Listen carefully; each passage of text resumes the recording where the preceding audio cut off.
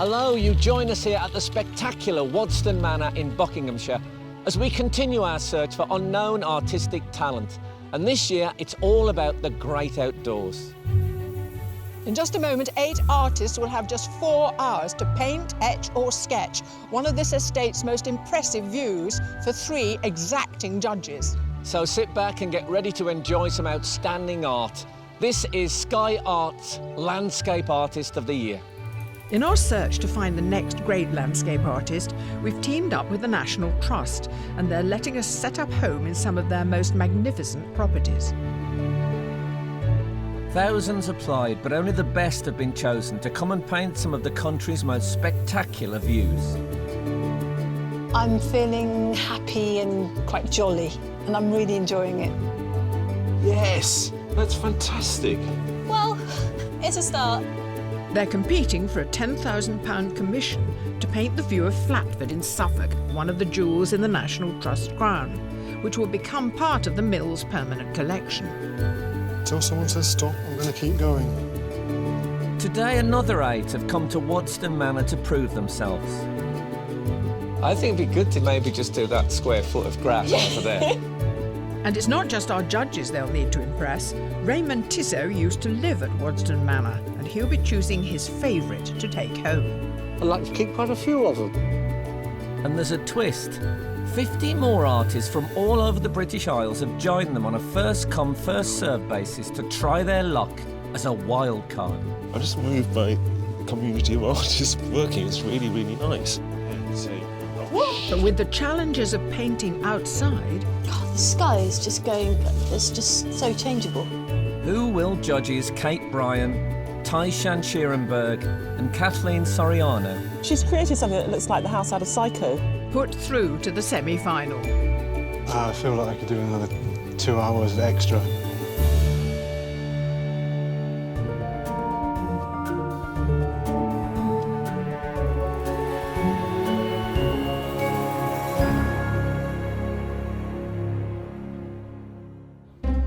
In today's final 8, we have 5 professional artists. They are David Alderslade, Hester Berry, James McGarry, Ten Junyan and Narin McIntyre. I feel really nervous about today. I haven't slept very well for quite a few weeks. Hopefully I'll sleep better tonight. And joining them are 3 amateur artists, Lucy Davis, David Douglas and Daisy Hardman. Obviously quite nervous, but excited. I mean, I'm doing printmaking, so there's quite a lot that could go wrong. They were all chosen purely on their talent, spotted by the judges from a digital image of their work. But does the real thing meet expectations? A painting like this is quite a different thing when you're standing next to it, isn't it? I really want to touch it. Yeah, I really want to Well, it's touch like a Van Gogh. I love Van Gogh's painting when I was a kid. It's just incredible to see the brush marks. I mean, this is really thick. And I like the way the artists have used different marks and blended the clouds. I mean, it's a very dynamic painting. It's very beautiful to see it in the flesh. And that great energy that they have got going through it. Well, it looks like a storm and it feels like it was painted in a storming, swirling fashion as well. Well, the artist tied to a tree. Yeah, I hope so. Oh, I hope so. God, I love this. What do you think? It's They're brave, isn't it? really, really thoughtful. It's really inventive, the way the artist has found this filigree of trees, and it reminds me of Rackham fairy tales. It's very sort of dark and mysterious. It's very beautiful. I have to say, I wasn't anticipating a black and white landscape. Something quite exciting about it. Definitely. Well, I think we were, because we picked it as an etching on screen. And I think what we all loved about it was that moodiness. It's got a weather feeling to it. And, you know, today was really sort of quite stormy and grey this morning. It would have been perfect for them. As it gets bluer, I worry more and more for them. This is not naturally the thing that I would normally go for because it's a bit too traditional. For what it is, I think it's really, really well done. I love the slice that it's taken, being quite narrow, and it's somehow managing in that small space to capture the monumentality of that landscape on the right-hand side, and yet the more urban landscape on the left. And I'm looking for something that isn't just about hills and trees. If someone had described this to me and said there's going to be a painting of a dry stone wall with some corn over the top, I would have thought, I will totally hate that. But in fact, they've done something really exciting with it. I'm really, really pleased with it. We've got an incredible variety. And I think that staidness that maybe we were all worried about actually doesn't appear in anything that we've got on this wall. We've selected brilliantly. That's it. You did a great job, you guys. Congratulations. Thanks. Thank you. Thanks.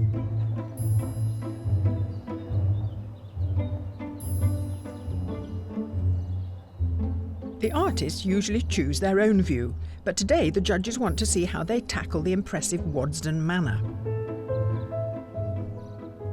Inspired by a French chateau, will the artists attempt its intricate turrets, its many sculptures, or its cultivated gardens? It's coming together in my head exactly what elements of the building I'm going to use and what trees I'm going to move to the left or to the right and what statues I'm going to put in or take away. I think I'm going to go portrait.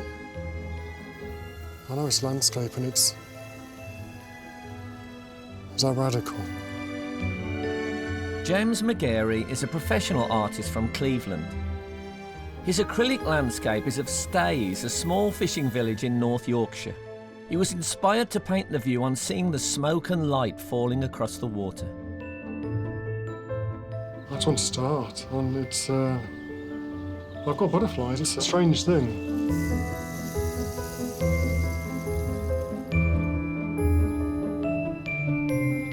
Artists, I hope you like the view because the challenge is about to begin.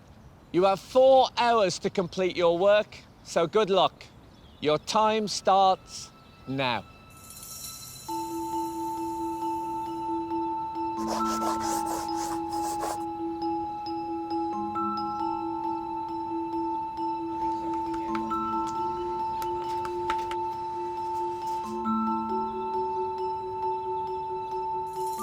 Faced with our choice of scene, a time frame, and under the scrutiny of judges, there's a lot for the artist to adapt to. What's the main challenge for you today? I wouldn't usually focus on something so perfectly beautiful, if you know what I mean. Okay. So it is really, it's more that I would be focusing on. You don't have to do a centre stage. No, I know that. I know. Monumental house. I know. I think it'd be good to challenge the judges a bit and maybe just do that square foot of grass over there. Narin McIntyre is a professional artist from Dyes Art in Scotland. Her landscape in shellac, enamel and oil is of a forest near Queensbury in Fife. Outside of teaching art, Narin has some diverse hobbies.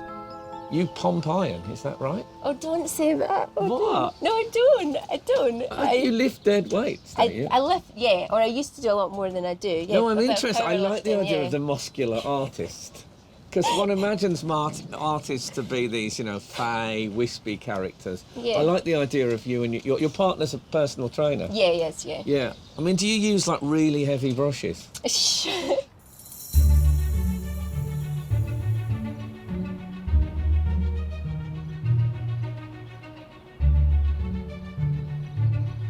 While 7 artists are creating their images by putting paint on canvas bit by bit, printmaker Daisy has the opposite approach.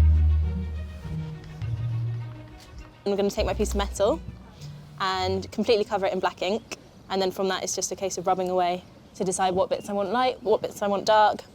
Usually add a bit of white spirit and some talcum powder just to give it a few bits of texture, some mark making, and then the mystery is revealed as to what it's going to look like, because I kind of don't really know what it's going to turn out like until it comes through the press. Daisy Hagman is a graphic designer and illustrator from Ascot. At 23, she is the youngest artist in the heat. Her landscape is dry point etching inspired by Richmond Park. Yes, I'm kind of one of the crazy people that actually really wanted it to be rainy and horrible and dark and gloomy, because I work in black and white and I love creating work that has like a real atmosphere to it.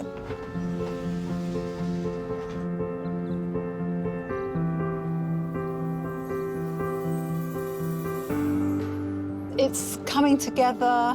I'm feeling happy and quite jolly, and I'm really enjoying it. Lucy Davis did her Art Foundation course at St Martin's College in London. A mixed media artist, she produces much of her work in her holiday caravan in Cornwall, just 100 yards from the sea.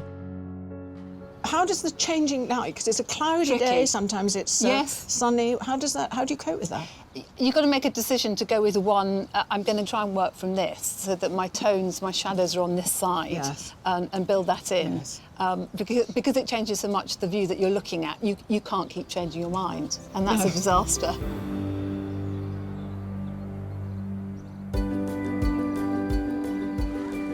Our 8 competitors aren't the only artists painting today. On a first-come, first-served basis, we've invited 50 more to come to Wodston to try their luck as a wild card. Artists of every age, technique and level of experience have come from far and wide to join this festival of art. Such a fantastic atmosphere. And if any catch the eye of the judges, they could find themselves in the semi-final.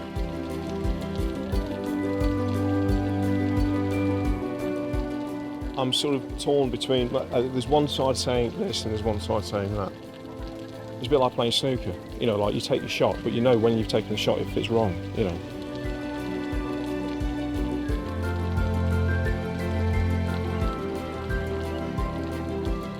I've got no sense of what your painting style's like, so I had to come back later. I haven't. This is my very first landscape.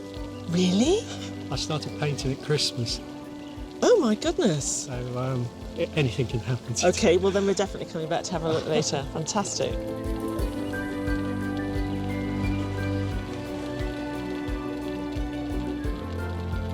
You've done a lot already. Yes, you have to work quickly out of doors. You might get moved along.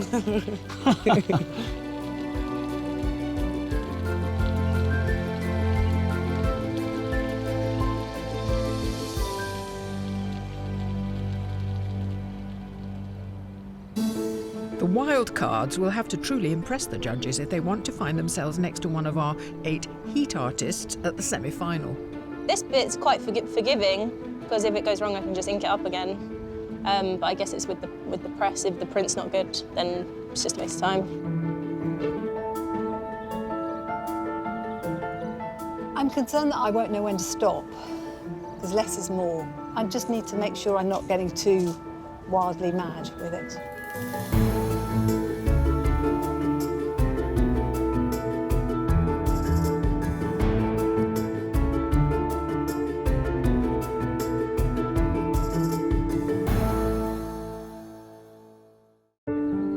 Here at Wodston Manor in Buckinghamshire, our 8 artists are a quarter of the way into this heat of Sky Arts Landscape Artist of the Year, and one artist may not need the whole 4 hours. Esther, I like it already. Oh, good. Shall I leave it? Yeah, maybe. Okay. Do you know what I mean? Already it has a real beauty to it, I think. Professional artist Hester Berry teaches life drawing in Brighton. Her landscape captures the final light of 2014 at Broughton Burrows in North Devon. Last year, she made it to the heats of Portrait Artist of the Year. I think the judges felt that day that you should have stopped a bit earlier, that you overworked it. Are you aware of that today? Yeah, well, I felt that at the time, but I felt a bit weird about just stopping and twiddling. I felt I should make use of the time. Yeah. But since having a baby, I've realised my time is limited, so I do stop when I need to. Because when you were with us last year, you had Zebedee with you. Yeah. Having him has helped me because it's made me realise any moment I have to paint is more precious, and it's made me more economical as well.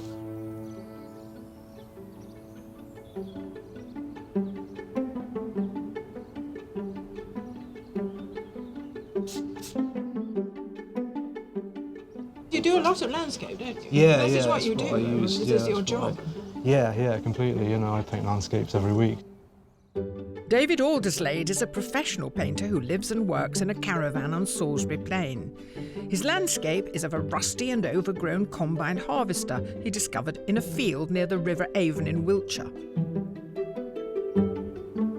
I'm rather fond of that hedge. I hope you're going to include the hedge. Yes, yeah, I'm going to get that in, definitely.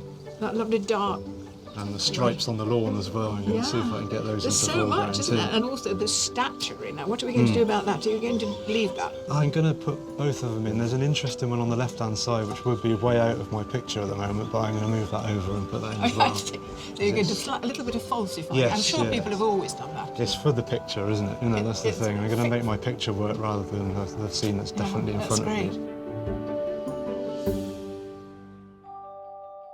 Reimagining the scene isn't just about what's in the picture. It can involve changing its natural colours. You got a hell of a lot of different pigments. You mix them with water or? The gum Arabic. Okay. Yeah, and make them more shining. Tenjun Yan had formal training in China before moving to the UK to study at the Slade in London. The colours in his landscape of Regent's Park are a result of his ability to see a larger range of colours than most. You've got this magical condition where you can see millions of colours at the same time. Tetrachromic. Tetrachromic? Tetrachromic. When I was staring some places and just can see like a lot of colours on that. But I mean, on the one hand, like you can see many colours. You can just put all the colours on the canvas. But on the other hand, it doesn't work. Sometimes it's a problem. not work.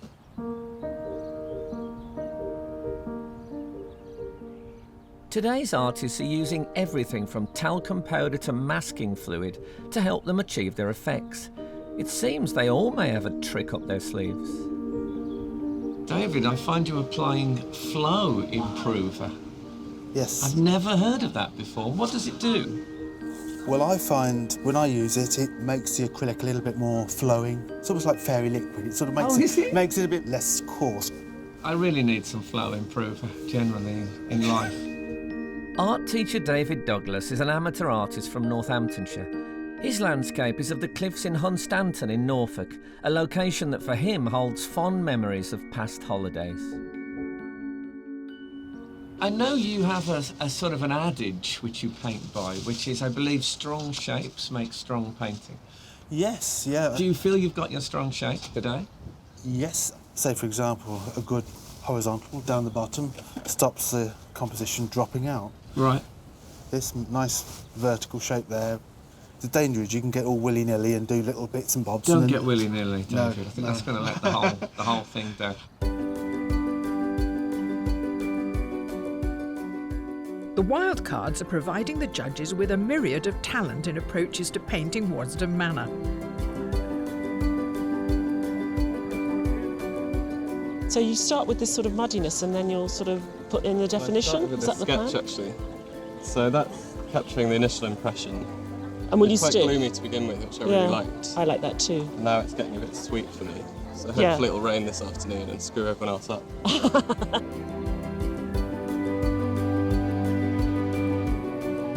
I've been doing this all day.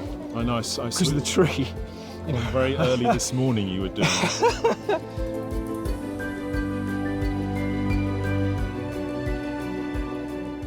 I'm completely drawn to that white statue. Yes, I'm trying to get all the sensual curves. Because the garden's very sensual, I think. In what way would you say that? Well, it's the shapes, you know, the curves and the Yeah, like you're a woman's right. body, you know. Yeah, and a man's body as well. Yeah, Obviously, that's true. Scaled up somewhat, but yeah. The whole garden is about sex. I wouldn't have seen that if you hadn't have told me. I might have a dirty mind, I don't know, but... Well, maybe, but I've joined you in there.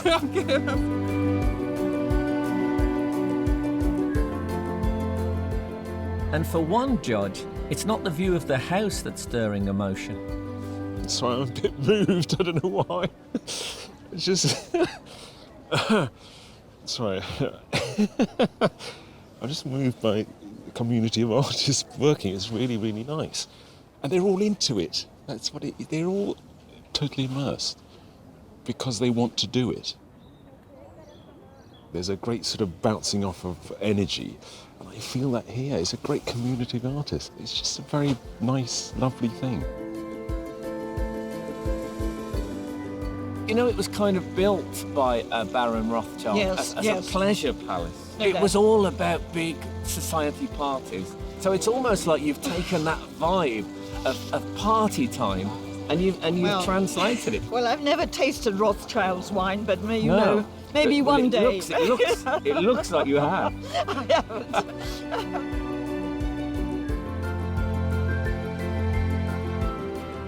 There's a couple of the wildcard painters that I'm definitely going to come back and keep an eye on. There's some real characters, and that's what you'd hope a wildcard would be. I want to see people that have come and have got guts and are just having a great day out, and then, you know, I'd love to see one of them go through. It'd be lovely. If you built Wodston Manor today, it would be a huge feat of engineering. But back in 1874, building on a big hill in the middle of the countryside posed enormous problems, but not enough problems to stop Baron Ferdinand de Rothschild from completing the pleasure palace of his dreams. Ferdinand first saw the hill on which the manor now sits when he was out hunting with Rothschild staghounds.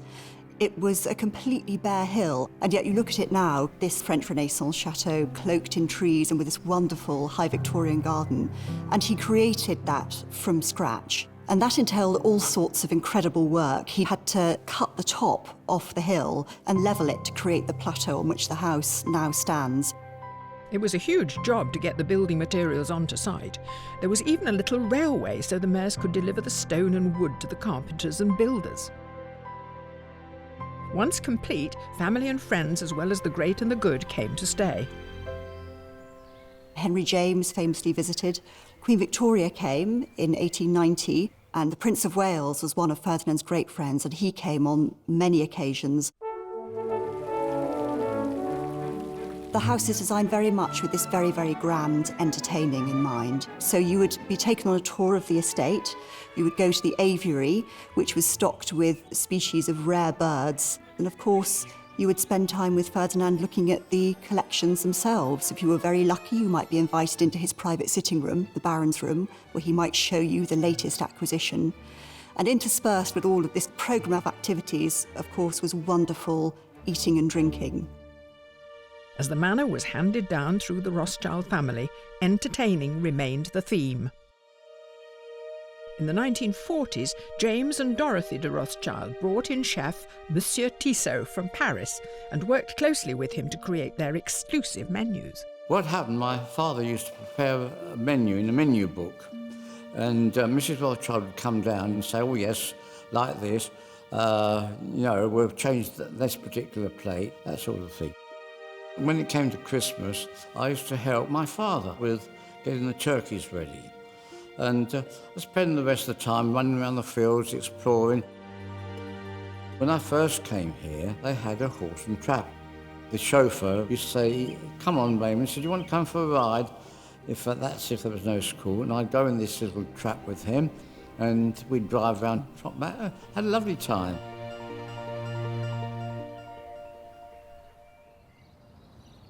Raymond, welcome home. Oh, thank you very much. How old were you when you first lived here? I was 11. We had 2 rooms here. Did you see the Rothschilds? Well, I knew them, but I mean, downstairs don't mix with upstairs, do they? So, did your father cater for these huge parties? Well, with the staff, yes. I mean, you imagine, the scullery maid used to get up at about 6 o'clock in the morning, light the fire, so that they were ready to go off for breakfast. Something like about 150 breakfasts, 150 lunches, 150 teas or suppers. And your father was across all of that? He was in charge of all that. And did you go and meet them all? Were they nice? Oh, yes, well, very How did social. they treat you? As a blooming nuisance. Now, part of your visit is that you will choose a painting. Yes. And you will have your pick. Oh, thank you very much. It'll be lovely.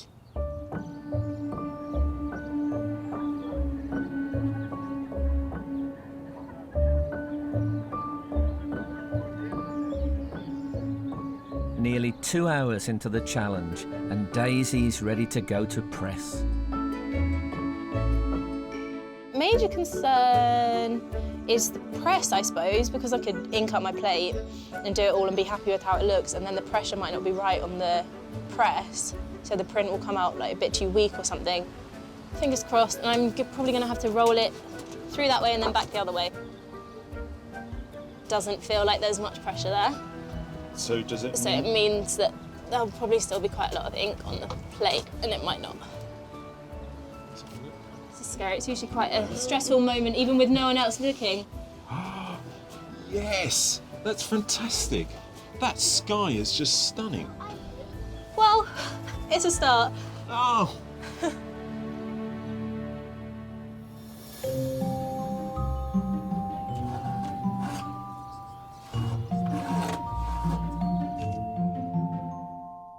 It seems that Hester isn't happy at the halfway stage either. I'm aware that it's very rough because I've only been working on it for a couple of hours, so I'm not sure whether to use the rest of my time or leave it.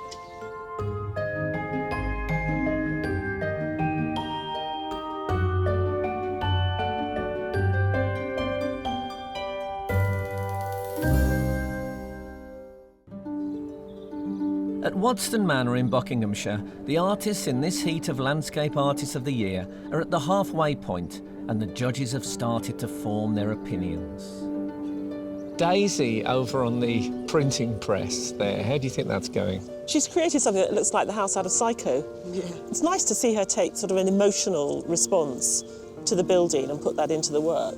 I feel like I want more moodiness. Yeah. You know, if you're going to have the Psycho house, let's make it really dark. The sky is very beautiful. She said she mixed herts with it because the ink is quite a sort of stodgy, thick material, and she's got this fantastic watercolour-y effect, which I wasn't expecting from that. And then James. I didn't think I'd like James's work because it's so of a tradition and it's almost academic, and I really like it. I'm going against all. Who am I? I've changed. I really like it. Narin, sort of mystical, fantastical. I'm waiting to see it emerge. I've got a quiet confidence in her. Can you see any relationship to what she's standing in Yeah, front of? because if you look really carefully, there's this lovely sort of silhouette of the roof line. I think it's going to emerge. What about young David? Because he's working in watercolour, he's had to think of what he's doing. It's a process where he has to work very carefully and reverse things and block things out. It's not sort of instinctive what he's doing. No, it's very well planned. You always think that landscape painting would be so sort of expressionistic and instinctive, and he is so methodical. So then we have Hester. Right from the start, it was a really bold, painterly start. She had the blocks of trees and the brush marks. It was just really nice to watch it happen. She had like a 2 or 3 inch brush, and she just did that, and already I could see the scene. She just is able to read a scene. The word on the street is that she's going to do too. You're starting again? Yeah. And then for the competition, you will decide which one you want to be considered? Yes. Are you thinking of it differently? I need to approach it completely afresh, as if I hadn't already done this, I think, and see. Lots of luck with it. Thanks We'll very be much. watching you throughout.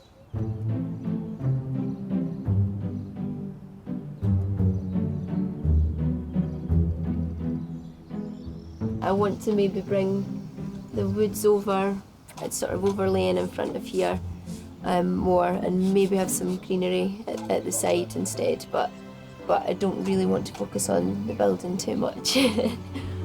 I think it's about the building, isn't it? And it's not lost, it's a tiny little building far away. I'm really going, wow, there we go, there's the manor. It's in your face.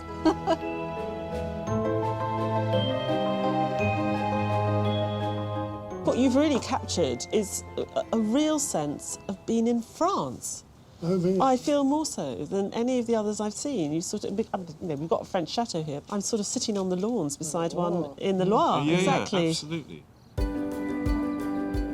Our 8 heat artists have less than an hour to complete their work and impress the judges.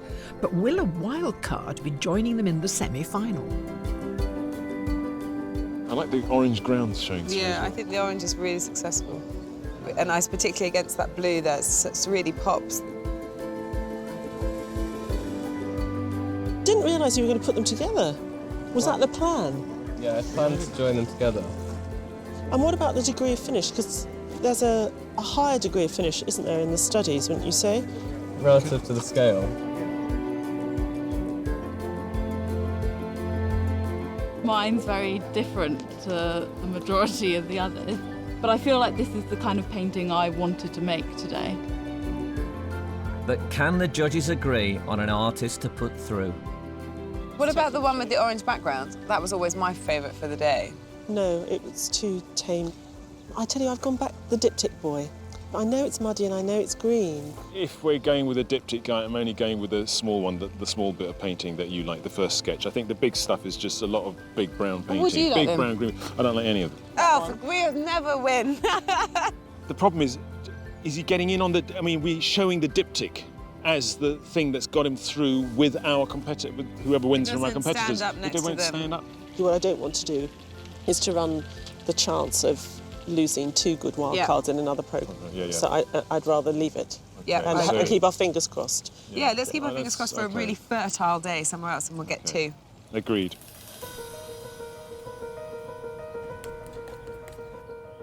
Brushes, paints and pencils are all part of an artist's kit. But on a day like today, there are other essential components our 8 competitors have decided to bring with them. There's my daughter, my mother there, and my daughter's friend, and then my best friend, and then my dad. And they're making a lot of noise. But I love having them here. It's really good to see them. I think Tungjen's invented a lot of different things that aren't really there, but that's a good thing, I think. It's to try branch out your imagination, even though you have a certain view. Tungjen's gonna win, I'm sure.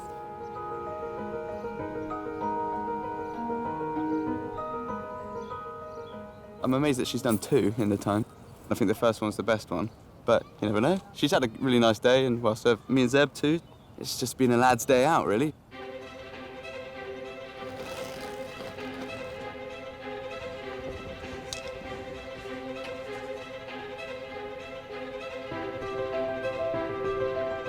There are just 30 minutes of the challenge remaining. Interesting. Do you have a favourite at this stage? I don't actually like any of the ones I've done. Oh, really? Yeah, I'm quite unhappy with the prints that I've got. I'm quite frightened of your hands, generally, that they're going to come near me at some point, so I'm going to leave you. Oh, the sky is just so changeable. I feel like I could do another 2 hours extra, really, but you know, we'll see if I'm gonna speed up.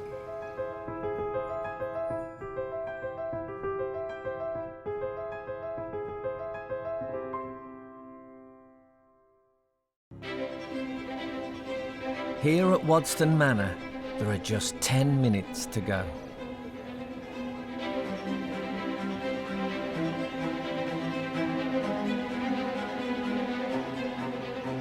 Just ignore me then, just continue. I'm just going to look at it.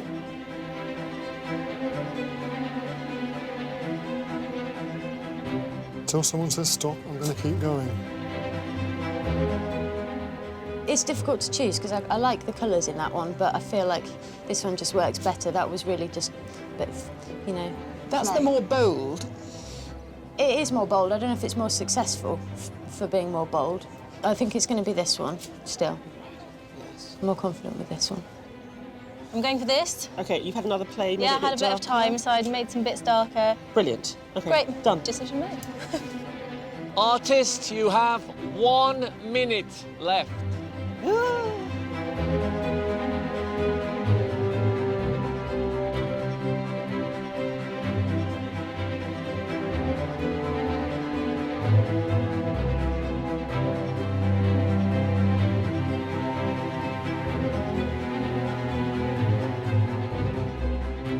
Artist, your time is up. Please put down your equipment and step away from your work.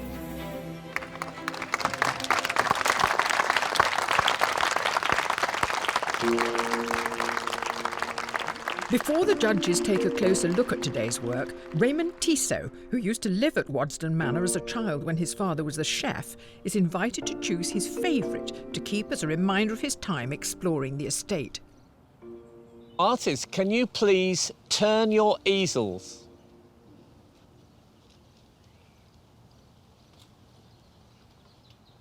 So, Raymond, what's your first impression? Well, I'm quite astonished at what I've seen. Great deal of variety, isn't there? There is a terrific deal of variety, yes. I had a go when I was about 14 of doing a picture of the mansion here. Oh, really? But from the other side. It isn't finished yet, but... No point in rushing it. No. So, Raymond, which painting would you like to keep? I'd like to pick keep quite a few of them, actually. They're very evocative of my time here. But I've decided which one I like. Ah, James.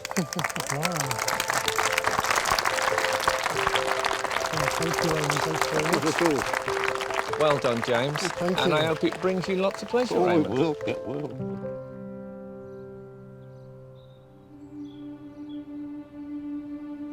The judges now have to decide on a short list of 3, from which only one will claim a place in the semi-final.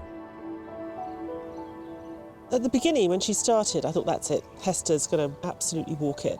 And it's that sort of lusciousness of the paint that she uses and the confidence with which she applies it. She's got a lovely movement through the perspective, sort of up the lawn and then across and then back to the building. It works really well. Last year they commented that I should have finished earlier. I think they might think that I've taken what they said too much to heart.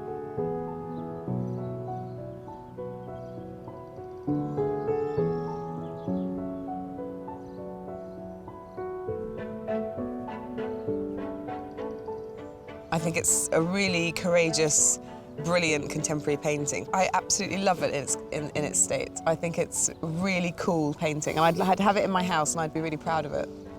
This is absolutely magical, but I don't know where the building is in relationship to it. It's the reconciling the built environment with the natural environment, which is what we're doing here today. I mean, there's this huge, big, imposing house that's been put into the landscape. I've fallen for it, I'm afraid. Yes! I've been seduced by it completely. I'm so pleased that you like it as well. The piece is unfinished. I really hope that the judges can see potential with it, but the competition is fantastic.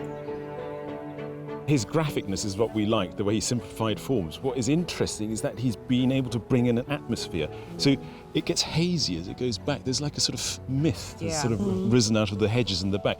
I think I love it. He's so good with form and line, and I think so often we overlook how important having that kind of control is. The second half seemed to just fly by, which is when I really want to do the sort of enjoyable parts of it. So it was a bit rushed, a bit hectic, but still, it turned out all right.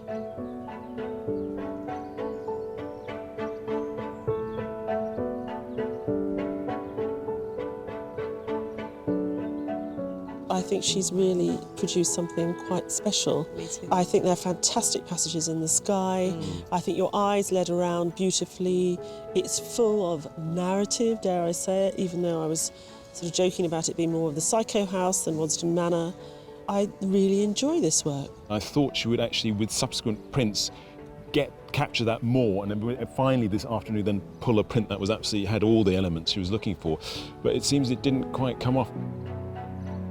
I don't actually think it went very well for me today. It wasn't my best printing experience, but I mean, I'm quite pleased that I managed to do it on the day, but yeah, overall not a great printing day for me.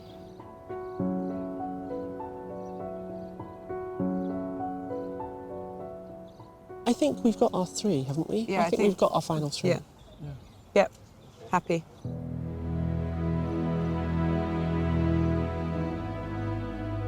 It's been a fantastic day, but the time has come to announce who has made it to the shortlist. The first artist is Hester Berry.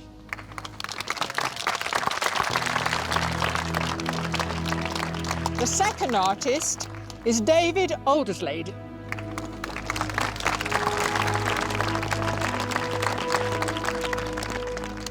And the third and final artist to make it to the shortlist is Narin McIntyre. And our commiserations with those of you who didn't make it. Very well done.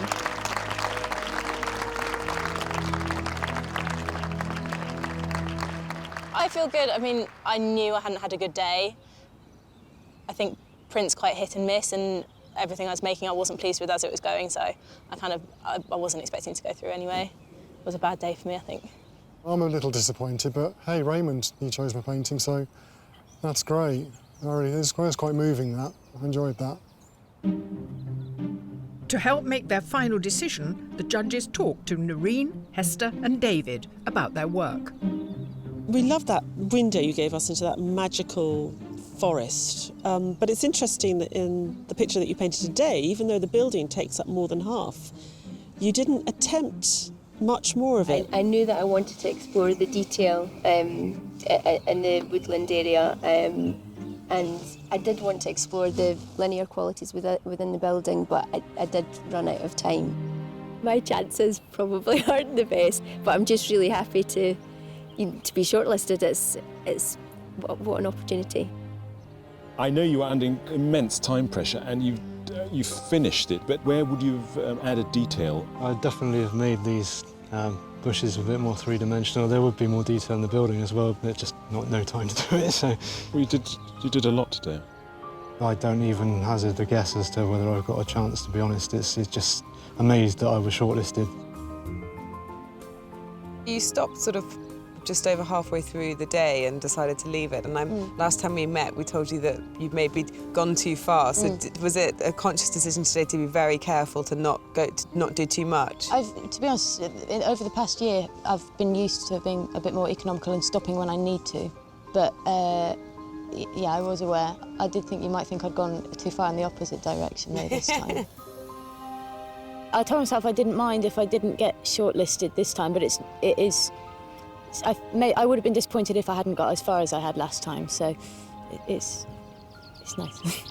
Deciding who goes through to the semi-final is completely down to the judges, but something is bugging me. Can I ask a question about Narin?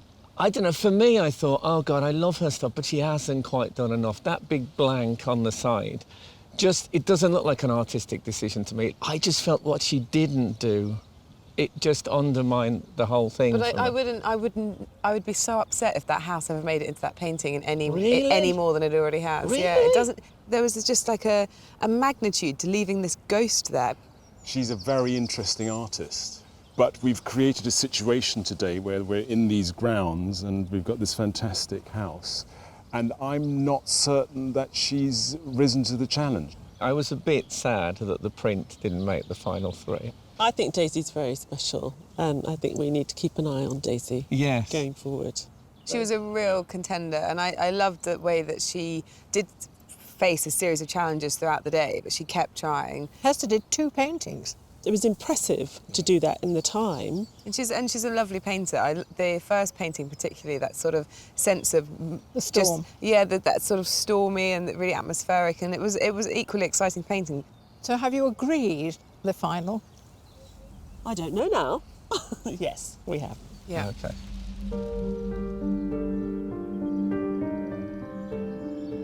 David, Hester, Narin, congratulations on making it through to the shortlist. I know the judges found it a very difficult decision to make. But they have decided, and the judges felt that the artists they've chosen to go through to the semi-final displayed consistency of vision, and they're keen to see how this person will develop. That person is Narin McIntyre.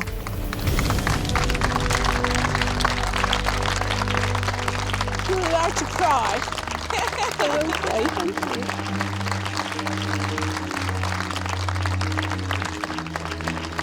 Well done, lovely girl. I thought Narin's work is great. I thought she might win. I thought she might have the edge, and it's really deserved. It's beautiful. Thank you, sweetheart. Well done, Narin. Both the other artists were brilliant, so it's not a surprise. Really happy, and I can't quite believe it.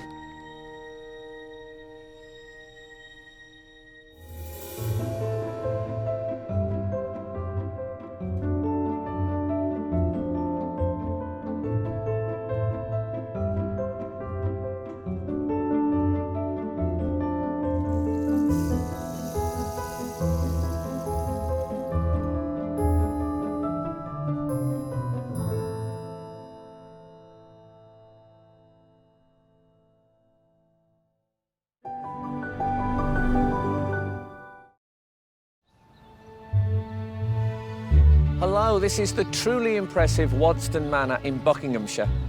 In just a moment, 8 artists, a mix of amateur and professional, will attempt to paint one of Wadston's most impressive views.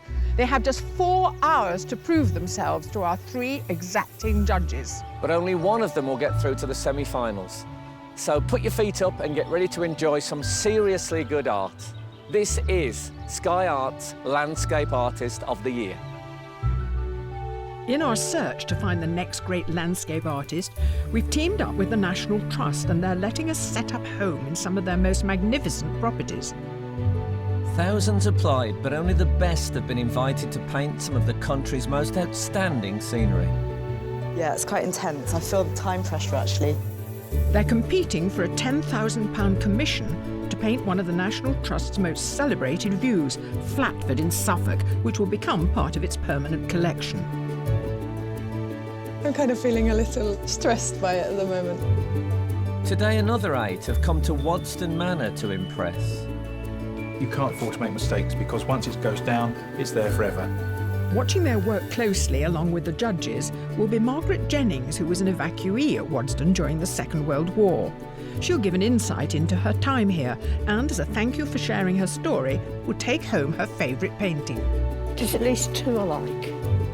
But our selected 8 artists aren't the only ones wanting to catch the judge's eye. 50 more from all over the British Isles are here to try their luck as a wildcard. It's like a fairy tale castle or something, and I'm hoping that I can capture a little bit of its fantasy. But with only 4 hours to complete a compelling landscape... This is how I run my life, believe me. Who will judges Kathleen Soriano, Kate Bryan and Taishan Sheerenberg? Stop taking the paint off, put the paint on. OK. Send through to the semi-final. Come on, man. Come on.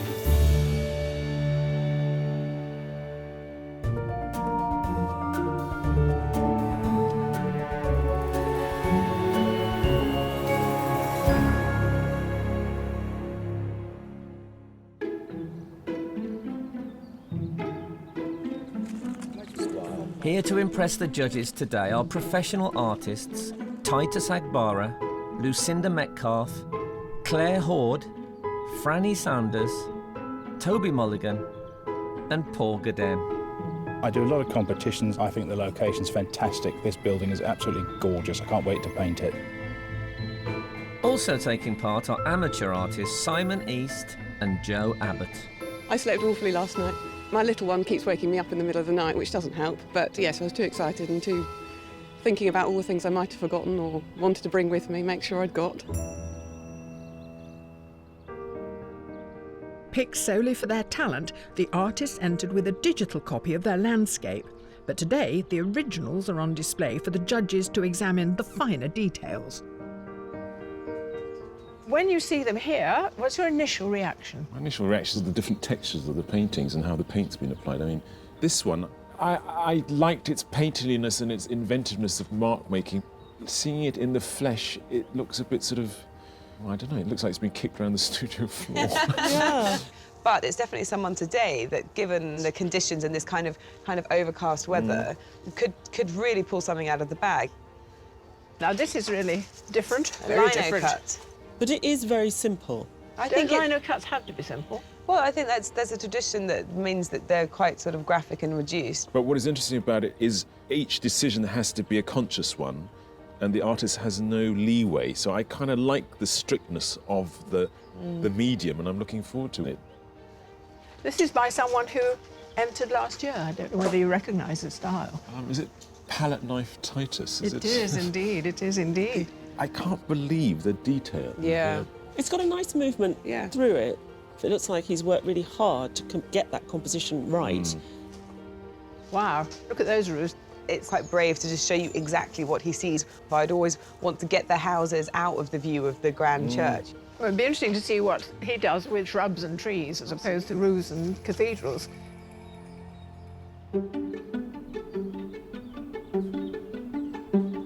Today we're asking all our artists to face the same direction and complete a landscape of Wodston's parterre.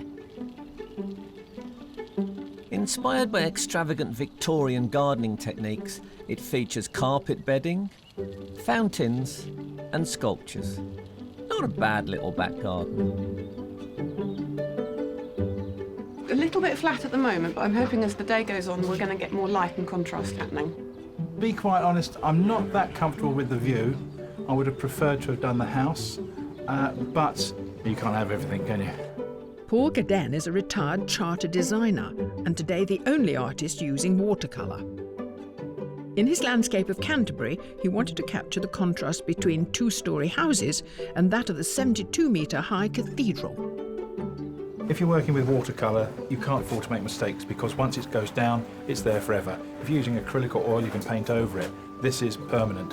So I've got to plan it first. I've got to know exactly where everything's going, so it's got to be drawn, it's got to be thought out and quite well planned.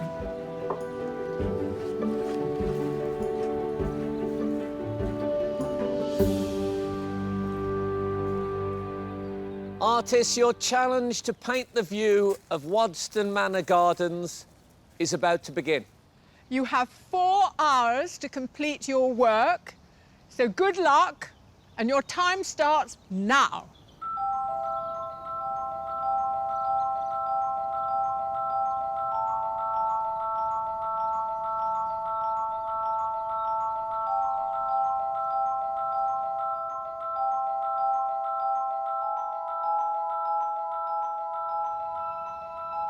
Presented with a complicated landscape, the artists have to decide which elements to include. But one canvas is already coated in paint. My board is covered bright red, and I really like the way that it peeks through, so you won't see a huge amount of it in the final piece, but it has a kind of quite an intensity to it and makes the other colours sing. As well as painting professionally, Lucinda Metcalfe also teaches art part-time. Her submission is of a hotel poolside in Cyprus. Based on photographs she took during her stay, she completed the painting in her home studio. I have to know whether every painting you do starts with this amazing colour. Most of them, yeah. It adds a slight melancholy edge to it. And so, are you going to find a melancholy in this landscape? I really like the statue sort of gazing out into the distance, longing for something. This fluorescent red is very, very bright.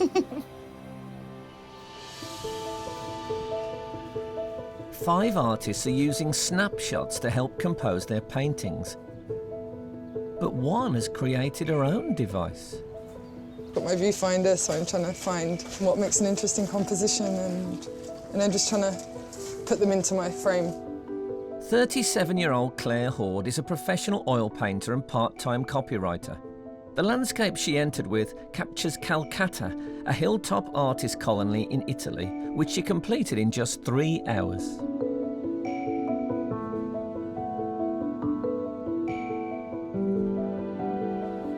You know, some people start and almost immediately you can kind of see what that finished painting is going to be. Yeah. That's not the case with your style, is it? I think the way I sort of work is more like you don't really know how it's going to work out. And No. it just reveals itself over time. I'm presuming that this sort of shark fin is the fountain. I'm looking forward to that moment when, you know, abracadabra, Yeah. woomph, and there's the whole thing. Now I'm just going to see a shark fin. I'm sorry, I shouldn't have mentioned the shark fin. I have great faith in you. Thank you. So good luck. We'll see.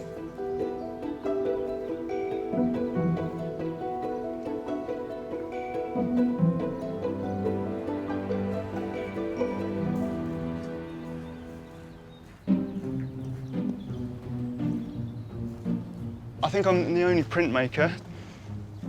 I actually brought a dice with which I sometimes make artistic decisions. So, you know, I might say 1 to 3 this direction, 4 to 6 that direction. Amateur artist Simon East is a molecular neuroscientist who's also written a novel and been longlisted for a UK Poetry Prize. He prints lino cuts, like this one of Port Meadow in Oxford, with an abstract element to his scenes. It's quite an aerial view almost, isn't it? Yeah, so basically I'm having to invent it a little bit in order to open up the angles. If I were to draw it as I'm seeing it, it would be a very shallow view. So the purest school of garden design we're going to see reflected in your beautiful lino. That's right, yeah. Great. So, Look forward to it. Thank you.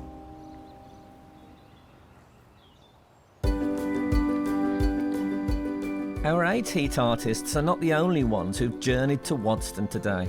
On a first-come, first-served basis, 50 more have come from all over the country to try their hand as a wild card. I was cycling from London, me and my bike and my pop-up studio. I'm zooming down the M1 at 4:30 in the morning in my camper van, which is slightly falling apart. But I'm very glad to be here. Each with their unique techniques and varied levels of skill, the wildcards are vying for the judges' attention, because if one of them impresses enough, they could be in with a chance of a place in the semi-final. The building is like a fairy tale castle or something, and I'm hoping that I can capture a little bit of its fantasy.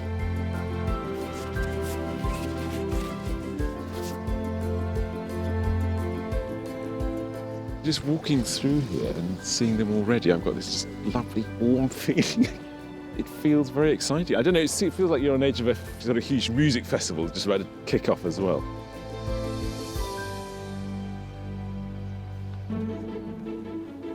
With a definite place in the semi-final at stake, our 8 heat artists have already had 1 hour of their 4-hour challenge. I'd say I'm a bit behind at the moment, but I'm going to try and really speed up on the cutting.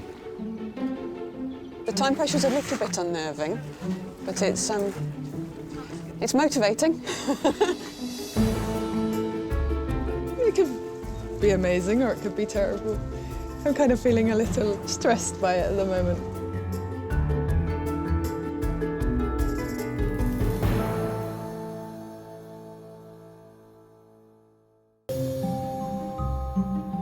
Here at Wodston Manor in Buckinghamshire, our artists are competing for the chance to win a £10,000 commission for the National Trust.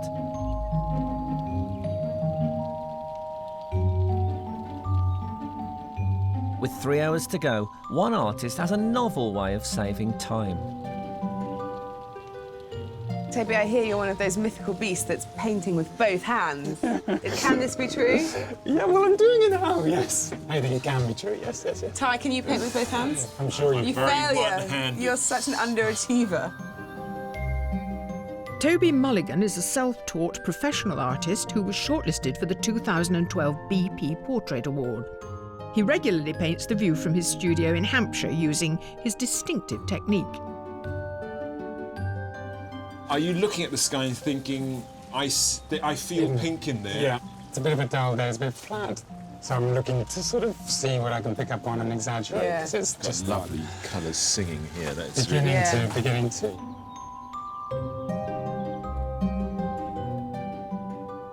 I like to be on the floor to start with, because when I put the paint on the canvas to start with, it's usually quite runny.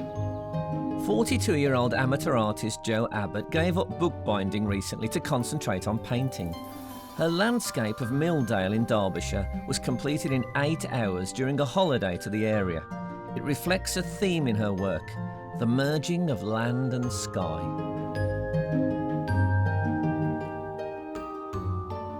Is it right that you're relatively new to painting? Instead of doing an art degree, I did an English degree and then went into publishing. And it's only recently that I've got back into painting. You see, I feel that there was always a screaming wild woman inside you waiting to get definitely. out, and now here Very she is. Very frustrated, and now, yes, and it's all coming out.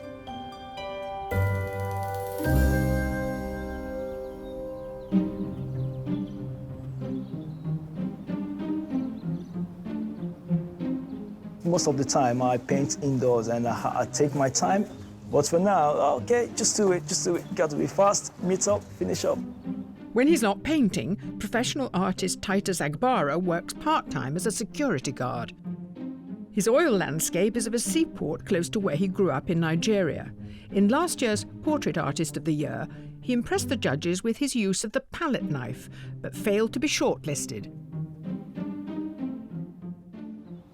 I was worried this grey day wouldn't really give the artists much, but you've done this beautiful layering of colours. It's the atmosphere coming through. This is just stunning. I know you usually work with palette knife and you usually put colours next to each other, but this idea of using colours underneath each other, are you working on this today? Yeah, I do usually do it as I place the colours. I'm just trying to create depth first of all. Yeah, so you're feeling your way through it, which is great.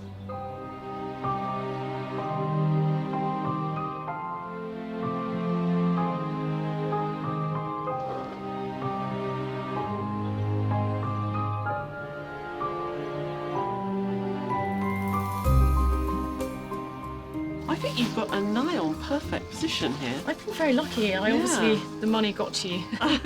What are you working on here?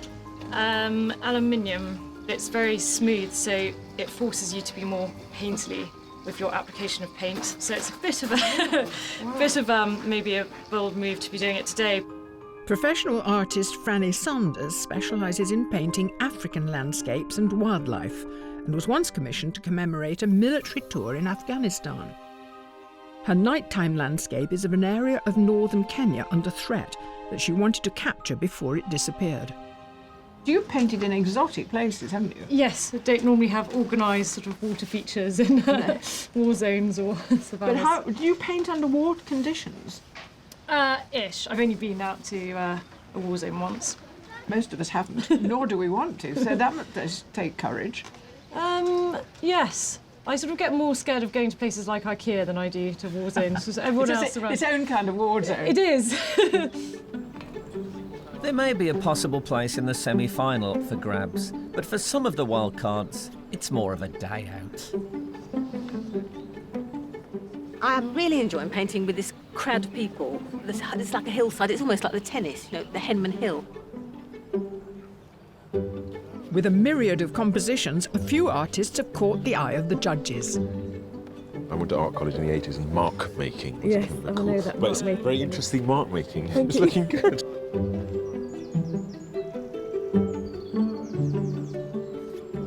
My goodness, you're actually putting people in. Yes. Yes, I am, and a couple of painters. That's great. I think you're the only one doing that, actually putting them into the landscape. Yeah, it's fantastic.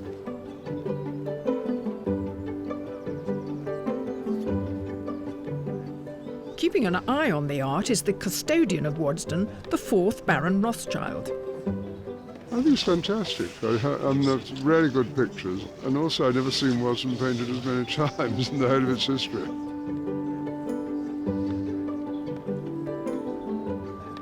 Don't you think it's so brave and honest of them? I mean, they've come along and they're just exposing themselves. It's amazing. But it's really supportive. You know, the public coming in and they're encouraging and they're talking to I everybody. think they're learning a lot as well. I want you to get your easel out. Come on, Ty. No, I need paint 6 foot large. I wouldn't be allowed to. Yeah.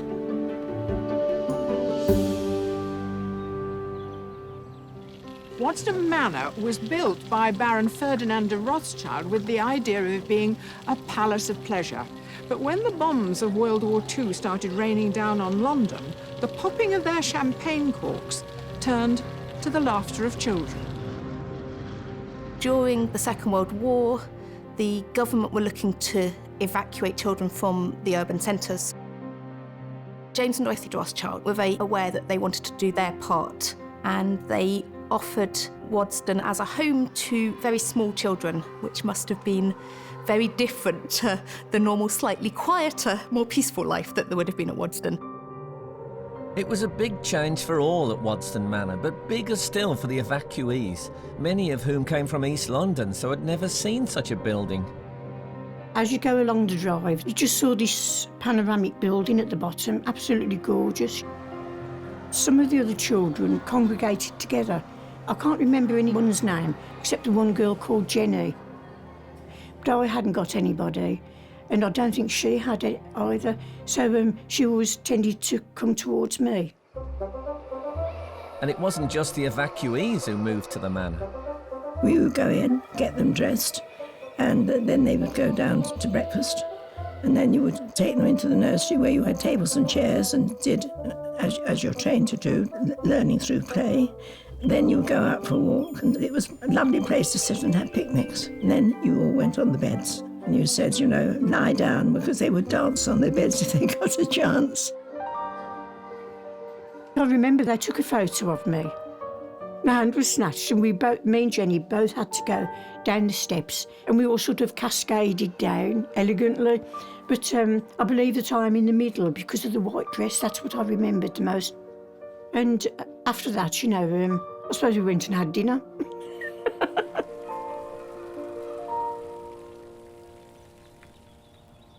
So, Margaret, we're sitting in these beautiful grounds, and you actually used to live here. Yes. I mean, there must have been things that you'd never seen in London. I hadn't seen horses, and a little girl called Jenny, she said, come and look at the horses, and I said, what's those? She said, you know, like what the milkman drives with the milk on. And I says, oh. You hadn't seen and that I ran either? off. I didn't like the look of it, you know, I was really frightened. So, later today, there's going to be several paintings on display, and you get to choose one to keep. Mm. Is that going to be a nice experience, do you think? Hopefully. I mean, I haven't seen them yet properly. No, they might be terrible. Oh, yeah? Well, you never know. No, well, let's hope they aren't. I hope you can find one you're all right with.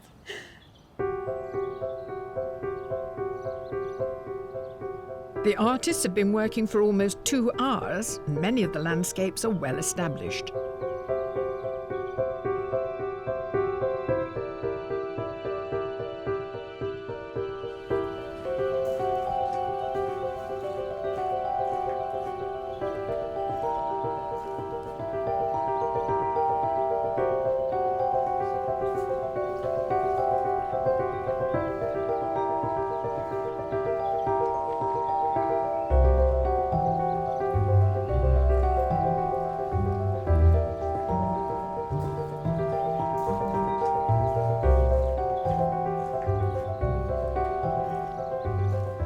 Paul, you studied architecture, didn't you? Yeah.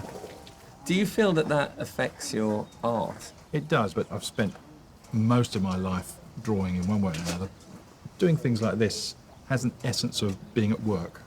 OK. But it's quite refreshing. I speak to a lot of artists who talk about the emotional experience of painting and how they feel they're pouring their spirit into it. Oh, don't do that. No. No.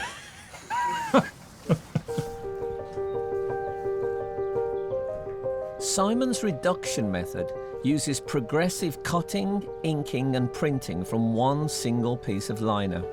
It is then reduced further for each layer to produce a multicoloured print. I've never printed more than 1 or 2 colours in a day before. I'm going to try and do 3. It's a bit of a gamble. I mean, if I don't get the final colour on, it won't look as good as I'd hope.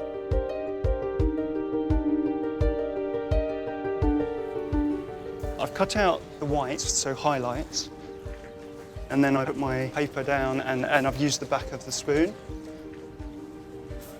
You've got to make sure that each layer lines up really well, otherwise you're going to end up with a mess. With his base colour done, Simon now has to repeat the process twice more, cutting into the lino and inking up in order to get the 3 layers he's aiming for.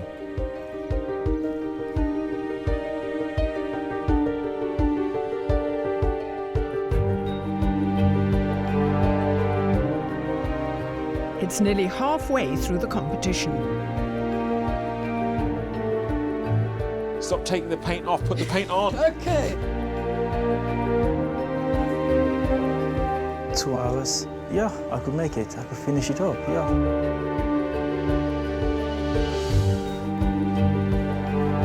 Normally I'd go away, have a couple of hours, go for a beer, come back. Yeah, it's quite intense. I feel the time pressure, actually.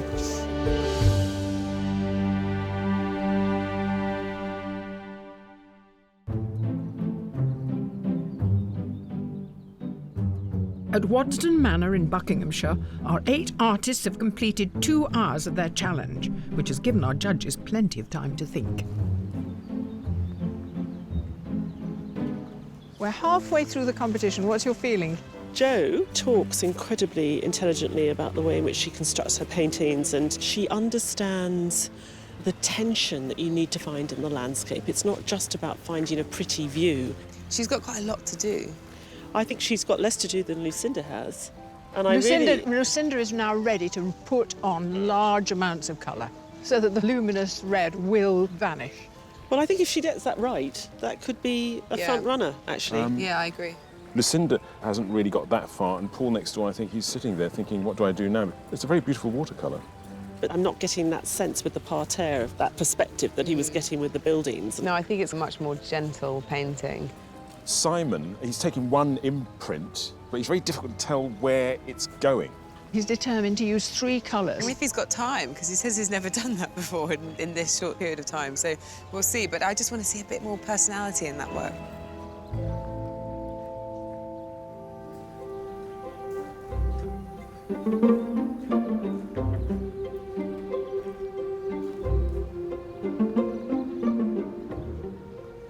I can now start putting on the colour, making it look a bit more unified, and yeah, this is the fun bit.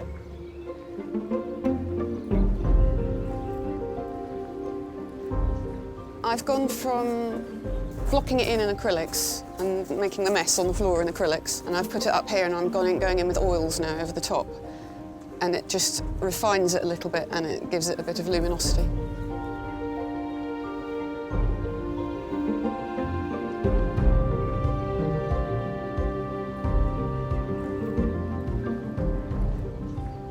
I'm just doing the finishing bits now. I'm not totally pleased with what I've got because it's a bit sort of splashy. Perhaps something a bit crisper would have been better. There's a possibility I can have a go at a second one.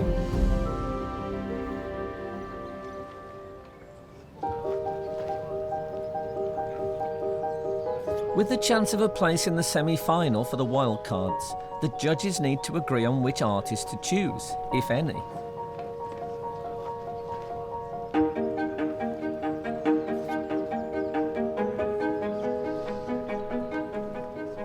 I've seen some quite nice painting Yeah, in there. me too, it's good.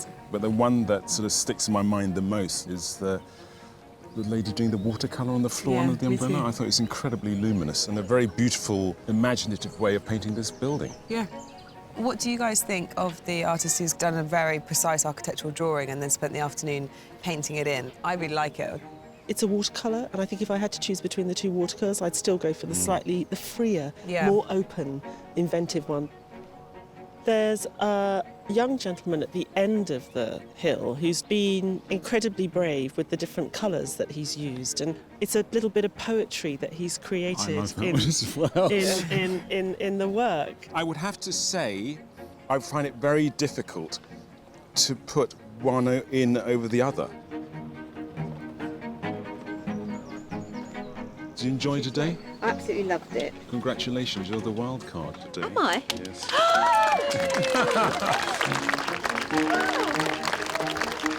Hi there. You know how much I enjoyed watching you paint today? Yeah. Well, I'm pleased to tell you that you're also going through as a wild card. That's unbelievable. Thank you very much. Well done. Thank you. Anthony and Susan join a pool of other successful wildcard artists from across the heats, of which one will be chosen to go through to the semi-final.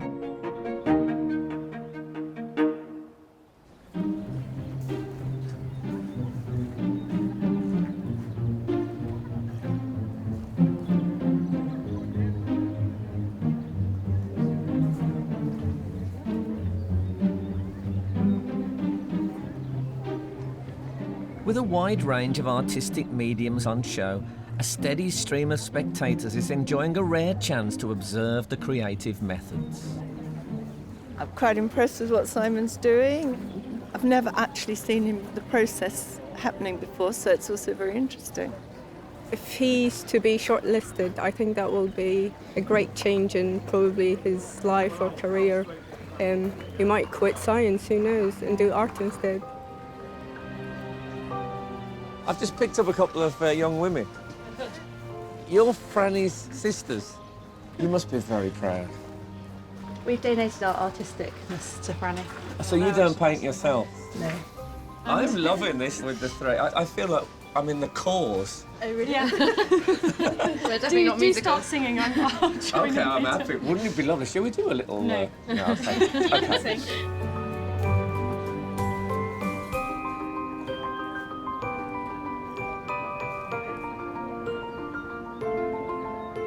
Mike, you're Joe's partner. I am. So, you've been and seen Joe's painting? Yes. What do you think? Come on, be honest. I think it's starting to come together. I think she's had far too much time to think about things here today. Oh, really? She often does things over several days, so she'll do 20 minutes and then stop.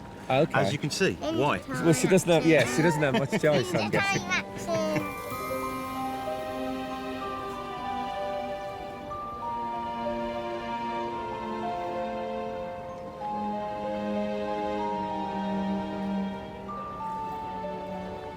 Paul, I see a blank page before me. What's happening? Where's your painting gone? Well, it's hiding underneath here. I see, okay. I'm not 100% happy with it. I think I lost it a little while ago. So I'm going to try and see if I can do something with a second sheet. Mm-hmm. I should have stopped when I was ahead.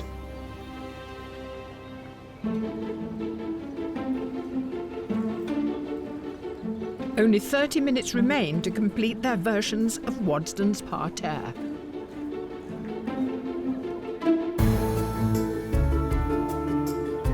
I could do better, but then I always feel like this.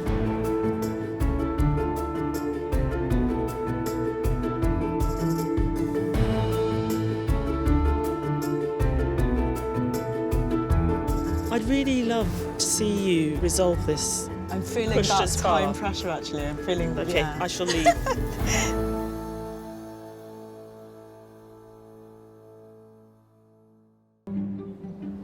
There's only 5 minutes left in this Wodston Manor heat of Landscape Artist of the Year.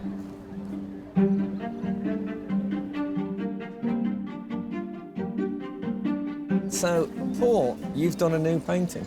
Yeah. This is now completed, is it? Yeah, that's it. And how long did that take? 20 minutes.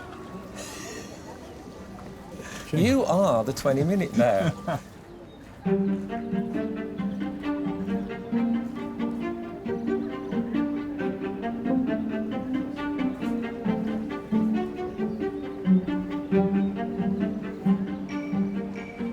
Just got a bit more to cut out, and then I'm just gonna do the last layer in a complete mad panic. The final layer is the most important. It's the dark layer that really brings it out. I'm a little bit concerned.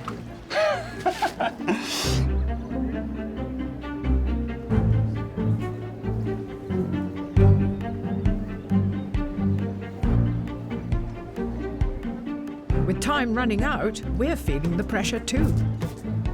Oh, come on, man. Come on.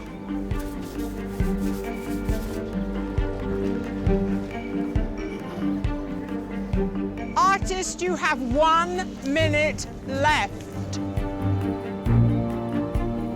I'm gonna print it with hopefully with about 30 seconds. This is how I run my life, believe me. Here he comes, he's getting the paper now. Now just get it on there. Oh, don't start messing about it.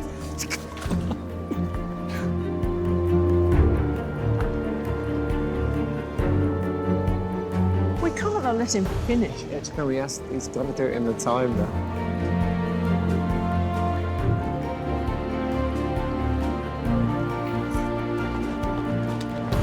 Here we go, here we go.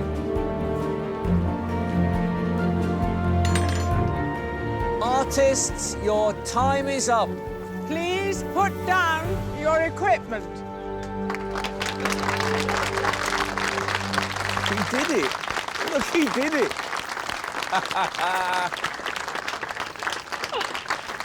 Blimey, my heart.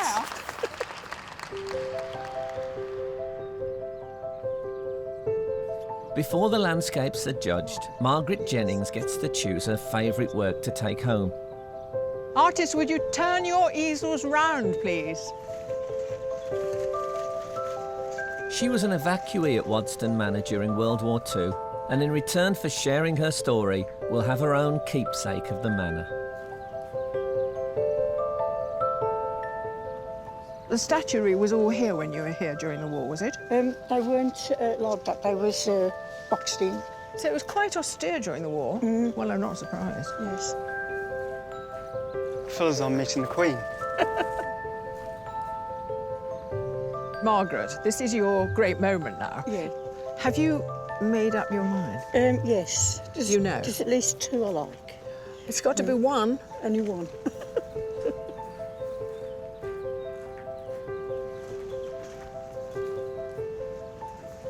Hello, Titus.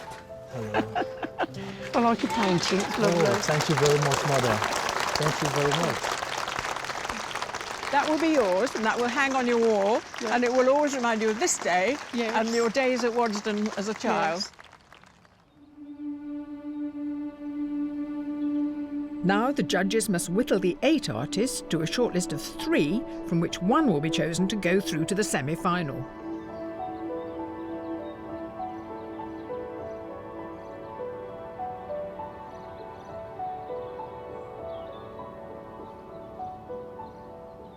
Well, he was such a showman, the last 30 seconds. Peeled off the reveal, It was brilliant to watch.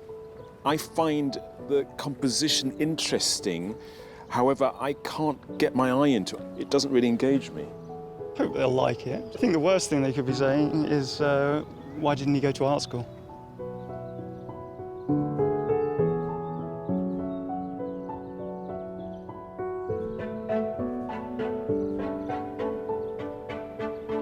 Lots of people will love this painting. It's a beautiful representation of a bucolic English scene, but it's so precise. Do you think it's got a lot to do with his tool, which is the palette knife?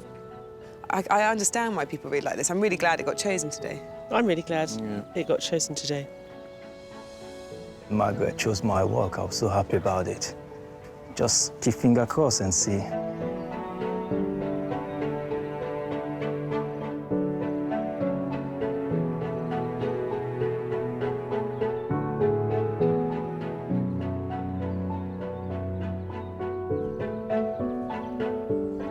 I know it's his second painting, and I think it's quite brave to just keep it this as simple as it is. Yeah. He understands composition so beautifully. I took a bit of a gamble this afternoon, but whether they think it's worthy in terms of an artwork, I'm not sure. I love the fact that you have a first glance, maybe not think very much about it, and then you spend more time with it, and you grow to be in that landscape. And I'm also pleased that she did less of the scraping. In the one that she submitted, it felt a bit sort of artificial, whereas here, they're playing an active role, they're holding the whole thing together, so you don't really notice them as much. I love looking at it. I think it's great. I try to capture the essence of a place. I think the worst thing they could probably say is that they don't recognise that it's a view or that it's the feeling of this place.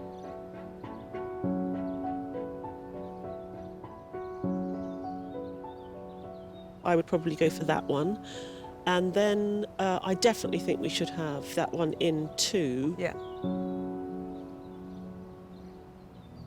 Artists, thank you so much for joining us at Wodston Manor today, and well done on creating some brilliant art. But the time has come to reveal who has made it to the shortlist. The first artist is Titus Agbara.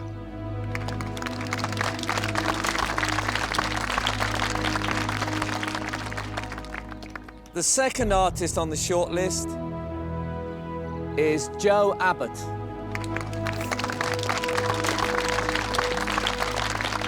And the third artist to be shortlisted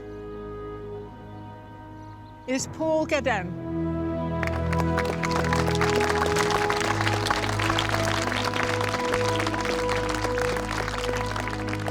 Commiserations to the artists who didn't make the shortlist. It's been so brilliant watching you all work today. Well done, and thank you very, very much.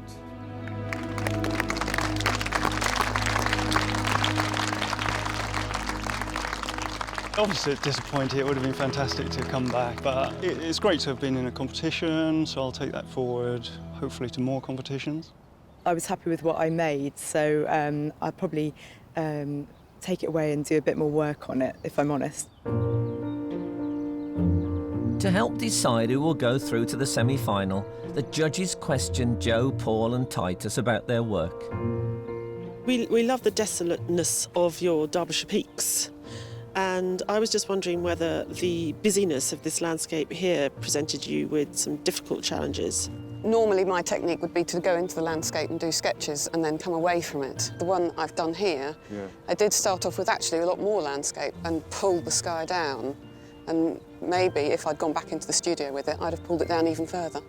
I'm really pleased that I decided halfway to pull back and simplify and reassess, because it's obviously paid off. It was a tense moment when I came over and saw a blank page and I thought, wow, OK, he's starting again completely. Are you pleased that you did? Yes. Today, I just had to get that scene out of my system.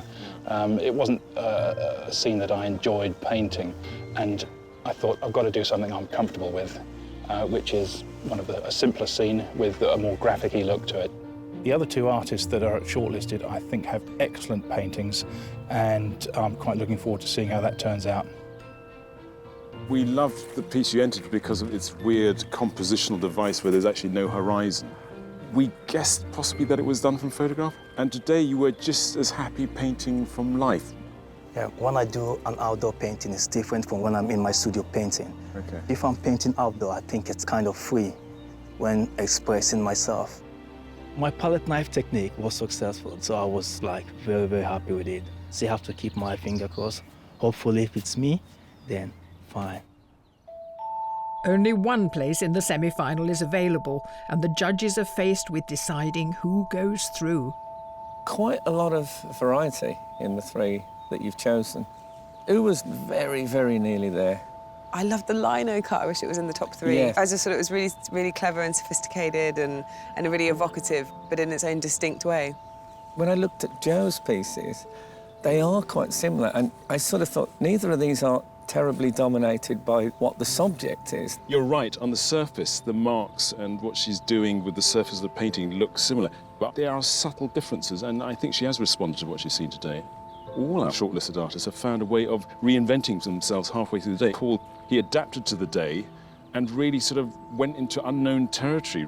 I agree with you on that point, because if you look at Titus, working from a photograph, there was a sort of sense of flatness. But he said that, you know, he felt he could be a bit more expressive outdoors. And I think that's great that people can come and sort of say, right, what's the challenge that I've got and how can I best tackle that? And sometimes really good stuff comes from that. I think what we've got now is a good representation across the day. I feel pleased that we've got that range represented. Such a range. Are you agreed, do you think, on who the final winner is going to be? We might have to have a little chat, but I think we're getting there. OK. Exciting. We'll leave it to you.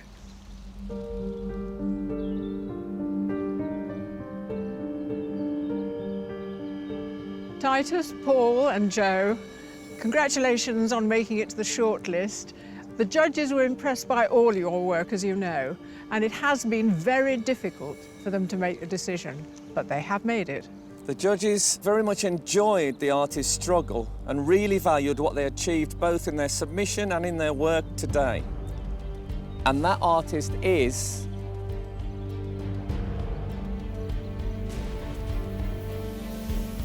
Joe Abbott.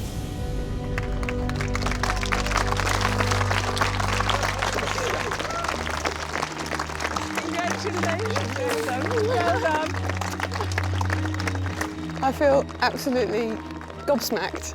Just can't believe it, really.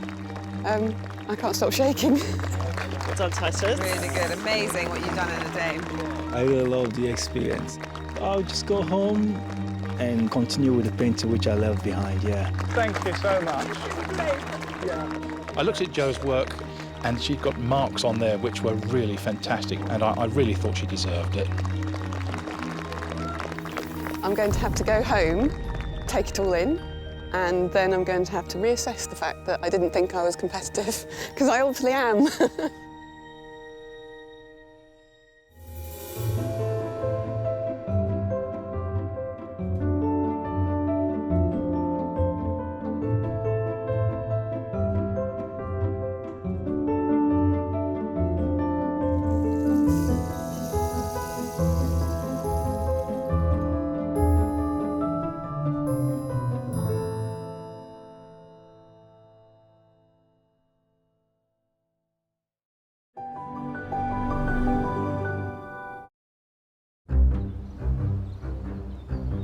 Hello and welcome to the stunning Trilissic in Cornwall.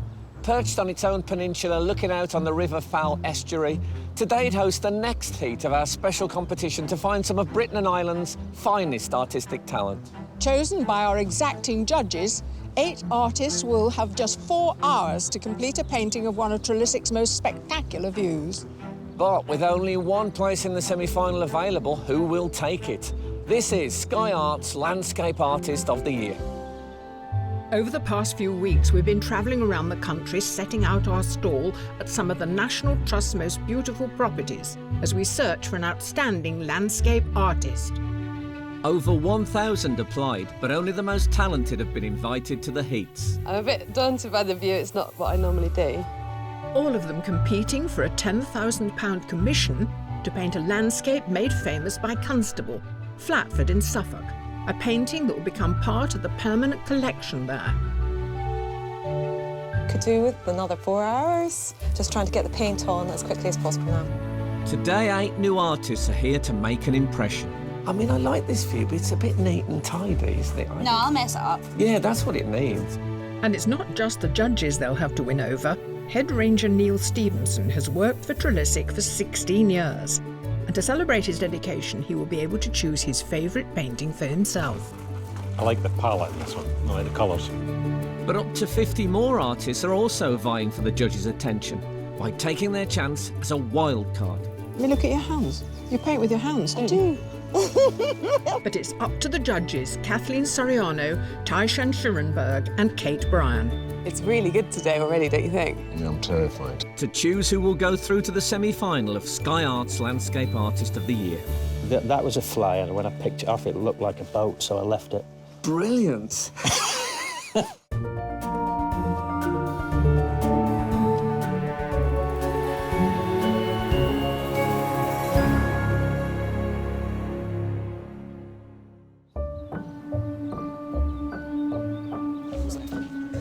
In today's heat, there are 5 professional artists. Joe Peel, Chi Zhang, Susan McFarlane, Linton Helmsley and Sharon Agnew. I've never compared myself to anybody else, so I'm quite interested to see how I feel about that. They are joined by 3 amateur artists, Roger Griffiths, Sam Taylor and Benedict Doonan. I'm excited about making a good painting, but nervous about doing it in front of lots of people.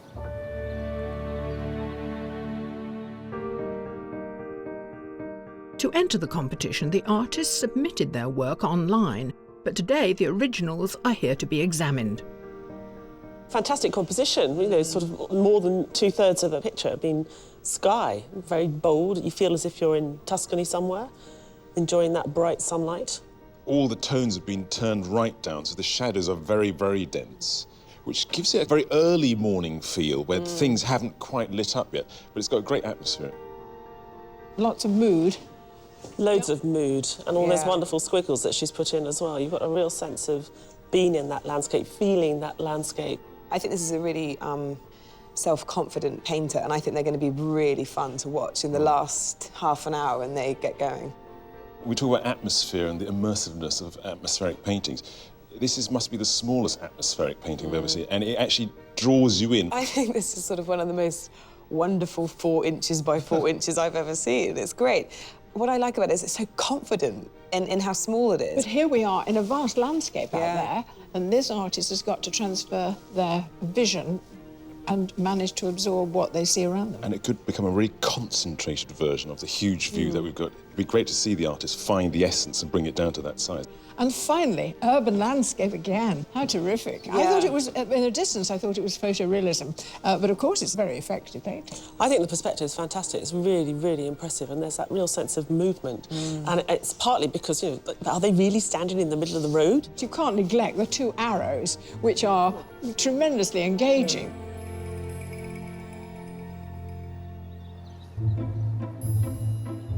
Set amongst the tropical gardens, Trilissic House was built in 1750, with its elegant portico facing out towards the Fal estuary.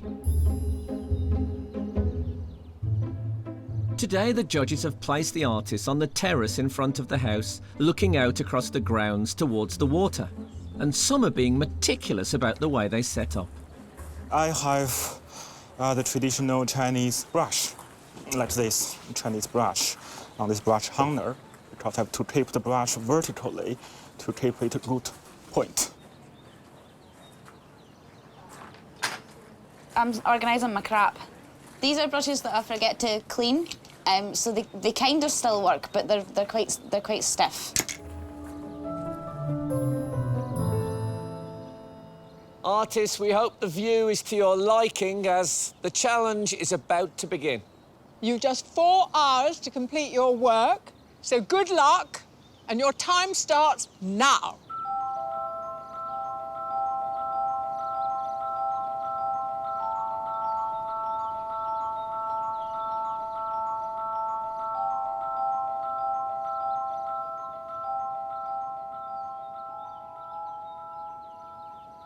I'm a bit daunted by the view. It's not what I normally do. I'm just sort of starting out in the way that I'd approach an urban landscape and just seeing what happens. Originally from Sheffield, Jo Peel studied illustration at Falmouth Art College. Her submission of Commercial Street, East London, is a mix of collage, pen and ink on a brown paper wrapped canvas. What's the unique problem that a landscape presents for you compared to the cityscape? There's sort of nothing there to draw because I use lines and pick out details, and so when I look at the landscape, it's you know, it's sort of vast and these sort of expanses of colour, and it's not really got No lines. no lines, no detail. So, no details. Right. Well, this is a real challenge for you.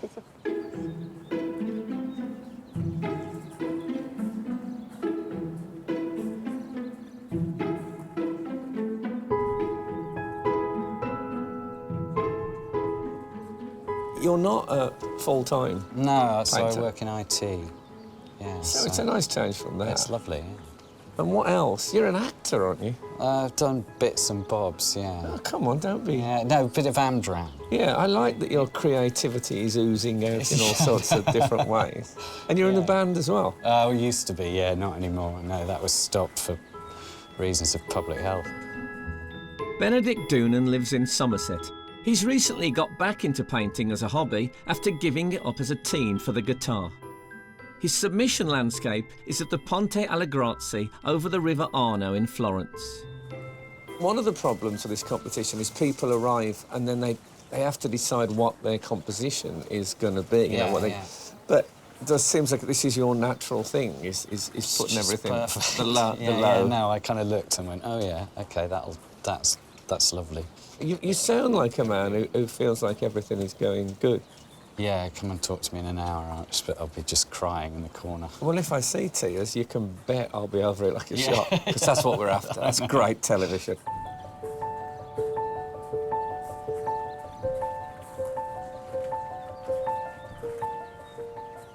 If anything's going to go wrong for me today, it's that I'm going to be too tentative and timid with my paint. I've got to really go for it and just have fun. Linton Helmsley is from Cheshire. He made it through to the heats of Portrait Artist of the Year 2013 and 2014. He prefers to paint cityscapes, such as his submission landscape depicting Glasgow city centre, rather than more traditional pastoral views. You're back, Linton. Back. We're pleased to see you. This is a very different kind of painting, isn't it? It is, yeah. So when you arrived this morning and you saw what task lay ahead of you with the landscape, how did you feel? I was terrified. Oh, no. Yeah. I would have preferred to paint the house. OK. What I struggled with when I looked at it, I couldn't see any definite verticals. Yeah. I could see a lot of horizontals, so I've tried to get a strong diagonal going through the composition. I can see that, yeah. I think you're rising to the challenge, and it's brilliant to watch. Thanks for coming back. It's brilliant to see how your painting's changed.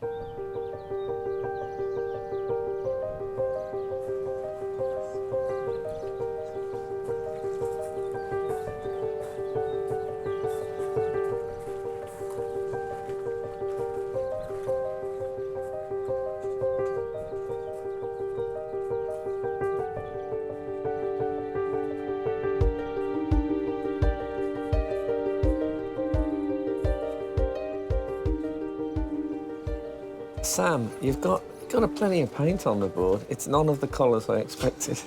Yeah, got a pretty big aversion to kind of blue skies and green grass. OK. So I'm kind of... Now, a cynic might say that could be a problem in a landscape show. Or kind of a breath of fresh air. Ah, exactly. Exactly, which, of course, is the perfect phrase to use today. Sam Taylor from Yorkshire is in the second year of a fine art degree at the Slade School of Fine Art in London. For his submission, he distilled a view of the vast North Yorkshire moors into a 4x4-inch square. What are you promising me, Sam? A rugged version of this? A kind of an honest version of this that you're doing grudgingly? Or a sort of a high-vis version with plenty of that bright orange in it? I kind of got a bit bored of kind of the blue sky, green grass kind of kind of thing, you know, just this, you know, it's just... I think you need to kind of inject a bit of something else into it. Well, you know, you're wearing a cap. You represent the young maverick today. So yeah, we're looking for something new and fresh from you. So so far, I'm definitely intrigued. As well as our main 8, some 50 more artists have travelled to Trilissic to compete as wildcards. If one of them can impress, they could gain a place in the semi-final.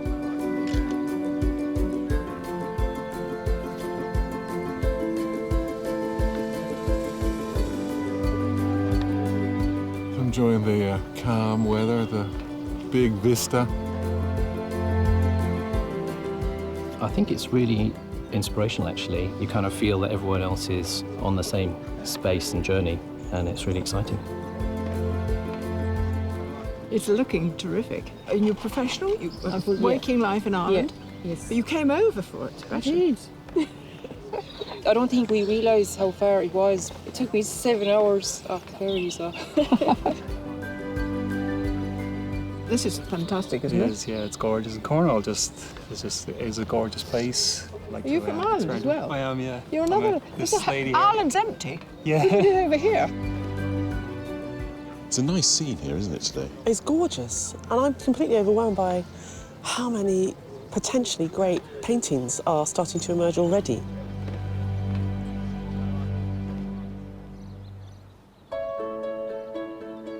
Battling it out for one certain place in the semi-final, our 8 heat artists have been painting for nearly an hour. I'm just focusing on the tree at the moment. I'm painting the leaves and getting the most complicated bits done first so that I can look at the rest of the landscape.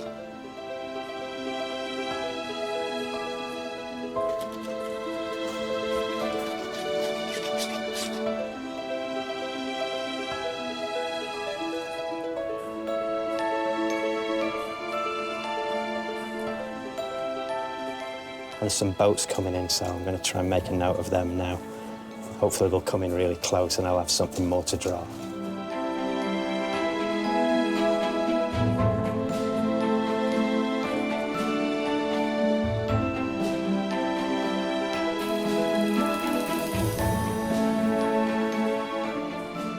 I kind of made my decisions now, so I've got a painting up here. It's trying to match what's going on there.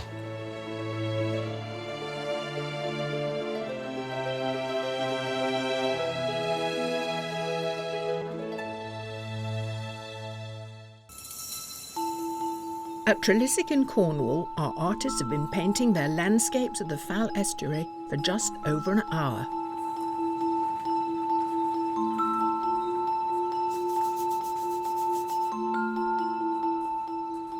I did portraiture, and I thought that if it didn't look like the person it was meant to be, then it wasn't good enough. And then it was when I started painting landscapes that I got a wee bit more looser with things and realised that I could have fun while painting, and it was still a nice painting. That it didn't have to look like a photo, and so now I paint like this. Shireen Agnew studied painting at Duncan of Jordenston College of Art and Design in Dundee. Her landscape is of her hometown Morclin in East Ayrshire and was painted in 4 hours. You've gone big today as well. I have to. Why? I just can't do it when it's wee. If it's wee, I'll have done a painting in like 10 minutes. Oh, really? Yeah. That's not a bad thing. You can do half a dozen. I know. I mean, I like this view, but it's a bit neat and tidy, isn't it? No, I'll mess it up. Yeah, that's what it needs. It needs somebody to kick it up the backside. Yeah.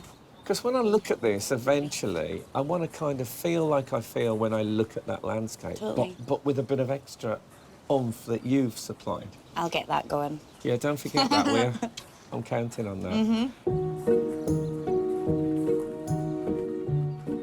Staying focused on the composition they've chosen to tackle has taken on a practical approach for one artist.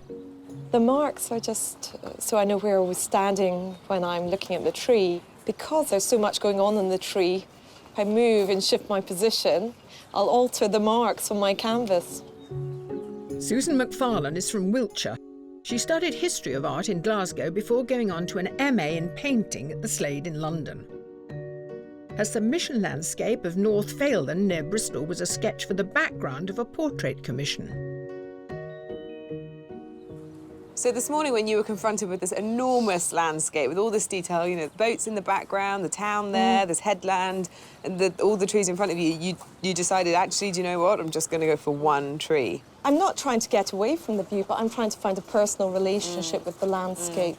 And I think for me, whatever it is, whether it's a person or a landscape they have to have a personal connection to say something. I mean, a great start. Yeah, really good start.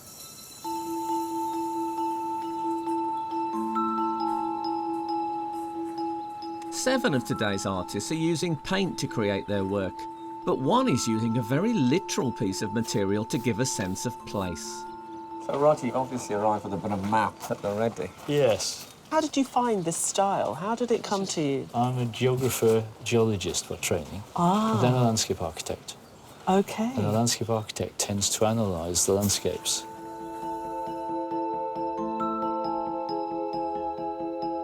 Retired landscape architect Roger Griffiths is from Northamptonshire. He approaches each piece of work by first looking at the view's ecology and cultural heritage. His submission is a collage of Boulderdale in County Durham and was created by first looking at satellite images and then flattening the perspective.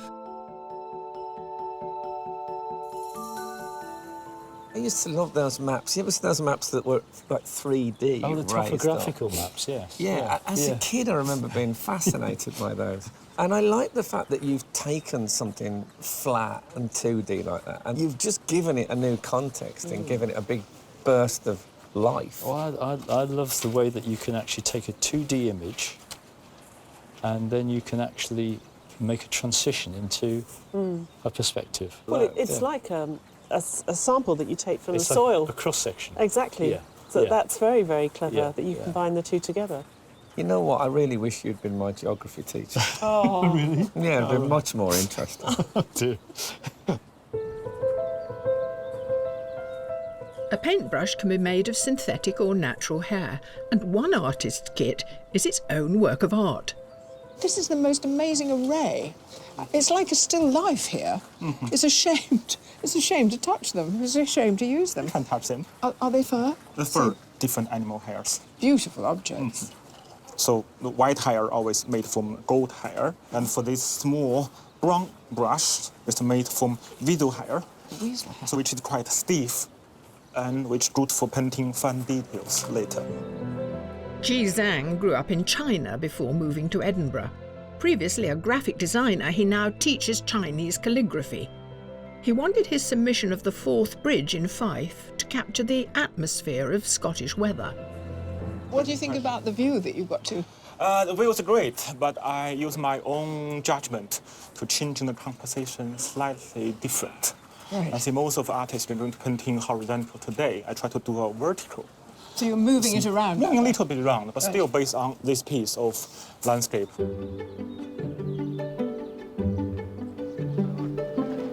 To secure a possible place in the semi-final, the wildcards are trying all manner of techniques in order to impress. You're a bit of a rebel, I can see. Everyone else is facing that way. I think you're the only one I can see who's actually painting in that direction. That's too landscapey. I live at Lyme and you see it every day. Oh, OK. You had enough water. Well, this is the gardens. I mean, we should do the garden. Let me look at your hands. You paint with your hands. I do. Well, you're clearly enjoying yourself. I am. This is an explosion of colour, isn't it? It's the merge of how the weather's changing, British weather. Yeah. Where are you from? Gibraltar. Oh, you know Christian Hook, don't you? Yeah. Who won the portrait artist of the year? Yeah. Does he know that you're I haven't spoken to him in a while, actually. No. What, since he won? Yeah. Amongst the wildcards is a familiar face. David Alderslade was invited by the judges to take part in one of the earlier heats at Wodston Manor. He made the shortlist, but failed to make it through to the semi-final. Was it quite a big decision to decide to come as a wild card, having been... You know, you've got to be a bit opportunistic as an artist, and I just thought, well, if I don't do it, then I'm going to be thinking afterwards, what if? How does the wild card experience compare to being in the pods, part of the centre of things? Don't take any offence, but Okay. I like no interruptions when I'm painting. Oh, OK. And, you know, So I've really let you down now. You thought you were free. Apologise. You even hid behind the tree. I did, yeah. I found you.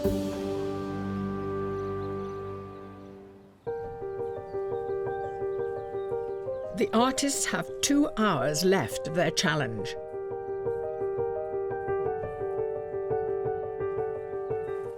I'm looking at the whole kind of view more as kind of shapes, I think. I'm breaking it up.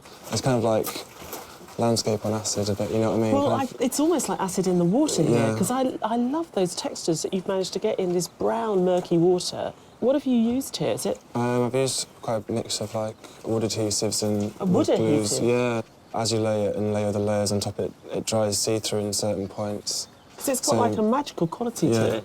In a way, it's almost as if the water's much closer to you. Yeah. You've done a great job there.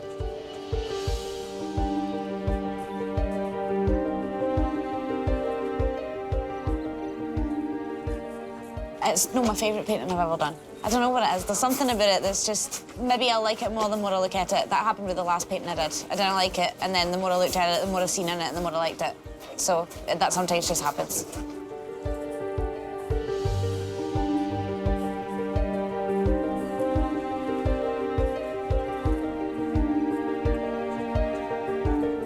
Just working on detail, really, and wondering how much detail I can sensibly get in the time. It's really good today already, don't you think? Yeah, I'm terrified. It's going to be so hard. Really difficult. What is interesting is everybody's painting in a different way and has chosen different elements from the landscape. So it's going to be like apples and pears and oranges it's so different each way. It's going to be difficult to kind of compare them.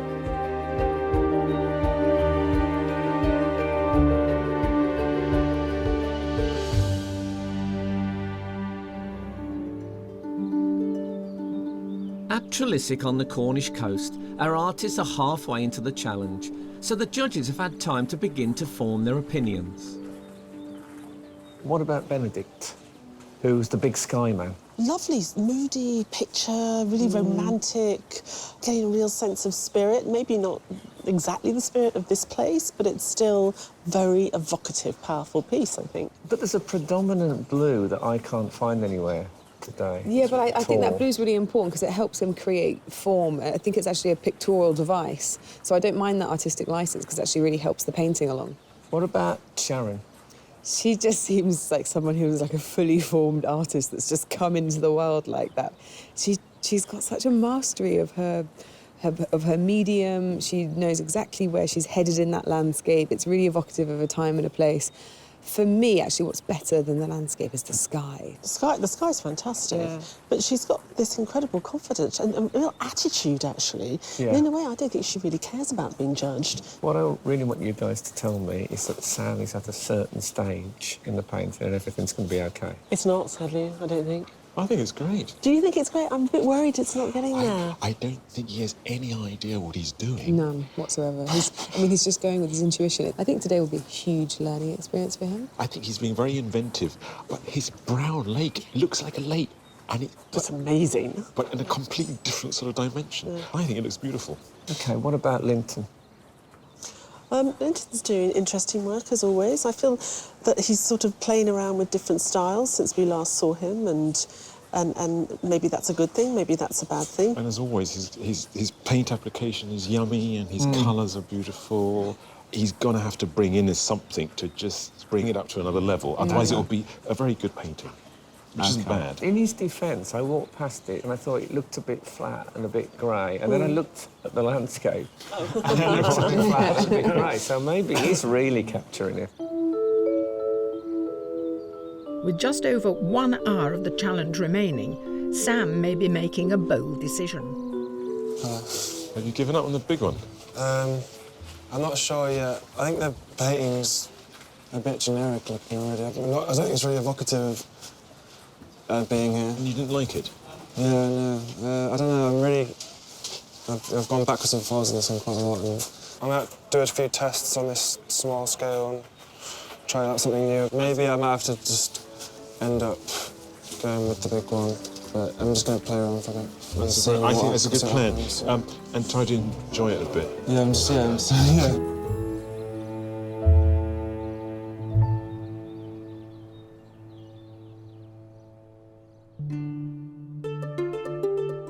The Trilissic estate is spread over 700 acres. Helping to preserve it is Park Ranger Neil Stevenson. Come on, chicks. There are no motorways on his daily commute. He lives and works on the estate, so is fully immersed in the park's life. The parkland itself was created out of the patchwork of small Cornish fields. So the Cornish hedges were taken down. The very oldest trees which we have in the parkland are very characteristic. They almost look like they're on stilts. That's simply because they were actually growing on top of a Cornish hedge in 1750. They were mature trees then. So it seems wild, and it is wild in places, but it is very much man-made. During the winter, when we were doing our woodland management work around here, there was a large ilex oak, which is a maritime species. It's a non-native species. There was an opportunity to open up. I have this framed view of Tolvern on the other side of the river. It was the main operational offices for the D-Day landings, and it was for embarking troops as they went, before they went over to Operation Overlord on D-Day. Woodland management can play an important role in shaping the landscape. This area is one of Trilisic's protected ancient sites. It was a lovely piece of oak woodland which was completely dominated by holly and mainly silver fir. We've gradually been removing everything to expose these beautiful oak trees. We do it so very slowly, we only do a few at a time, simply because we don't want to shock these oak trees. I love the shapes and the character of these oaks. They're all twisted and gnarled. It's a nice quiet spot to come and contemplate things. But his job is not always on terra firma. Sometimes Neil just has to get his feet wet. It's really handy to be on the water to take pictures of the estate. The skyline is very important, and the canopies of the trees and how that is formed and maintained. So today I was taking pictures just to maintain a record. Every day is different, but it's always nice to get back home. Yeah, it's a gorgeous place and it's a lovely place to work. So yeah, it's a good day. Good day. To reward Neil for his dedication to Trilissic, he'll later get to choose his favourite painting for himself.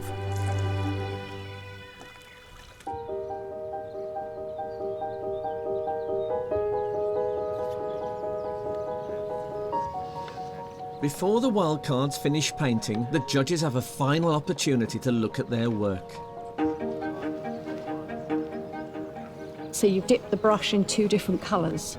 So you get dark green, light green, and then just roll it along and it's... That's really good. I like the way the house just comes out behind the trees there. But who will they choose? David is very accomplished, and in a funny way, it's a bit too romantic, but it's very good. The lady behind the tree who's produced 3 sketches, the most recent one she's done, really captures the spirit of the place. All right. How's it been today? It's been good fun, actually. Let's have a look at it. That's a very beautiful painting. And you're our wild card, man. That's lovely. Well done. I didn't expect that at all. That's just incredible. Really, really is amazing. David now goes into a pool of wild cards from across the heats, from which one will be chosen to go through to the semi-final. The artists are in the last 30 minutes of the challenge.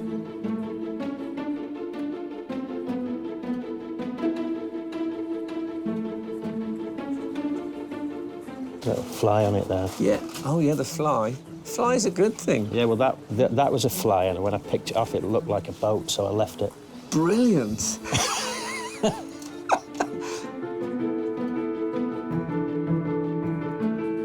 I am fighting with a tree, and it's a big tree, so if I don't get it right, the rest of it's going to look pretty rubbish.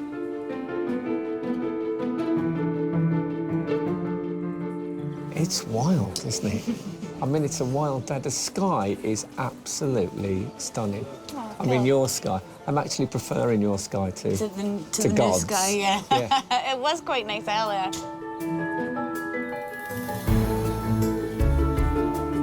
They could do with another 4 hours. So, yeah, just trying to get the paint on as quickly as possible now.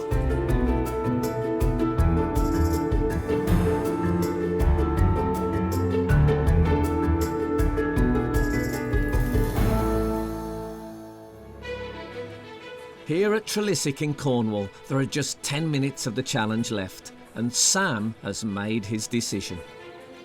I've had a sudden change of direction, I think. I realised that the larger piece of work wasn't really going anywhere. It took me a few hours to kind of find out what I wanted to do. And OK. So this turns out to be a study of the landscape, which informed your final piece, is that right? I'm taking this is your final submission. Yeah, I kind of found out I kind of just like the shape of the water, so I kind of tried to create this texture and then use the shape as that. I personally think it's a great decision. And how good that you just didn't fall down and die and give up. Yeah.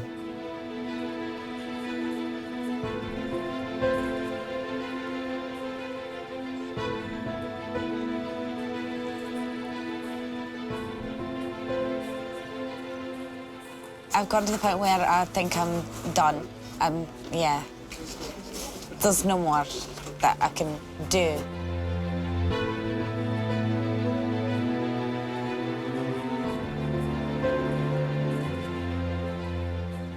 I'm getting to the point now where I'm not quite sure how to finish it, so it's going to be nice just being cut. Yeah. Yeah, I think it'd be like pulling a thread on a jumper. It'd just all come undone if I started to try and match now what's there.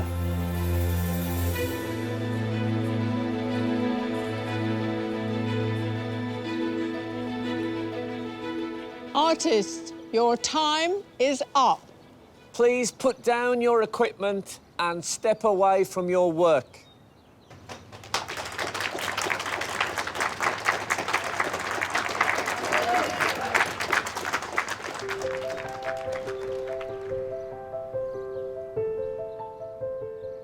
Before the paintings are judged, head park ranger Neil Stevenson, who's worked at Trilissic for 16 years, gets to choose his favourite. Artists, can you please turn your easels?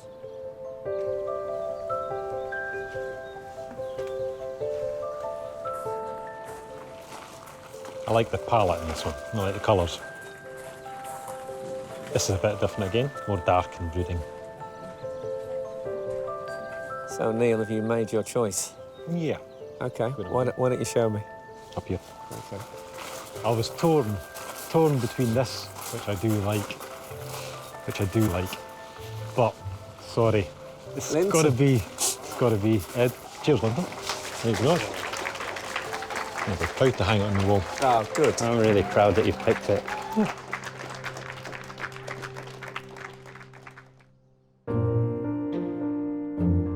As the artists head off to relax, the finished works are sheltered from the weather for the judges to view.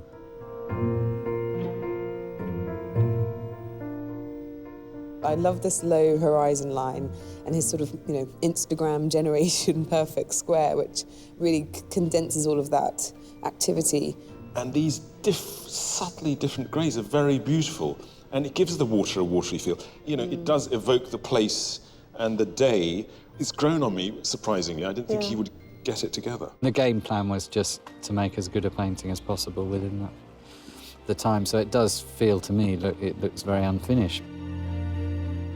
She was such a brilliant artist to watch. She was so confident. She knew exactly what she was doing. I like the way that she was really aggressively mark-making, but then aggressively undoing all her mark-making. But I just don't like the messiness that she's got. And I think it looks more sophisticated than it actually is.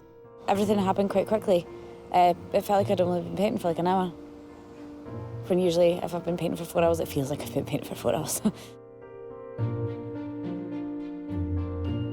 It's difficult, isn't it? Because you've got this extraordinary landscape in front of you and so much happening and all this amazing weather and yet she chose to just focus on this one tree. And it was, I think, quite a tortured process. I wonder whether there isn't an issue with the scale. She's suggesting monumentality without it feeling like it.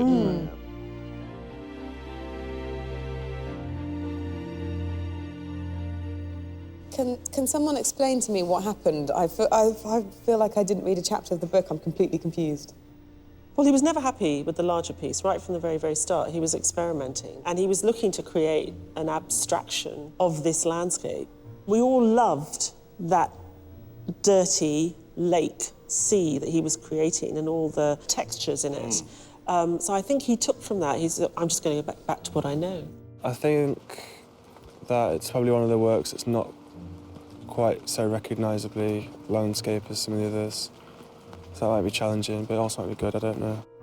He's a fast painter. This happened all very quickly, and then I was wondering what he was looking for.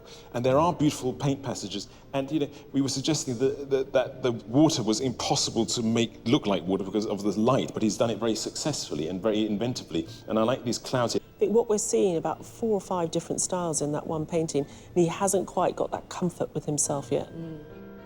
The day's dead enjoyable, but you feel, at this point, you feel sick. It's exhausting. I think reaching the end of it is absolutely exhausting. You're working to that finish point, and it's down to the judges now, so.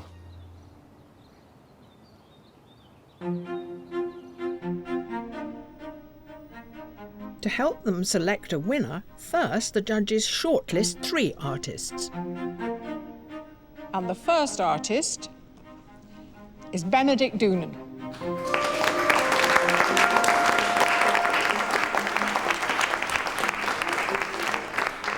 The second artist is Sharon Agnew.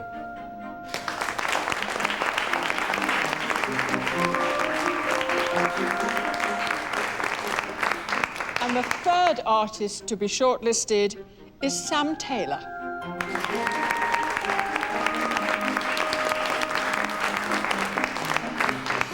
Commiserations to our other artists. Thank you so much, and I'm sorry you didn't get through.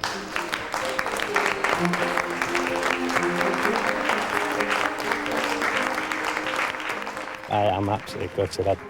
I was hoping for the final 3. If I'd have got in the final 3, I would have been over the moon, but yeah. I feel a little bit disappointed today because not being selected, but I quite enjoying today's experience because I do try my best. Before they decide who will claim a place in the semi-final, the judges talk to Benedict, Sharon and Sam. It's really nice seeing them together, particularly the light. Now, I understand the Florence painting, I can imagine you had some light to work with. Today, there was not that much light, especially in the foreground. How did you invent this, or did you remember it from earlier in the day, the light? I was trying to keep my kind of visual memory going about what was going on at about 10 o'clock, so I was just trying to hang on to that. There are elements of it I think just about got there and other parts not. In retrospect, I think I should have painted it more in shadow, but we make these decisions and we have to live by them. Did you wrestle with the specificness of the landscape in here? Because what you've achieved here in the submission is a sort of almost an impression of something that's there, and it feels much looser, whereas here it's almost like you've had the landscape imposed on you. Kind of, yeah. Like I feel like it's it's more literal than other paintings that I've done, but then the first painting, that's done from sketches that I've used, like, so it's mainly from marks that I've made, and whereas this is from, it was right in front of me, so. I have no idea what my chances are. I don't really mind either way, like, I think, like, being shortlisted is really cool. OK, so we want chapter and verse on why you abandoned the earlier painting. I started to notice what I started to enjoy looking at. I decided that remake the work and kind of isolate out the shapes of the lake and just go for this. It's exciting to see you feel your way and, come up with really surprising things. Yes, there'll be a lot of sort of dead ends, but it's been exciting watching you work. It feels really good to be shortlisted. I'm still a bit jittery from hearing, but yeah, it should be good. There is an issue between the conventional, a landscape that everyone would say, I want a birthday card with a landscape on the front, and everyone knows what that would be, and the unconventional, which is that really a landscape? I've stopped worrying about defining them as traditional, non-traditional, or conventional or not. Particularly with landscape, I feel very emancipated to just respond to them in a kind of very instinctual way. And I think what I'm responding to primarily is atmosphere and mood. And so I'm not really bothered whether they're traditional or not. I need that conjuring. There are ways of getting that feeling across without being literal. And I think that's what we're looking for, and that's maybe where that traditional and more sort of experimental thing is happening, where the language used get to the essence of the landscape isn't necessarily a literal translation, but finding a sort of a surprising new route. I think probably the most exciting thing about art and going to art galleries and stuff, if you don't know that much, is openness of mind and finding things that you think, this is a bit weird, but actually it's touching me in some way. It's easier to be more traditional with portraiture than it is with landscape. And in looking at landscape, we're trying to find something that's fresh and that's full of promise. Do you feel you now have your winner in your head? Yes.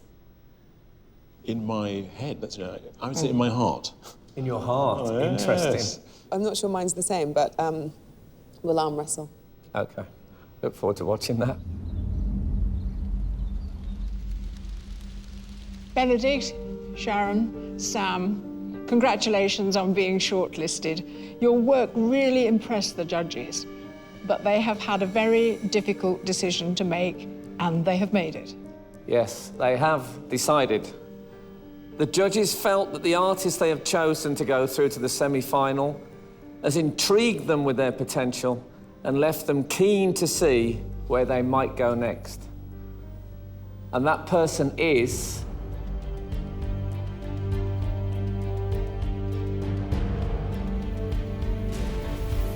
Sam Taylor.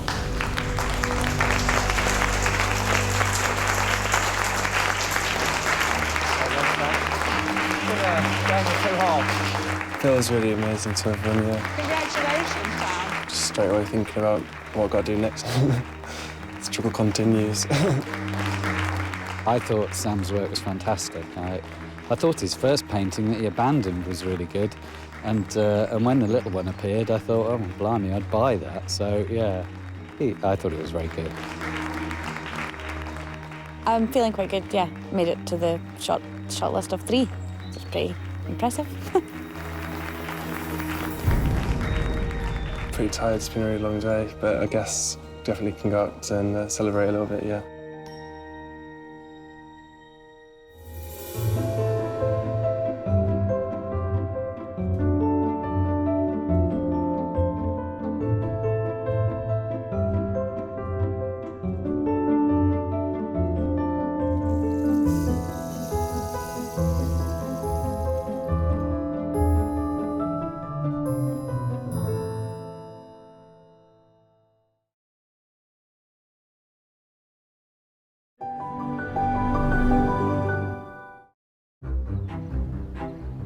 Hello and welcome to the beautiful Lyme Park in Cheshire. Set in 1,300 acres of deer park, it today hosts the latest heat in our search to find a talented new landscape artist. 8 competitors, a mix of amateur and professional, will attempt to capture one of Lyme Park's most outstanding views in just 4 hours. But to claim a place in the semi-final, they'll have to impress our 3 esteemed judges and cope with one of the wettest climates in the country. This is Sky Art's Landscape Artist of the Year. In our search to find a new landscape artist, we're setting up home in some of the National Trust's most inspiring estates.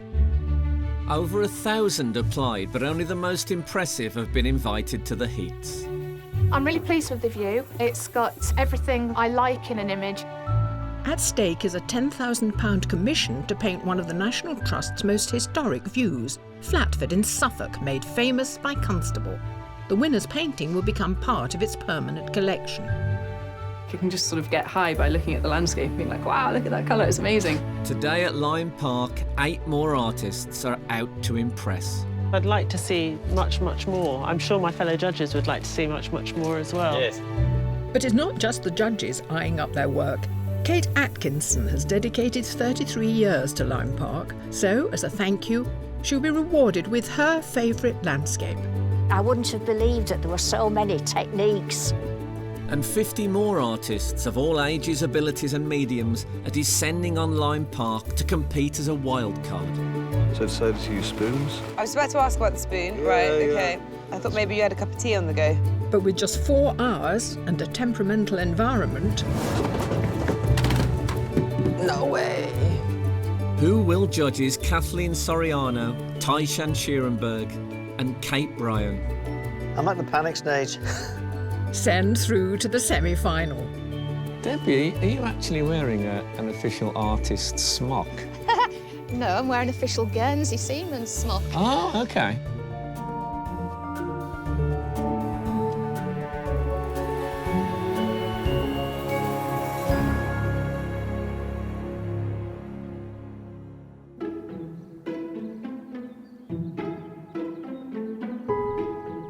Hoping to captivate the judges are professional artists Mike Kirby, Kyle Noble, James Green, Georgia Murray, Yinji Sun and Debbie Grice. The location is absolutely amazing. It's a beautiful place to come and visit, and I'm really excited about painting it. And today's amateur artists are Frances Worrell Campbell and Kathy Thomas, who also competed in Portrait Artist of the Year. Last year I was shortlisted. I managed to make the final three, which was fantastic. So I'm hoping to be able to do that again today, and possibly even better, fingers crossed.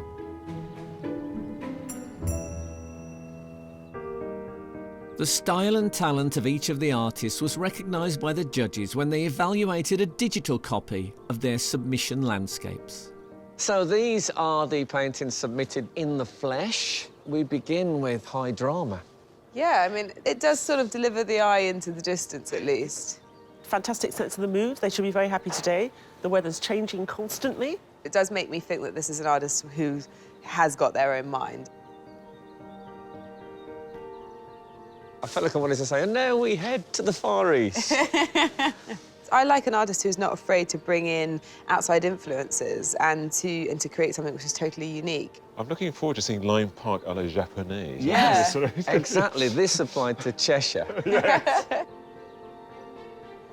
This looks familiar, doesn't it? Yeah, this extraordinary paper. Yeah, this is Kathy, who was in the portrait series. And made her own paper, didn't she?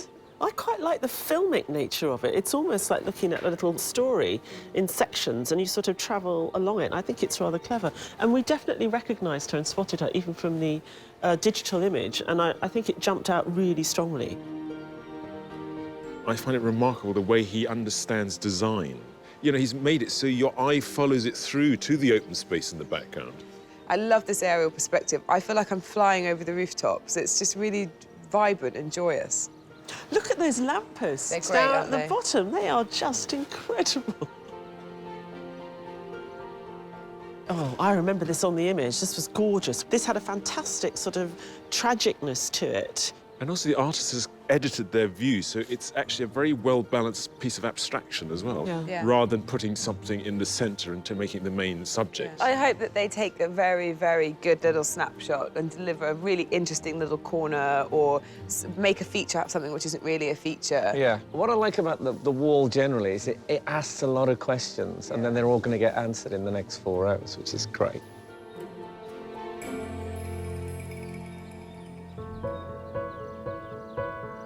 Today, the artists have been asked to turn their backs on the 16th century building of Lime Hall to face the stunning view towards the reflecting lake. Surrounded by luxurious herbaceous borders with several mature trees, this man-made water feature includes an island covered in flowering plants and a small waterfall. I'm really pleased with the view. It's got everything I like in an image. It's got lots of pathways, lots of really nice structures in it. It's not perhaps what I'd normally do. I normally have buildings and stuff in the landscapes that I do, but, you know, again, it's a good challenge. Artists, I hope you're all settled, because the judges are ready to be impressed. You have 4 hours to complete your work, so good luck, and your time starts now.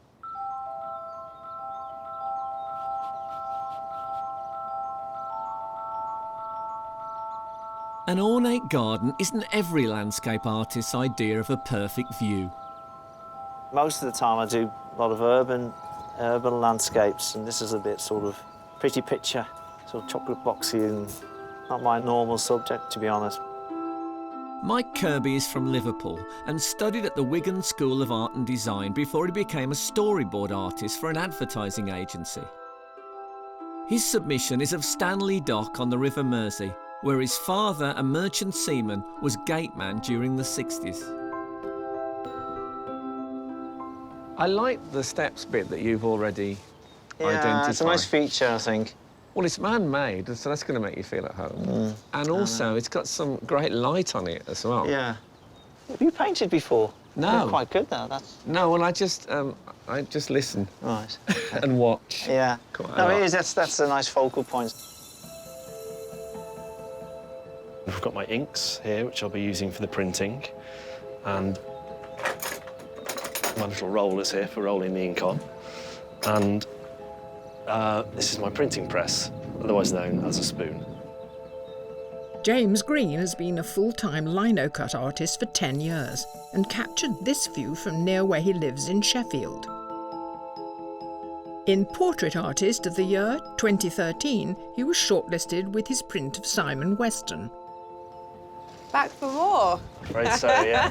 So you're probably feeling very relaxed No, and I'm calm. not. This is twice as big as the lino cut that I did in the portrait series. So And it's still quite a small work, isn't it? yeah, it But, doesn't feel that to me. It feels quite big to me. Oh. And will you print in 2 colours or? I'm not sure yet. Yeah. Depends how much time I've got. So when do you work that out? Is that really a time factor? Yeah, see how I get on for the next hour, and then I might add another colour element. I'm really not sure yet, though. But... Well, you've got everything stuck down, so Yes. I don't want to see your lino cut flying into the lake. No. Otherwise, we'll have a Mr. Darcy moment of Ty retrieving it for you. Yes, yes, that would be fun.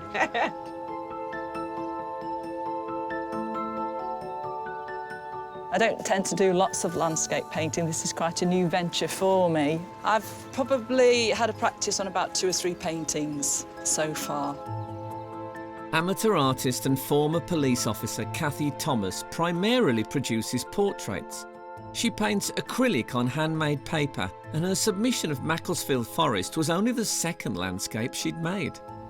I'm doing something very different. You're doing the U-walk. Is that I am, down there yes, somewhere? And it's absolutely beautiful. Yeah, it is fantastic. Yes, it is. It's really, really nice. I love all the textures and. Yeah, but we gave you this fantastic view with reflections. It's very pretty for me, though. Very pretty, and I prefer something a little more rugged. Yeah, I mean, your submission was kind of, what's the word? It was sort of a fairy tale and sort of slight, Yes. sort of scary, gloomy. Yes. For me, this is just very. It just seems on one level, really, one depth. It's very landscapey. It is, yes.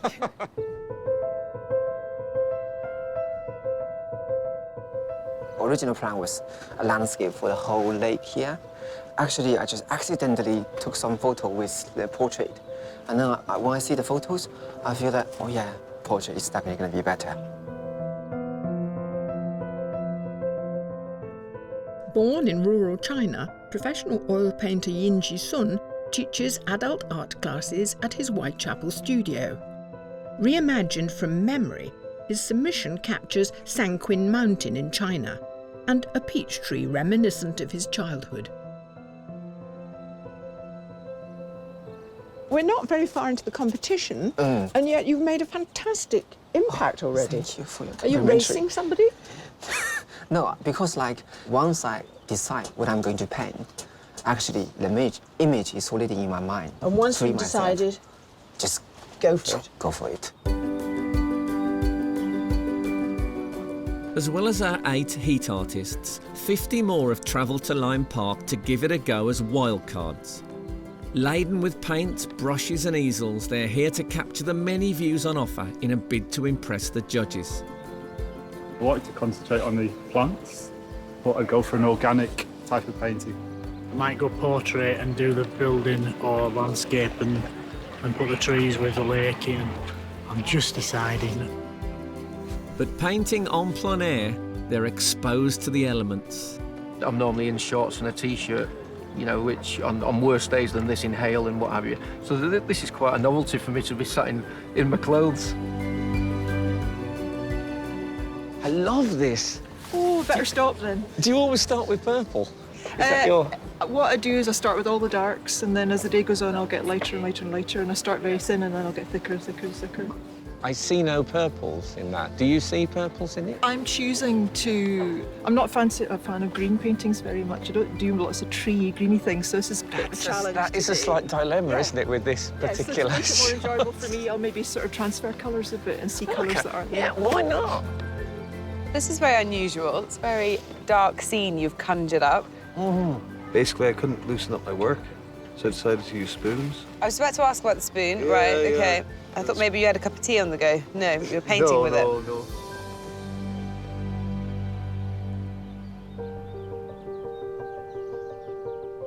The heat artists are 1 hour into their 4-hour challenge. The clouds, are these are a new addition, are they? Yeah, because when I took the photo originally, it was just a sort of white it was just cloud, and there wasn't really any break in it. So I'd much rather use a contrasted sky. So I'm drawing the clouds from real life and sort of working as I go along. I love a stylised cloud.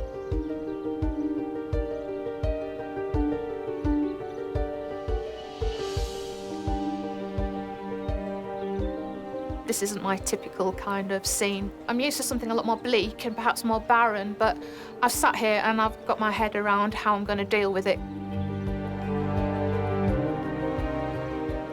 The vastly changing sky is a challenge.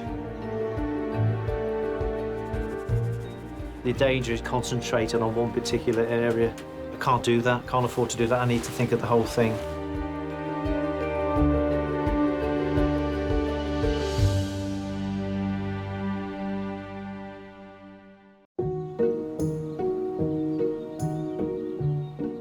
Lime Park in Cheshire is home to our latest heat of Sky Arts Landscape Artist of the Year. Our artists have 3 hours left to capture the view they've been presented with. Debbie, are you actually wearing an official artist's smock? No, I'm wearing official Guernsey seaman's smock. Oh, OK. It is from Guernsey, yeah, but I've had it ages, and this is an official. If you want to have a photograph as an artist, it's the one to wear. Yeah. Professional artist Debbie Grice studied at Glasgow School of Art and prefers to capture landscapes whilst painting outdoors. Her submission is of Haworth Moor in West Yorkshire. She wanted to capture its bleakness, weather and drama. So when you paint something like this, I mean, those flowers, you don't take them piece by piece, do you, at all? No. I'm looking for some sort of musical symphony. OK. So almost like you can hear this scene, if you know what I mean. That is how it is. Yeah. Oh, now you're going to diagnose me. No, I think it's fascinating. The sort of big drive of the music, really, is these heavy marks here. These would be the percussion. And I can see how that those flowers bring sort of that light treble to the whole piece. Yeah. You seem to have got quite far ahead in such a short time. Are you happy with the pacing? Yeah. I work quite quickly, naturally, in my studio. And being here right in front of the landscape is just really inspirational. Georgia Murray studied at Duncan of Jordenston in Dundee before doing an MA at Edinburgh College of Art. Created whilst living in Taiwan, her submission represents the connection between her and her brother whilst living on separate continents. Today, Georgia has a connection with another artist who, by pure coincidence, was also chosen by the judges to attend this heat. So this is Kyle in the pod next to me, and he's my boyfriend, and we met at art school, so we've stuck together ever since. It suits us to be beside each other. We're very supportive of each other's careers. For me, it's very natural to be working beside my partner like this as an artist. I've just been having a nice chat with Georgia, and I hear that you both seem to be united by a love for colour. Yes. There's only maybe like 4 or 5 colours in my piece, whereas George's it'll be... Yeah. Like Georgia, Kyle Noble also studied at Duncan of Jordenston in Dundee before taking an MA at Edinburgh College of Art. His landscape is inspired by a combination of places he has travelled to, including the waterfall and forest in Dess in Aberdeenshire. So what I'm looking at here is a smattering of colourful lines appearing. What's your process? The process is chaotic, but it's almost like, you know, playing a guitar solo or something like that, like the actual process of line and moving that around. And that's why I think there's quite a strong element of drawing in my work, because it feels like I'm sort of able to flow through time using the line or something like that. But you say flow through time. There is a time limit today. How are you feeling about that? Squashed. Despite the time limit, another artist won't be rushed. At the moment, I'm just making a very detailed drawing of the pattern in the grass in the sun, and then also use the graphite powder to fill in some tone in the background to give it more of a composition instead of just being a very small drawing. At 19, Frances Worrell Campbell is the youngest artist in the competition and has just completed an art foundation course at Central St Martin's in London. Her submission landscape of Kingsway Tunnel ventilation shaft in Liverpool is an acid etching which she completed for her GCSE. So will you give us that, or will you give us a sort of a brutalist, straight-lined, metallic, robot 21st century version of it? I think somewhere between the two. Oh, OK. You don't seem to have that much stuff with No, you. People arrive with... Everyone's got, like, yeah, everyone's got barrel loads of paints and things, and you turn up with a pencil case. Yeah. I'm glad you've kept that GCSE spirit going.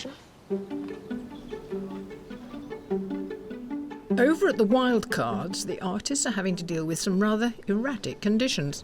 And then you want... And the wind. It's been quite windy. It's been quite difficult to keep the canvas on the easel. I did have the umbrella, but he went for a little walk, a little fly, so I say. Oh, that looks nice and warm. Wish I was there. That is beautiful, if you don't mind me saying. Thank you very much. Are you a full-time artist? No. I'm a taekwondo instructor. You have your sensitive side, and then you can kill someone if you need to. Yes, I could. Do my best not to. No, don't get on the wrong side. Obviously not. No, that's why I've come over and said what a wonderful painting it is. Well, you're catching the spirit of the weather. I know.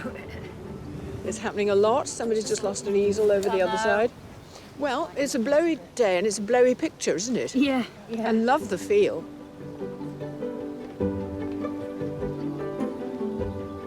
So you decided not to bother with the trees and the water and all that natural stuff? We had to do the building. Oh, did you? Yeah. Did it not seem suspicious to you that some people were painting in the opposite direction? Yeah.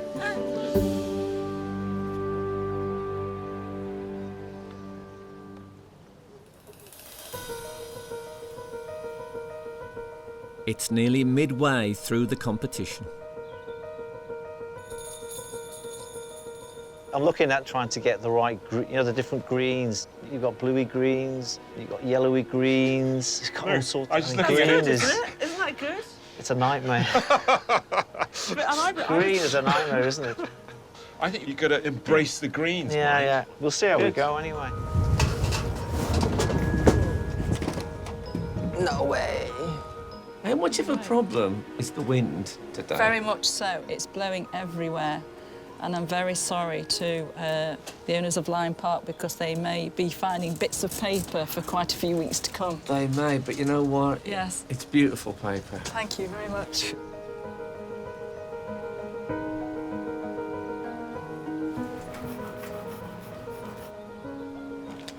I'm just rubbing to press the ink onto the paper. It takes a while to do this bit.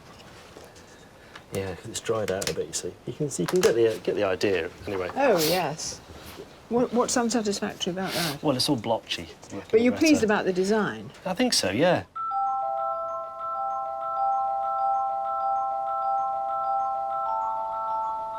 The collage is all done now, so it's just a case of applying paint.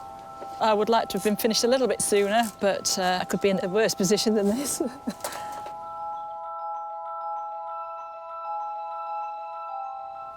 It does make you look at trees in a way that you rarely do. We've had the what's what and who's who of trees out in the living room. We seriously have. Yeah.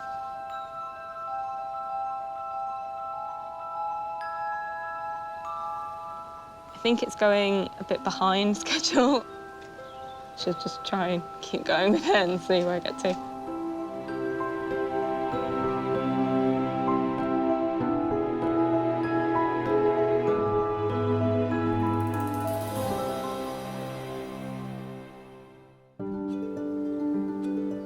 Here at Lyme Park in Cheshire, our 8 artists are using a range of mediums from paint to pencil, collage to lino cut, to try and impress. Well, we're about halfway through. How do you think people are doing, Kate? I'm a bit worried. There's a couple of people here who are not working very well to time. I'm thinking of Frances. I mean, she's literally drawing blades of grass at the moment, and it's about the size of a postage stamp. But they're very beautiful blades of grass. My guess is she's slightly overwhelmed, and her way of coping with this incredible landscape is actually to focus on the detail. Well, not about James, because James has been on one of these competitions before. The lino that he's cut is just very beautiful. He's so calm, and he knows exactly what he's facing today. He's planned it all out. Just looking at the composition, though, I find it a bit boring, sorry, but I'm hoping it comes alive.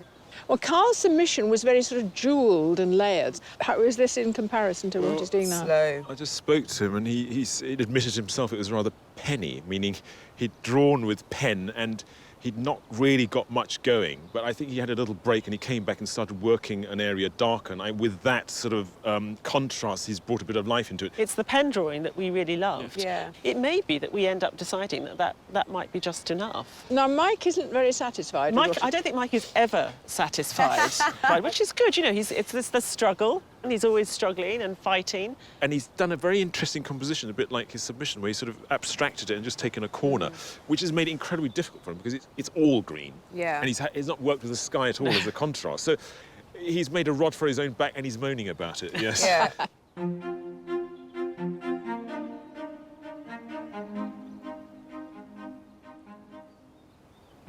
Now, in your submitted piece, there's peaches and we're looking down on the landscape. I notice you have peaches at your side. Is that a deliberate motif that you take with you? This is just randomly picked up, not my lunch and my breakfast. I thought I'd found a really important theme in your work there. It was lunch. No.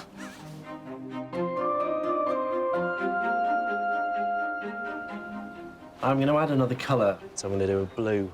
Oh, this is the second colour? Yeah, I'm going to do blue clouds and so hopefully the colour will on top. be the clouds and this grass line? Yeah, I'll hopefully get kind of 3-colour effect. Oh, because of the blending? Yeah, but I'm not sure if it's going to work, so I'm going to try it.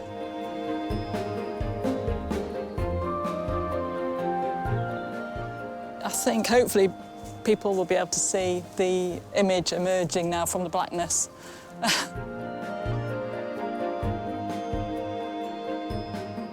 I'm just trying to bring it all together. It needs a bit of structure, strengthening in some areas and a bit of bringing some more highlights in, give it a bit more depth. Everyone likes to create an impression. So when the Lee family built Lime Hall, they created an integrated landscape design that combined the house, the gardens, and the surrounding moorland. Once a medieval hunting lodge, Lime Hall was transformed in the 16th century into the house that now sits at the heart of the estate. But it was only the beginning of the Lee family's grand design for this beautiful landscape.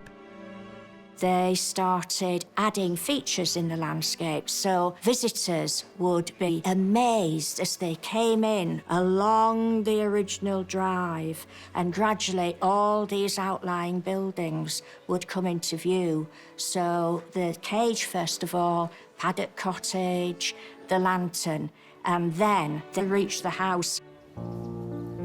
They then started putting in vista lines to the various outlying buildings.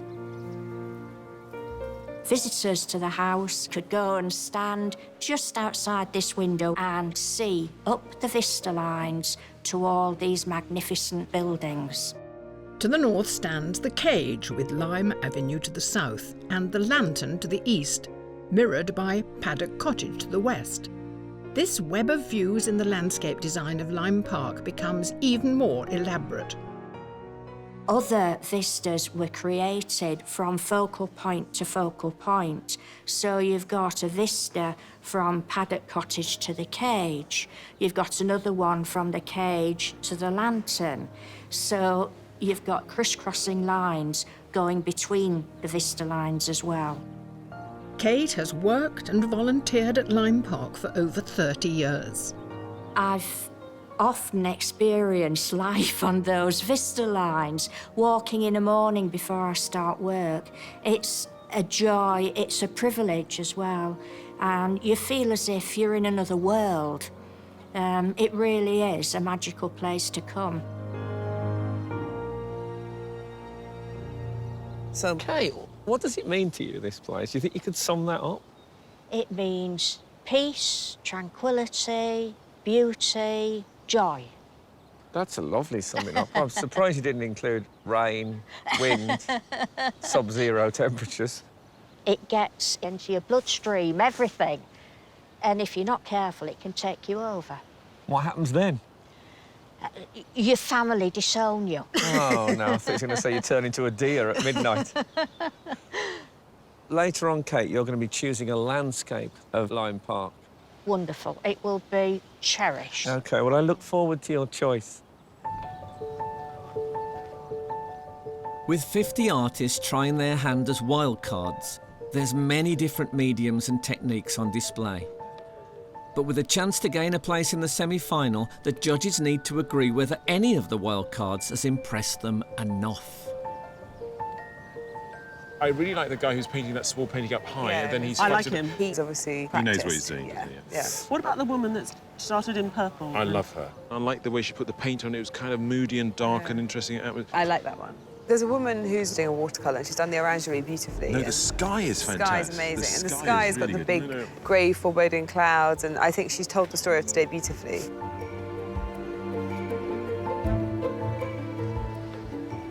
Hello. You're sitting there with your tea. Oh. And I'm delighted to tell you that you're today's wildcard winner. Well done.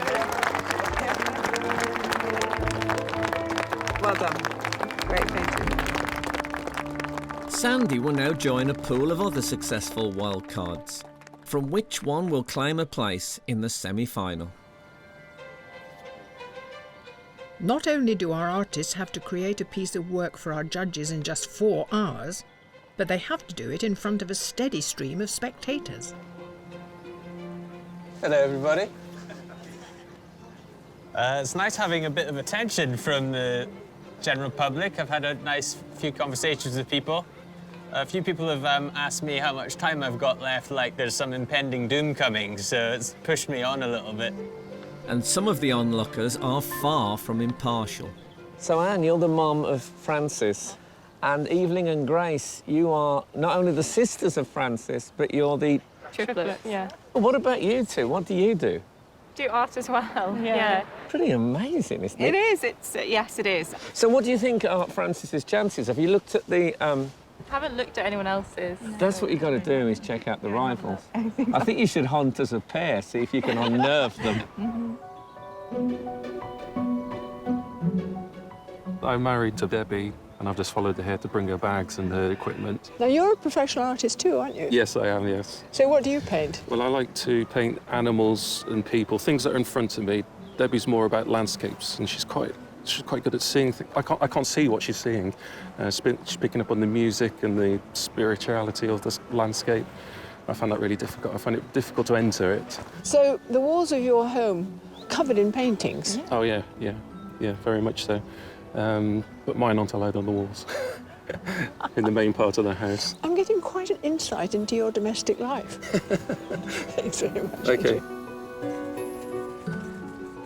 What are the big issues for you at the minute? The main thing is the oil's still wet underneath, and when you put oil on top of oil, you're mixing in the colour underneath, which makes it muddy. I see. So I'm going to leave over layering until the last 20 minutes. It's almost as if we're looking at a small brook running through into a valley. I quite like that sort of licence that you've taken with it. Yeah. There are 30 minutes of the competition remaining. I've got to wait for the ink to dry on the first blue layer, and then I've got to print the second layer with the green on top and see if that works.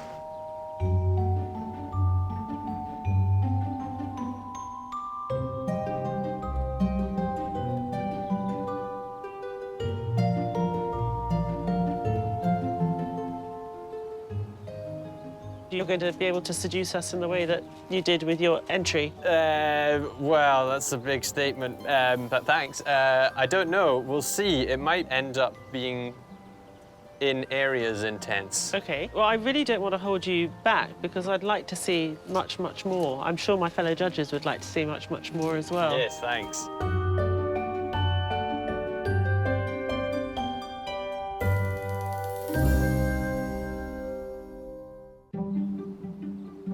Our artists are entering the final 10 minutes of this heat of Landscape Artist of the Year.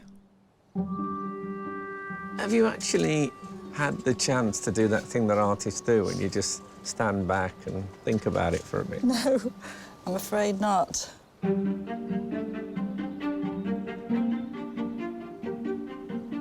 The paint isn't drying fast enough, but this has got to be finished whatever.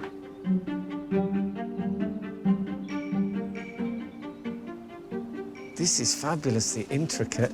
Thank you very much. You worried about time? Yes. I'm going to speed up a bit more and just throw a bit more paint on. I'm at the panic stage.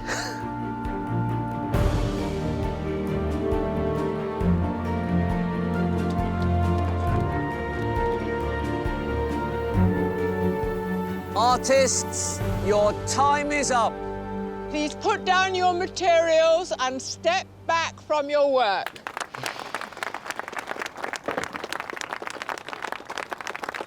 I'm so tired.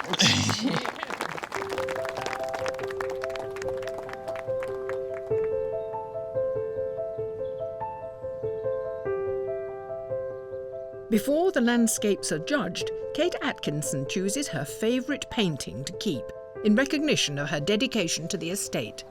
Artists, will you turn your easels round, please?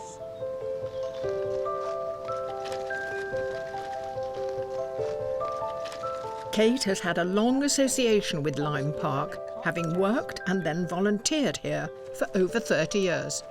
When I started work here in '81, that was buried completely. It's lovely to think that we've brought back something in the landscape. I wouldn't have believed that there were so many techniques. And yet they're all part of the landscape you know. Exactly. I know which one I'm going to go for. OK. And it's over there.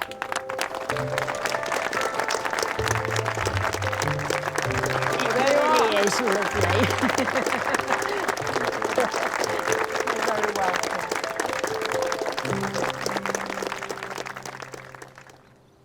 Before selecting an artist for the semi-final, the judges first have to decide on their shortlist. The use of the two colours, we didn't know which two colours he was going to use, and he's done that very nicely in the ripples. They're sort of strange colours to put together because this is a very natural, earthy green, and this is something which is much more sort of minty and cool. But I really like that combination. I think it's successful. The judges might think it's too simple, but that's just the way that you have to work with lino cut. You can't really be too detailed. I really enjoyed watching her actually make the trees today, and in the right light you do get that fantastic sort of gloaming as the path goes beyond the yew trees. Good sense of mood. She's taken a really small space and made it monumental and grand. I don't think she needs this 3D application. I think she's got a great sense of light and depth and recession without it. If I had more time, I would have liked to have used more collage within my work, but I was quite happy with the end result, so I can't moan. Mike moaned about the greens, but I think he's done a very nice job. They're very beautiful, they're harmonious. You look at it now and you think to yourself, oh, blimey, it's a bit too green and this is a bit muddy. And then I look at this and I go, well, that's exactly what it is. I think he would have had a better day if he'd have chosen something which allowed the sky to come in. And I think it's missing that. But there's still great bits of it. I did intend to put some sky in. I was too busy with the greens and the foreground and the trees, trying to get the balance right.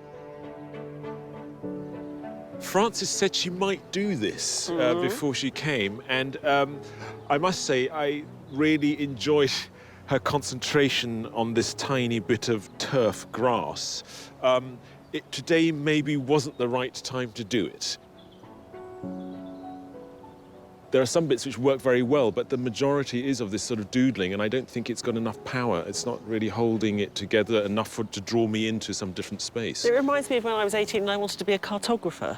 So I was constantly drawing these sort of contours to make little mountains. But you're right about the passages. If you look at the pencil drawing of the clouds, yeah. I think that's really, really beautiful. In a way, that's what we wanted to see more of. I really like Debbie, full of energy, completely in the landscape. Isn't this bit glorious with the light streaming through and this brilliant grey sky, which we had at times today? Her enthusiasm, you can see it in the way she's applied the paint. It's got a really nice, wristy, lively quality to it, and you're right, the light is absolutely stunning. There are things that I would critique myself. There are areas that have got overworked. There are areas that I think that have become a little bit decorative. But as it is, I think it's an OK painting.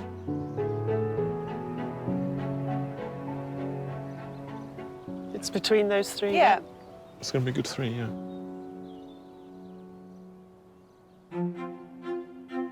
But there can only be a short list of 3. The first artist is James Green.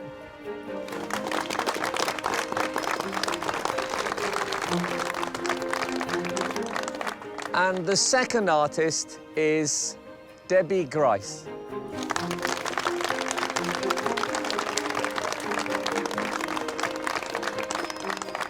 And the third artist to be shortlisted is Mike Kirby.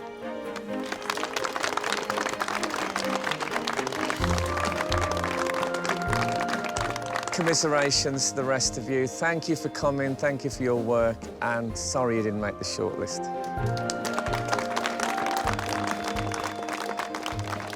I could understand why I wasn't shortlisted, but I am surprised that you didn't make it into the shortlist because your picture is quite kind of large and ambitious and quite well completed, I thought.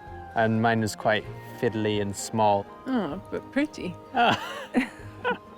Congratulations to the 3 who've been shortlisted. The work's absolutely fantastic, so well done to the 3 of them. To help decide which artist should claim a place in the semi-final, the judges quizzed Debbie, Mike and James about today's work and their submitted landscape. On your submission here, you've got this fantastic sort of smoky sfumato sort of here in the foreground, or the middle ground. Yeah.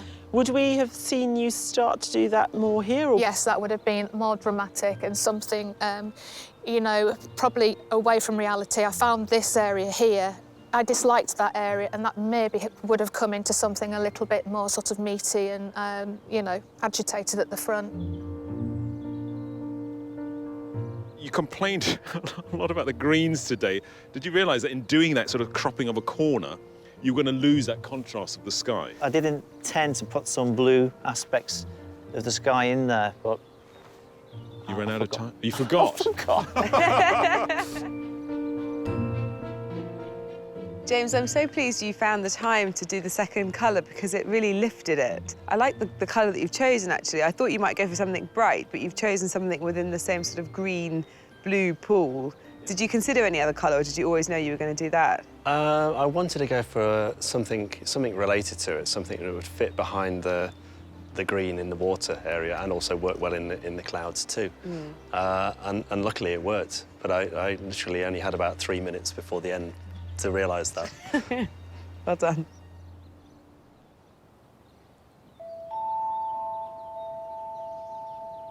You know, where we are now demonstrates the difficulty of the day because there's a storm cloud over there, very dark.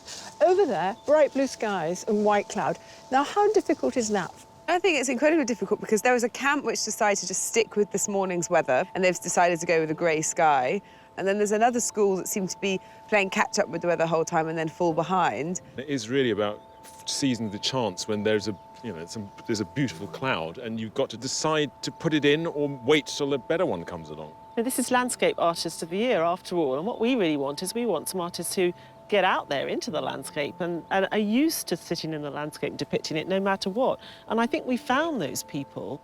The artists who've really enjoyed that struggle with their painting, they've actually revelled in those changes as well. I was over at the Wildcard and there was a woman painting and the ground was brightly lit with a dark sky above it and it looked wrong. And then I looked at it And it was brightly lit with a dark sky above it. We've been here and it's been an experience, and I think we want our artists to convey that a bit as well.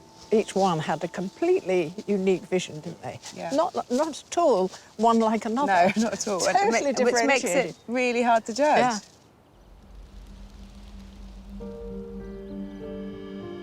James, Mike, Debbie, congratulations to each one of you for making it to the shortlist.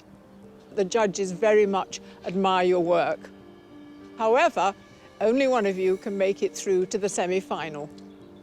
The judges felt the artists they have chosen to go through to the semi-final stayed true to themselves, was capturing a sense of place.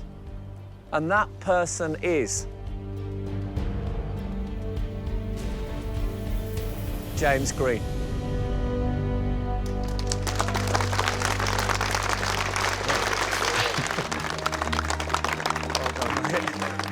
I can't quite believe that I've won. Just entered this as a challenge, you know. I had never expected to be selected. That was, yeah, it's crazy. I'm made up to get to this stage. I was quite pleased with myself.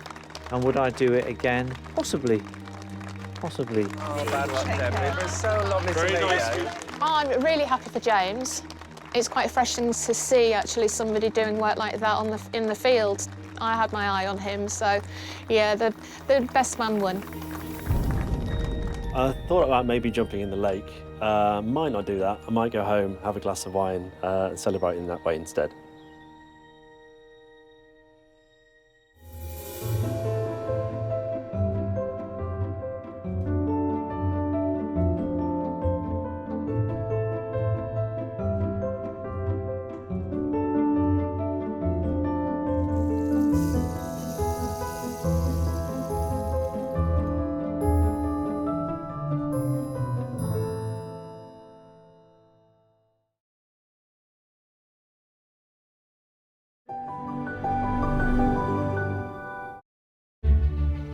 Hello, you join us at the impressive Lyme Park in Cheshire, just on the edge of the Peak District, the first location in this year's search to find Britain and Ireland's most outstanding artistic talent. And this time we're heading outside. 8 amateur and professional artists will have just 4 hours to produce a painting that impresses our 3 demanding judges and claims a place in the semi-final. So sit back and get ready to enjoy some really great art. Welcome to a brand new series of Sky Arts Landscape Artist of the Year. Over the next 8 weeks, we're setting up home in spectacular National Trust properties up and down the country, delving into one of the great genres of art history in a quest to discover the next Constable, Turner or Hockney. Over 1,000 artists applied, and those considered by our judges as the very best have been invited to compete in the heats. I think it'd be good to just do that square foot of grass over there. Each week, 8 different artists will be given the chance to paint these inspiring landscapes. All of them with one goal, to win a £10,000 commission to paint one of the National Trust's most beautiful views, Flatford in Suffolk, made famous by Constable himself. Yes, that's fantastic. Well, it's a start. But to make it through to the semi-final, they'll have to impress our expert judges. Award-winning artist Taishan Schierenberg, independent curator and art historian Kathleen Soriano, and contemporary art specialist Kate Bryan. So that's a definite. Yeah, that's definite. It's just these 2 we've got to fight over. But there's a twist. Up to 50 more artists are coming along to each of the heats to try their hand as a wild card. And if any catch the eye of the judges, they could see themselves in the semi-final too. It's people doing something that's very personal to them, but doing it in a community. It's a beautiful combination. Whether they're painting... This is cow manure. Yeah, fresh cow manure from this morning. Where did you get the cow? Sketching... Are you a sufferer with nerves? A little bit. Because you have an enormous bucket. I wondered if that's in case you're overcome with nausea. Or printing. We can't let him finish it. Here we go, here we go. He did it! Only one artist can claim the title of Sky Arts Landscape Artist of the Year.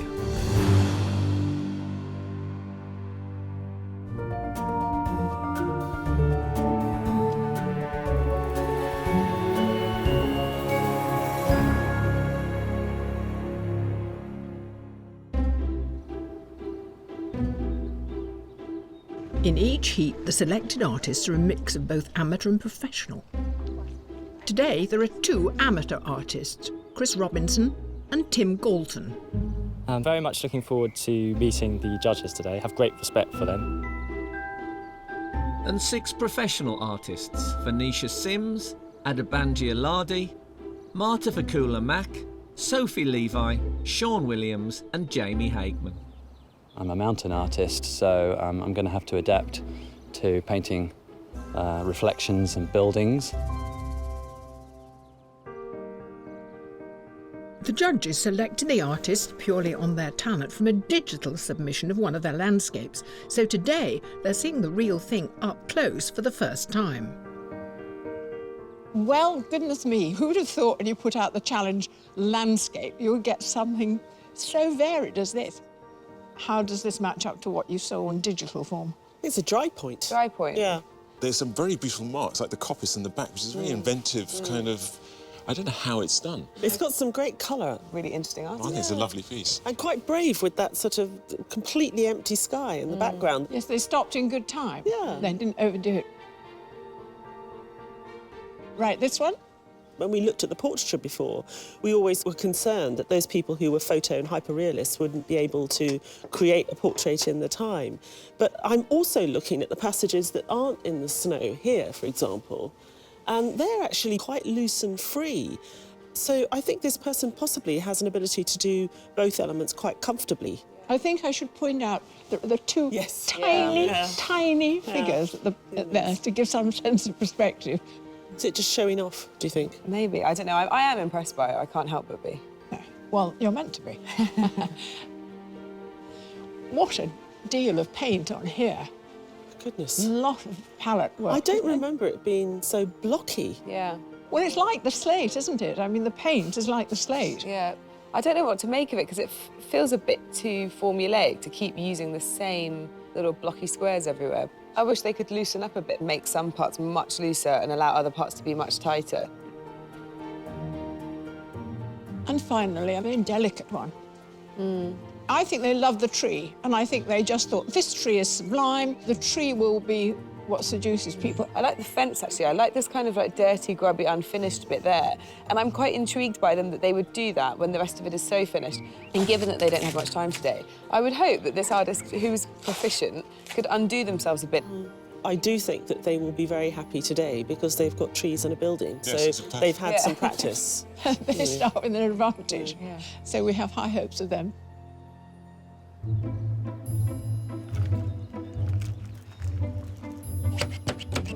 All facing the same view, the artists have been asked to paint a composition of Lyme Hall and its reflecting lake. Originally a hunting lodge, the hall was transformed into a mansion in the middle of the 16th century. But such a splendid view isn't to everyone's liking. I think heading that way, you're looking across the building, it's a bit more pleasing. You're a little bit lower as well down there, maybe. Maybe this is my mountain eye coming into it. I think it's lovely. I'm going to focus, though, on this side because I like the greens and I like trees and this bit of water is nice. Water I could do without, but it's there, can't ignore it. And the building is quite tricky, but that's the challenge, I think. If not, it's going to end up in the lake.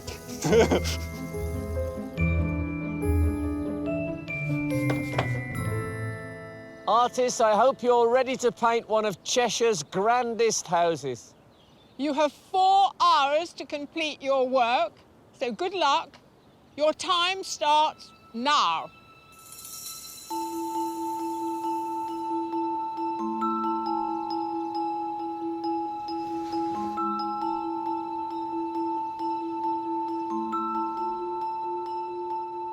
Deciding which aspects of a landscape to feature is a matter for each artist's individual style.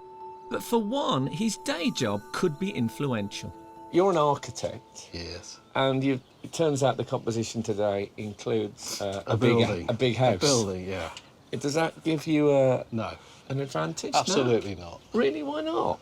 Because the last thing I want to do is draw and paint buildings All I'm doing is seeing an Italian building with Ionic columns, and I've seen so many of them in my life. Oh, God, I've now got to paint one. Chris Robinson is from Kew in London. A self-taught artist, he likes to paint outside no matter the weather. His submission painting is an impressionistic watercolour of the Chilterns in Oxfordshire. It epitomises for him the English landscape. Theoretically, Chris, you could not draw the house. Big risk, Frank, I think. Do you think that the judges might be impressed by your Do you think so? courage, though? You could avoid it now. You know them better than I do. Well, yeah, I think they'd hate you for it.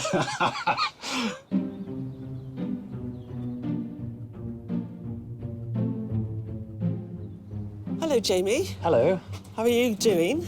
Not too bad, thanks. You've set yourself the most incredible challenge, because I'm guessing your work normally takes a little bit longer than the 4 hours you've got? You've guessed right, yeah. Jamie Hagman lives in Fort William, Scotland. He divides his time between climbing mountains and painting them. His submission piece is of the mountain Blencathra in the Lake District, and it took more than 2 months to complete. I've done a very quick sketch, which is fairly rubbish, but will help me. I don't know, I quite like the simplicity of it. And what's going to be interesting is to see how detailed you're going to be able to become, Yeah. because I know that's where you feel more comfortable. I'm going to focus on an area of Okay. detail. I think this would be a little bit more of a demonstration. To show I can, Okay. maybe the whole painting won't be finished. We like a sense of promise. Even though they're trying to impress the judges by painting Lyme Park, not all the artists are exclusively landscape painters. Do you ever done portraits? Yes, I do portraits, yeah. Have you ever had one in National Portrait Gallery? Yes, yeah, I had one in... Well, I've had 3 times in the BP. Yeah. I had one... Absolutely spectacular. A very narrow-faced older gentleman. Oh, yes, Cliff. Very nice to meet you. Oh, of course. Sophie Levi is from London and divides her time between landscapes and portraits. Her submitted painting depicts the rocket-shaped spire of All Souls Church in London. This was one of Sophie's first paintings using a circular canvas, rather than the traditional landscape format. I've only painted once on a round canvas. It's a completely different compositional sort of problem, isn't it? It is, yeah. Because you don't have the straight edges. Does it mean sometimes you can use it as a way of bending space? Yeah. Partly the bend comes from just being greedy and wanting to fit a lot in, and so you have to squeeze it in. And partly because it's in the round, to make it work compositionally. To create a landscape within the 4-hour time limit, one artist, who usually works on a large scale, has had to find ways of adapting his style. I did some trial runs in a 4-hour period and they were disastrous, really. So I thought maybe just today in this 4 hours, maybe I'd be a bit more confident working this scale. Seems like you've downscaled everything. I mean, these are little milk for my cup of tea, and then these are sort of medicine packets, which you're mixing colours in. Yeah, they're quite handy. That mixing up acrylic in those and then sticking a bit of foil over it, rather than wasting, you know, it doesn't come cheap, you know. No, none of this does, no. Sean Williams is from Sheffield and studied painting and printmaking at Sheffield Hallam University. His submission painting is of a new building development near his father's home in Nantwich. Today, the size of canvas isn't the only aspect of his work he's changed. I've abandoned acrylics and I'm going to go for watercolour pencils with a bit of watercolour. So this is presumably a technique that you're familiar with and you've used many times to work quickly. OK. No. This has given me kind of a get-out card. If it's no good, I think, well, I don't work like that anyway, so...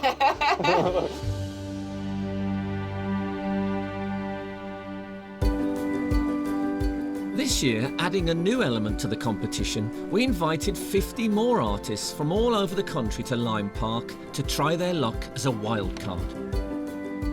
On a first-come, first-served basis, and no matter what their medium, experience or age, they're here to try and impress. Painting with all these other artists is always inspiring and a bit intimidating as well sometimes. I love the wildcard area. It feels like a sort of fantastic community of artists and the people just doing what they love. So refreshing just to go back to people's pure, unbridled passion for art. And if they catch the judge's eye, they could be going through to the semi-final. You've brought the whole studio with you, have you? Trying to.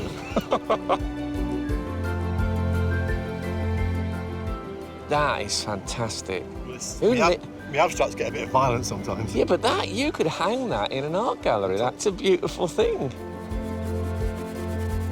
Now, you're still at school. That's right. You're doing A-levels? Yeah, I'm studying art foundation next year, hopefully.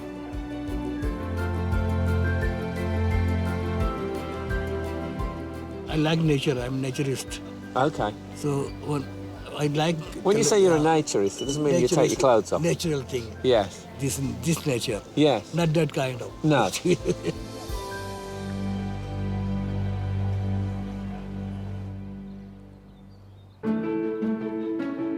There are still 3 hours of the challenge remaining. But only one of the artists can claim a place in the semi-final.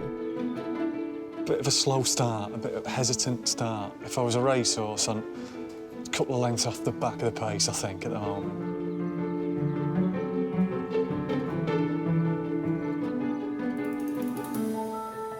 I was trying to work out the last time I painted a building, and I think it was probably 2007 in Venice. So, no, and I haven't been practicing buildings. I'm not over the moon about where the painting is at the moment. It needs quite a lot of work, basically. So I'm just ploughing on.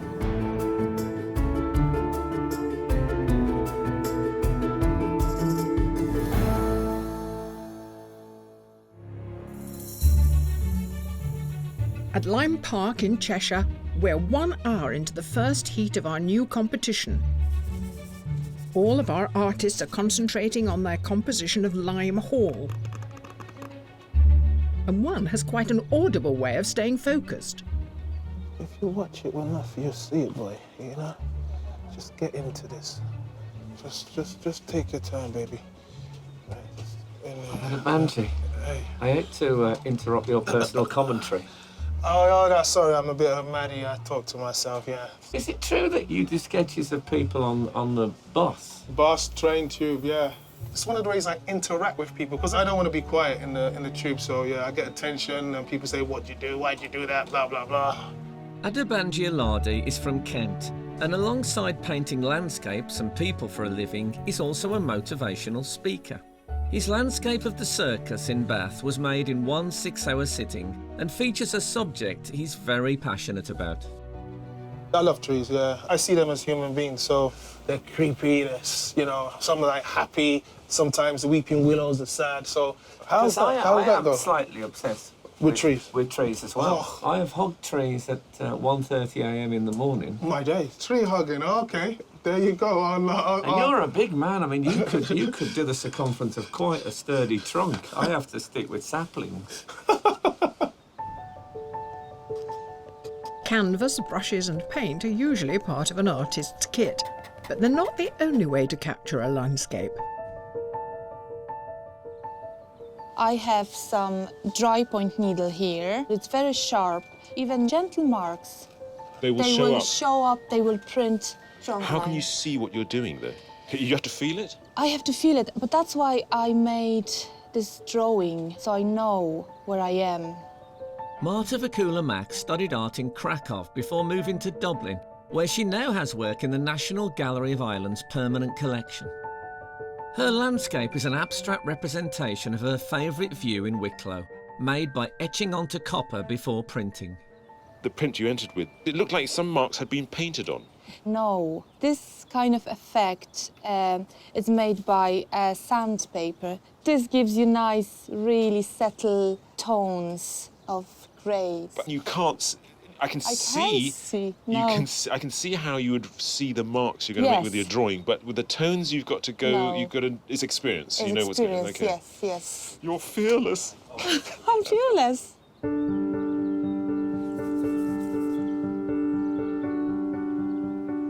You've recently become a full-time artist, made the plunge. Yeah, well, I finished art school last summer, so I decided to not get a normal job and try and make it work.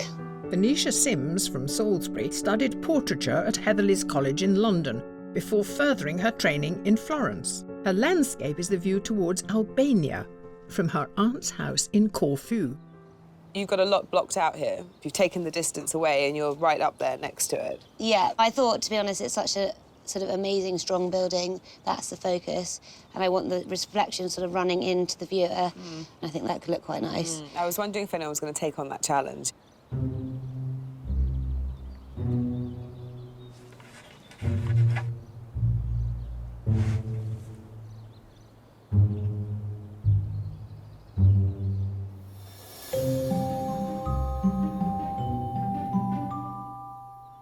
I got warned today. They said when you talk to Tim, don't mention clouds because he'll go on for ages. That's right, yeah. But there were no interesting clouds today. But you know a cumulonimbus from a fair weather cumulus. Yes, yes, from that.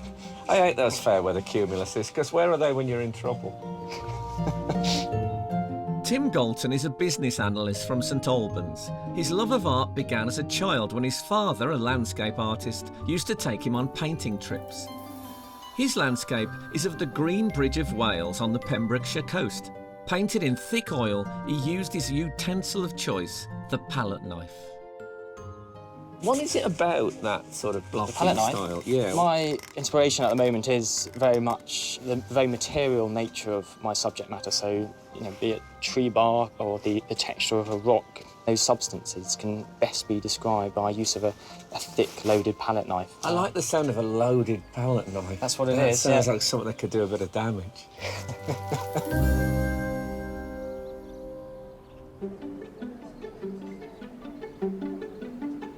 With a possible place in the semi-final, the wild cards are embracing working so close to each other. I love the fact you've included all the artists because it's such a pretty scene. But the building is not bright red. Yet. No. The earth Right. will be the building to start with, and then I'll point in some windows, and it'll be about 10 o'clock at night. You've only got 4 hours, but then we throw you out. Yeah. Everyone's sort of got 100 miles an hour, and I just like, you know, it's a long day, I can just ease through it. You know why, though? That's because you're cool. Ah, yeah. Or lazy. Or lazy. It's a very fine line. It is isn't a fine line. You just stick with what you believe. Yeah. Is that your phone? Yeah, he's my fan. Oh, see, you're popular as well. I hate you.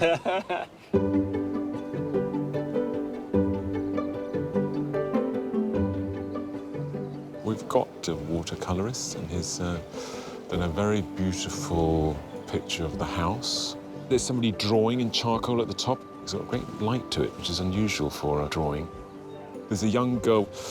Her colour's a bit grubby, but it's a fantastic piece of painting. There are a handful of good artists, so it should be quite easy to find a winner.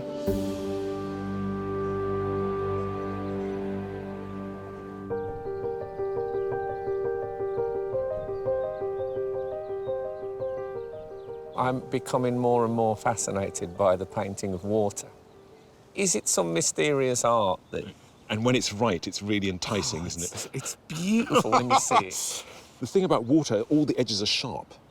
So if you get the reflection and then those ripples crisply, you get the tone of the reflection, which is slightly darker than the object that's been reflected. You get those general elements right, it cons the eye into believing it's water. Can I ask you one of my stupid questions? Yeah. Would you turn your canvas and paint it? Do you know what I mean? So then you're painting the building the right way up. But it doesn't quite work like that. If we look at the reflection, it's changing. The water is simplifying it at the same time as it's reflecting it. So all the shadows are being elongated as they come down. You can see that now, can't we? In fact, the water does a sort of an abstract painting of the building. It's better than the house. It is fantastic, yeah. That tree's pretty good as well. Yeah. Look at that. That's I didn't even see that now. I love walking with you. You see everything. And look, that man's red jacket is reflected. Can you see that? Oh, yes, I can. Brilliant. Our 8 heat artists are battling it out for a place in the semi-final. And they have just over 2 hours left to impress. That's incredible detail here. I want to do the reflection next because I think that's quite important. Bit of foreground, 2 hours time. Call it a day. Yeah. So I'm going to print yellow first. Yeah, it's not bad. I'm probably a little bit behind because there's a lot of canvas to cover still. The house is looking a little bit weedy, and that's it's not how it should be. So a little bit worried.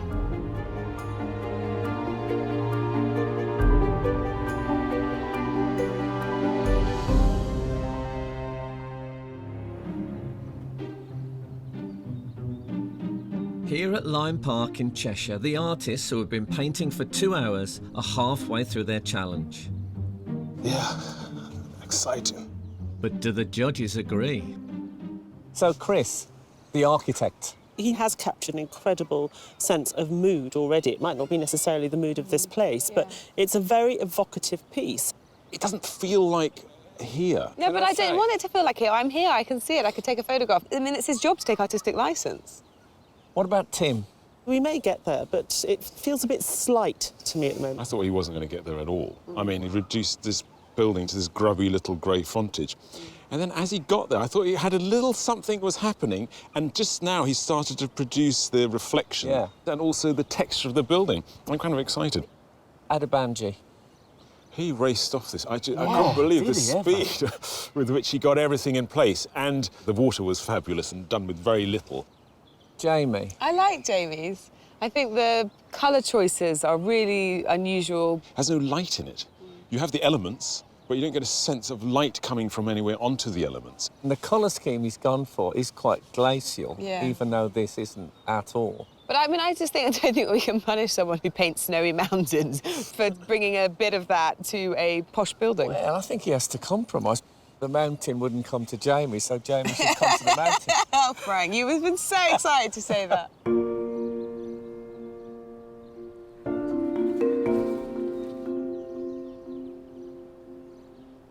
This is amazing. Wow. Thank You're you. nearly finished. Oh, well, a long way to go. It looks that, but because of our different Looks styles, good to me. Been going at a steady pace so far. This is a wonderful bunch, and everyone's way of doing it's different. So, wish I was ahead, but can't do anything about that.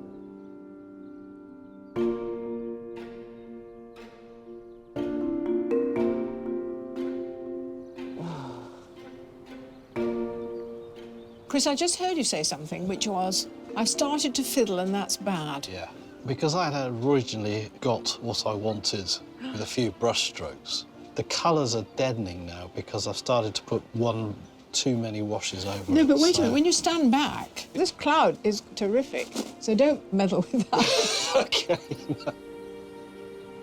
Originally used as a hunting ground, Lyme Park is known for its 16th century hall and reflecting lake.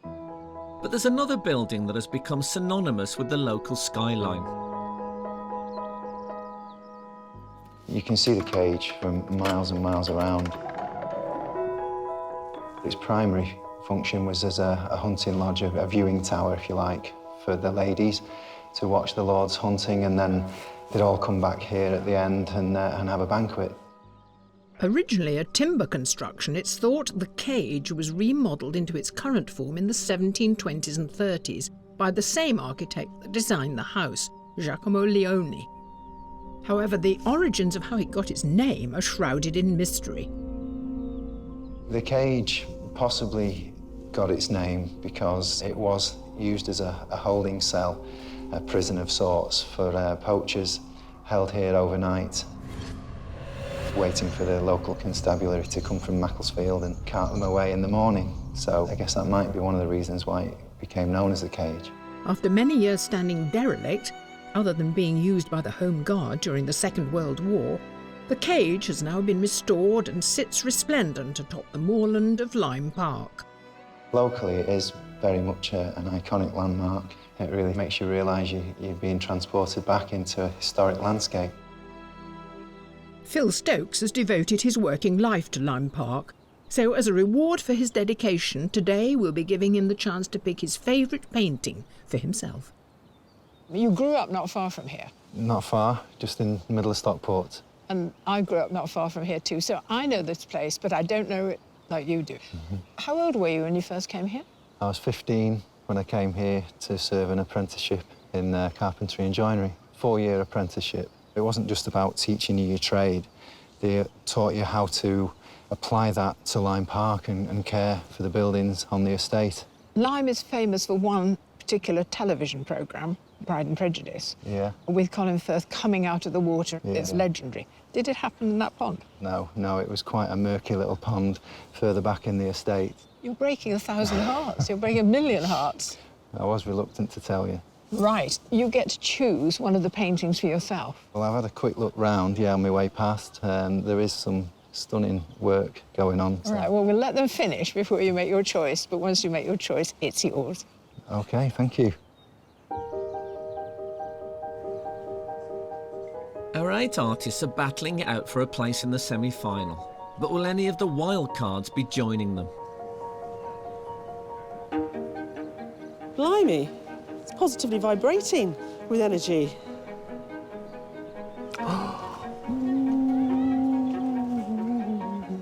Fabulous. To be in with a chance of making it to the semi-final, the judges have to agree on just one wild card to put forward.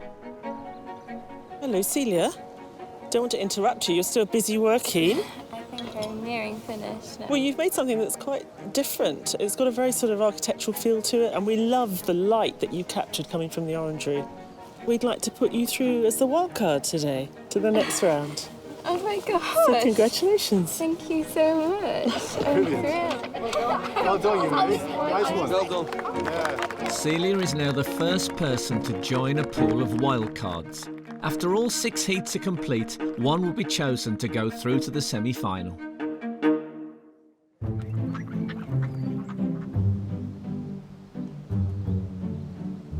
I'm slightly happier than I was before, but that wasn't difficult. It's just the time thing, it's an issue. I was almost hoping you'd be struggling more so I could say to you, you've got a mountain to climb. But you haven't got a mountain to climb. You've got, I think, a hillock. 30 minutes remain in this first heat of Landscape Artist of the Year.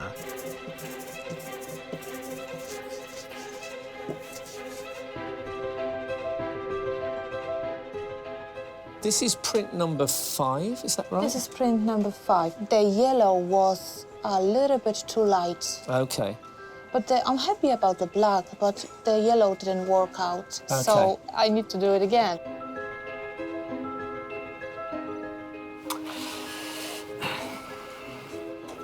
The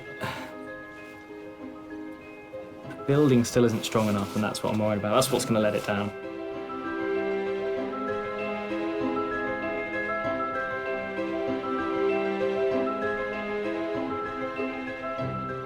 Are you going to touch this, do you think, or not? Maybe just put dashes of flowers, just small little white dashes. Yeah. Those are the little kind of bits and pieces that might just... One of the dangers when you get to this stage is to do too much. I know, it's deadly.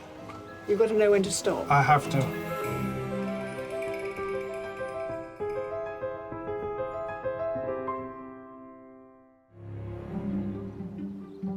Here at Lyme Park, there are just 5 minutes left in this first heat of Landscape Artist of the Year.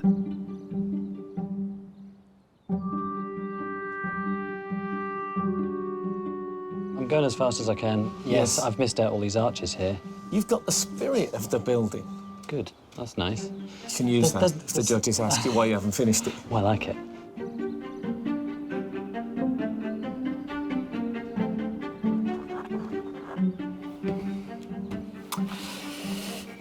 There isn't enough definition in it. I know I'm panicking because you start doing stupid things.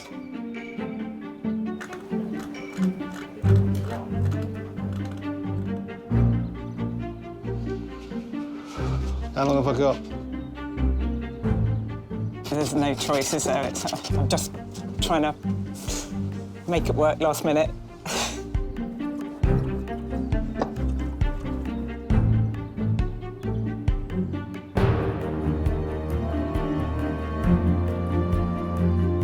Give me another couple of months and this would look splendid.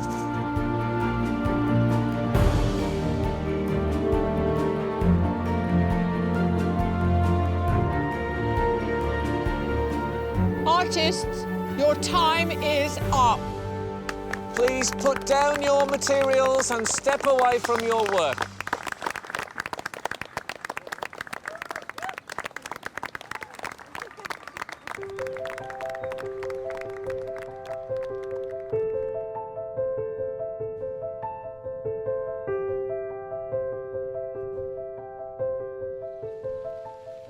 Sheltered from the rain, and before the judges look at the final landscapes, Phil Stokes, who has worked at Lyme Park since he was 15, will now choose his favourite painting to keep as a thank you for his commitment. So, artists, can you please turn your easels?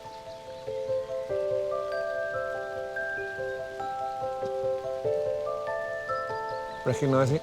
I do, yeah. I like the way the house is just nestled into the landscape on that one. If you've got a big circular spot on your wall, this could be the one for you. That's quite foreboding, that backdrop to that one. It was a foreboding kind of a day, though, wasn't it, sky-wise? So do you feel you have your winner? Yeah, I think I do. Yeah, we talk quite a lot about spirit of place here, and I think the one that's captured that for me the most is this first one.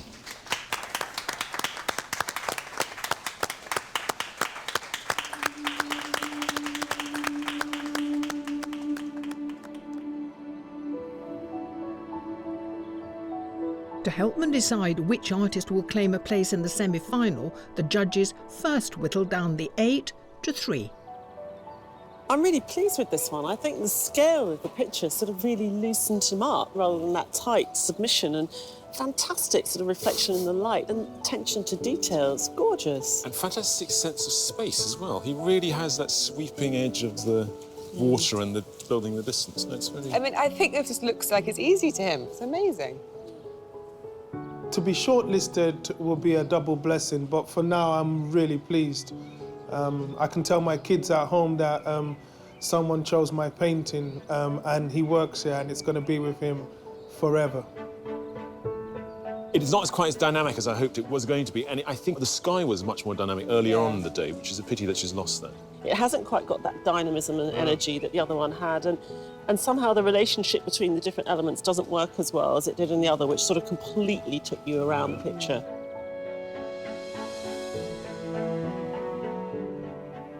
The inventiveness of the little drips and stuff, it makes the water very watery. It's the only word I can think of. There's not much there, is there? It's quite soft, but then I like the undone architectural drawing. I like the aggressiveness of these trees. It's unusual. Yeah. It went OK at the beginning, and then it just sort of died away at the end. So I'm feeling a bit deflated.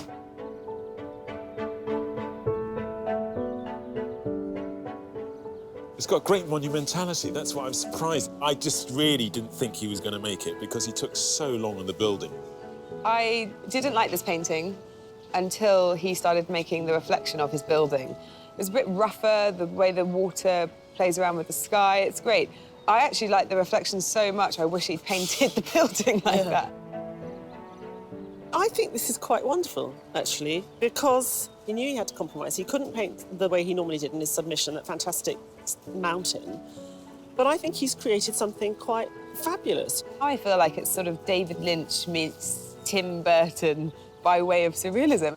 These very strange colours, which I thought lended a sort of lightlessness to it, but it gives it a very strange, brooding atmosphere. I think it's fantastic. When it worked, it suddenly took me with it. I think it's a phenomenal piece of painting. That experience was terrifying. I didn't have enough time to complete my painting. The subject matter was something completely different for me. But I produced a painting at the end of it, and it's all right. I'm having trouble deciding between the sort of more graphic style, works on e-paper style. Whereas that is so strange. I think it's fantastic. It stands alone and it's really cool. So that's a definite. Yeah, that's definite. It's just these two we've got to fight over.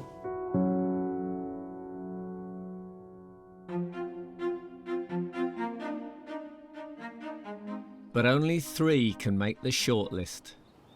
The first artist to go through is Banijay Arts.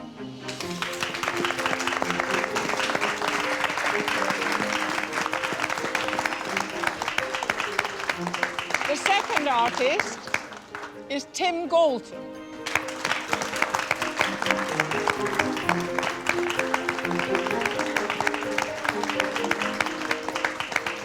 And the third artist to go through is Jamie Hagman.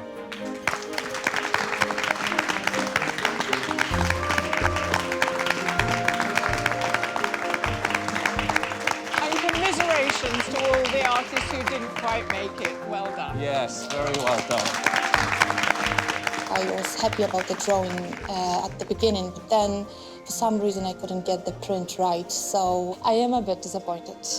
I think it's been a fantastic experience. I don't feel down, I don't feel indifferent. It's great, and if anybody else sees anything like this come along and they're potential artists, I suggest they have a go. Before they decide on today's winner, the judges chat to Banijay, Jamie and Tim about the work they completed today and their submission landscape. Did you work out your composition quite quickly, and do you normally paint this fast? If I was to do this on my normal basis, I would do it over 3 to 5 sittings.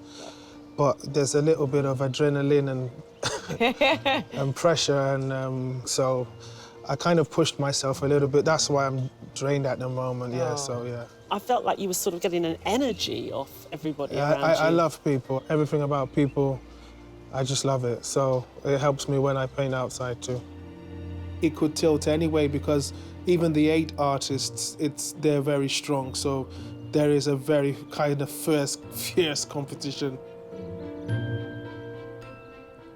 Once you got beyond the building, you freed up. I mean, have you ever painted buildings before?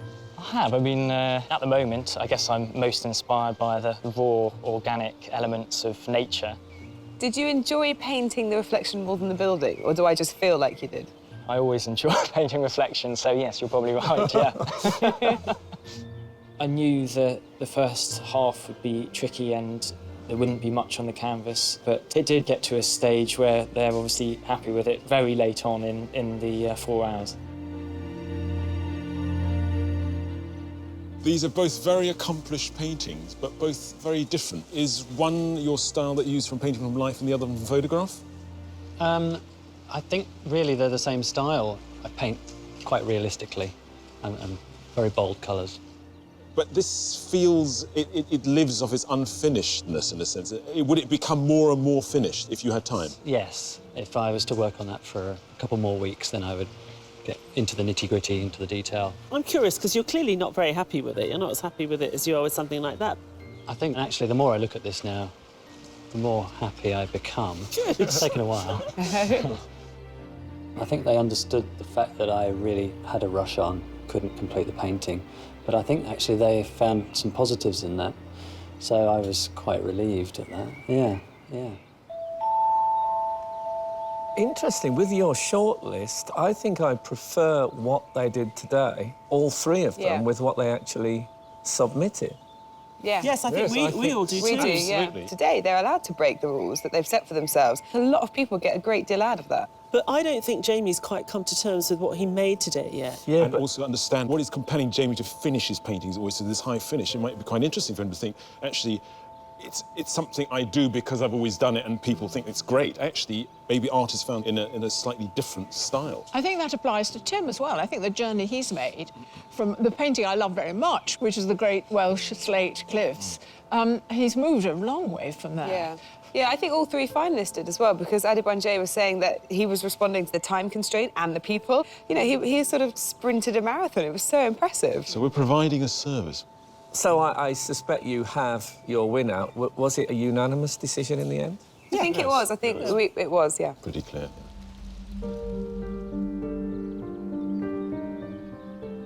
Banijay, Tim, Jamie, congratulations to each one of you. Your work has really impressed the judges, but as you know, only one of you can go forward.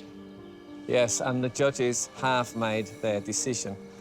They felt that the person that they are sending through to the semi-final has inventively adapted their style to create an unconventional and evocative work.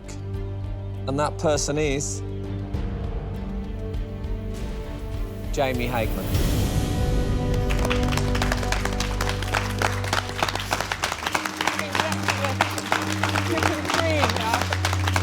Well done.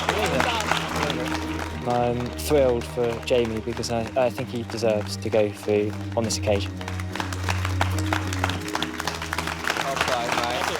It's not athletics or sports. You don't win because you were first across the line.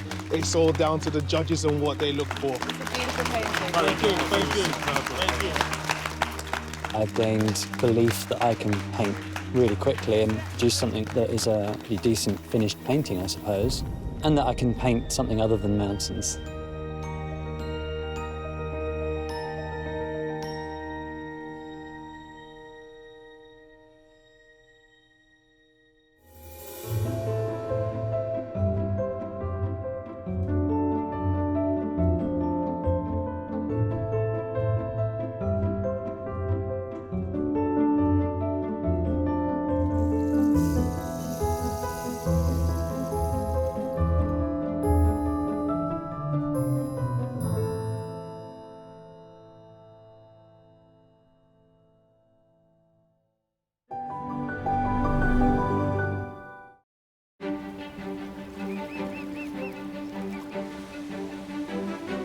This is it. After 7 weeks travelling the country, we've reached our final destination, the stunning Stourhead in Wiltshire. It's home to a world-class art collection and for one day only, 3 very talented landscape artists. Our finalists have beaten off stiff competition to make it here today. In the past 7 weeks, National Trust properties up and down the country have been host to our talented artists. We've seen some remarkable work, from etching to sketching, from lino cut to collage. Yeah, exciting. They've all been competing for the chance to win a £10,000 commission to paint Flatford in Suffolk, made famous by John Constable. Fresh cow manure from this morning. Where did you get the cow? But only 3 have made the final. Jamie Hagman, Sam Taylor, Narin McIntyre. And today they take on their biggest challenge yet, capturing the breathtaking scenery here at Stourhead. Have you been and looked at what they've done? No, because I'm just freaking out that I won't get finished. Are you worried? Very worried. Which one am I looking at? But there can only be one winner. And with a £10,000 commission from the National Trust at stake, the pressure is on. Without further ado, let's find out who will be crowned the very first Sky Arts Landscape Artist of the Year. Oh, wow. They are incredible.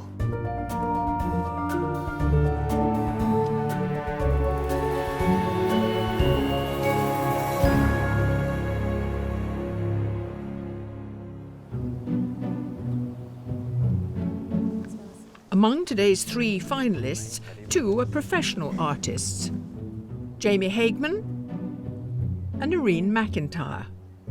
And there's 1 art student, Sam Taylor. Today, the judges have brought them to Stourhead, one of the National Trust's most visited properties. Artists have captured this world-famous garden for centuries, and today it's the turn of our 3. Sweets. Bloody hell. Working on paper, it's going to get soaked. We've got 3 fabulous artists. They work in very different ways, so I'm really looking forward to see how they approach this beautiful scenery here. Unfortunately, you might have noticed it's raining. At the moment, I'm panicking because I don't want to get anything wet. I don't want to get my workspace wet. Acrylics, you know, if they get wet, it's going to run, and I like my paintings to be pristine, and it won't help. The atmosphere today at the final, I'd love to say that it's really sort of palpably energetic, but actually I think it's really quite nervy. I'm nervous for the artist, but I'm also nervous for us as to how we're going to make this decision. I'm fine now. Like, let's see if I'm stressing later. I don't know, yeah. Quite calm about it all. This place feels quite Gothic in the rain. It's got this amazing landscape and all these wonderful old buildings. But with this kind of rainy, grey day and the green seeming to be almost like acid green and stark, it's like a very atmospheric movie set. So I really hope we get some great paintings to tell a good story.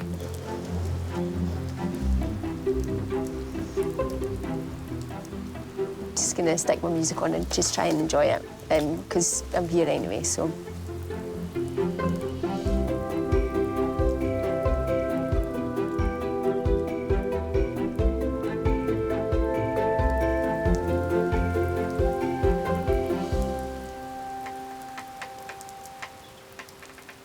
Artists, it's now time to start your final piece. You have 4 hours to paint the stunning view in front of you.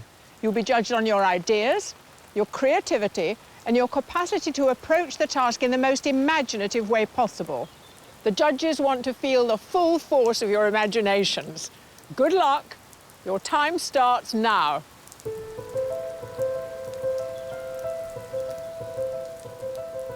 For their final challenge, the judges want to see more of the artist's process, so have encouraged them to explore the gardens to help inform their composition. Oh, yuck. Oh, dear. Find somewhere dry, I say. It's entirely up to them what they choose to include and how they choose to include it. Oh, yeah. This is nice. I found this little shelter under here. It's dry. That's the most important thing.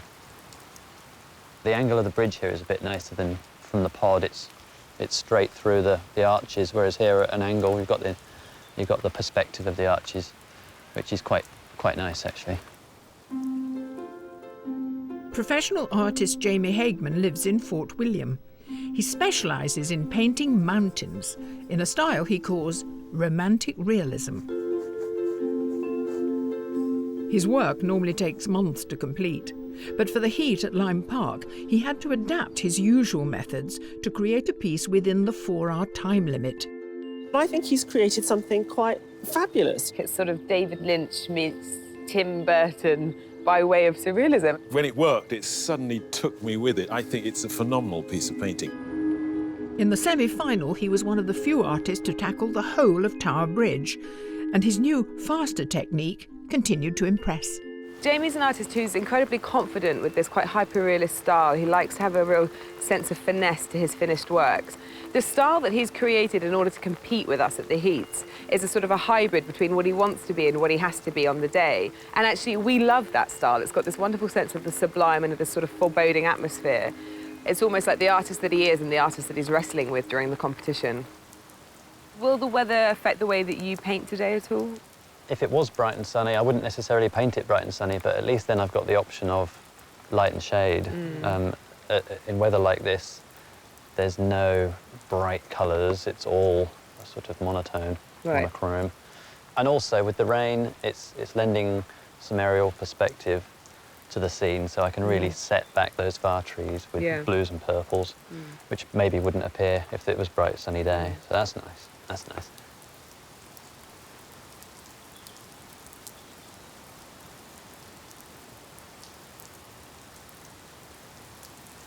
I'm just taking images of different parts of the landscape because I was thinking about doing different parts of the buildings, maybe different angles of them, and trying to work it into the composition. Professional artist Narin McIntyre is from Fife. Before this competition, the main focus of her work was in seascapes. The judges thought her heat painting of Wodston Manor was inventive, mysterious and beautiful, even though the manor itself was mainly ignored. It's reconciling the built environment with the natural environment, which is what we're doing here today. I've fallen for it, I'm afraid. Yes! I've been seduced by it completely. In the semi-final, she was confident enough to reverse the angle of the bridge, something the judges admired. Narin's got this fantastic magical, mystical style, and she tries to get right underneath the sort of essence of the landscape and extract a sort of, I suppose, a deeper meaning in a sense, but sort of transports you to another little fairy tale place. Hi, Narin. Hi. I know you like to get a sense of the spirit of the place, don't you? And the moodiness of it. Yeah, so I do like, I would get as much information as possible. So this is perhaps maybe how I would prepare for a piece I was doing for myself. Would you normally do it on the tablet? I would use my camera and my sketchbook, but I'm just doing everything on this because of the time, yeah. Yes. too many options now, I think. I kind of preferred it a bit before and then just force you to do something. And there's loads of different views you could do that'd be really interesting. But it's a bit, not overwhelming, but just like, yeah, I don't know, could pick something here, start doing it, and then it could be the wrong decision. Art student Sam Taylor is studying for his degree at the world-renowned Slade School of Fine Art in London. For his heat painting, he started on a larger work before abandoning it in favour of distilling the view of the Fal estuary into a much smaller piece. He was looking to create an abstraction of this landscape. We all loved that dirty lake sea that he was creating and all the textures in it. In the semi-final, Sam struggled when faced with a cityscape. But after a lot of experimentation, he created a piece that won the judges over. Sounds very interesting that he's our youngest finalist and he's also just started at the Slade School of Arts. And his work is really interesting in that way that I've never seen anything like it before. Although the format always seems the same, he does approach the subject matter in different ways and is very inventive in what he does. And he produces these little beautiful miniatures that had so much light and magic in them, and I think it's fascinating. Do you have an idea in your mind? I really don't. I think I need to do something wrong, go over it, and then find something right in it. No, that sounds like your usual working process. It's like yeah, it's not something I see. It's something I've done as a reaction to it. Then that'll excite me. Then I'll do something. No, but that is a very organic working process. So you're finding out about the landscape and what you want from it by actually doing it. Yeah.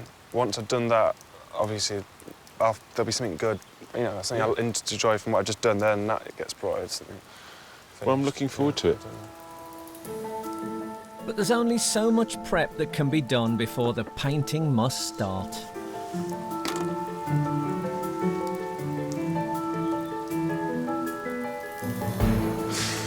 All right.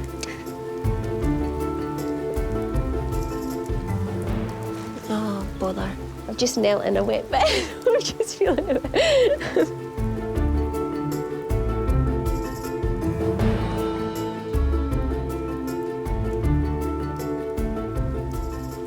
I put the bridge in the wrong place. It's got to move.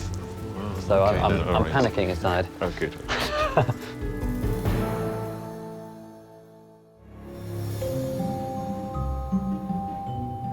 Here at Stourhead in Wiltshire, our finalists Narin, Sam and Jamie are committing to canvas their final painting of the competition.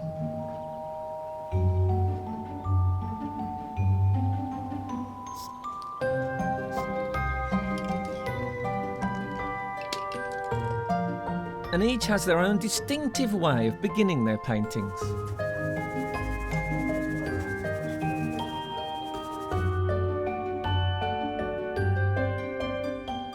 It's a familiar situation. You always start on the floor. Yeah. If I'm using the sort of materials, if I tilt the canvas up, then they'll run uncontrollably, and I don't always want that. And it's got your characteristic line. It just helps to focus me to start off with more than anything else. So it already looks like a Narin painting. Oh. It really does. Okay. What's your biggest worry? Always the buildings and always the structures. I do like to create structure within the landscape, but I use more the natural elements, and I don't just want to ignore the fact that there are obviously, man-made pieces in there as well. So that and the time as well. The time's always a worry for me.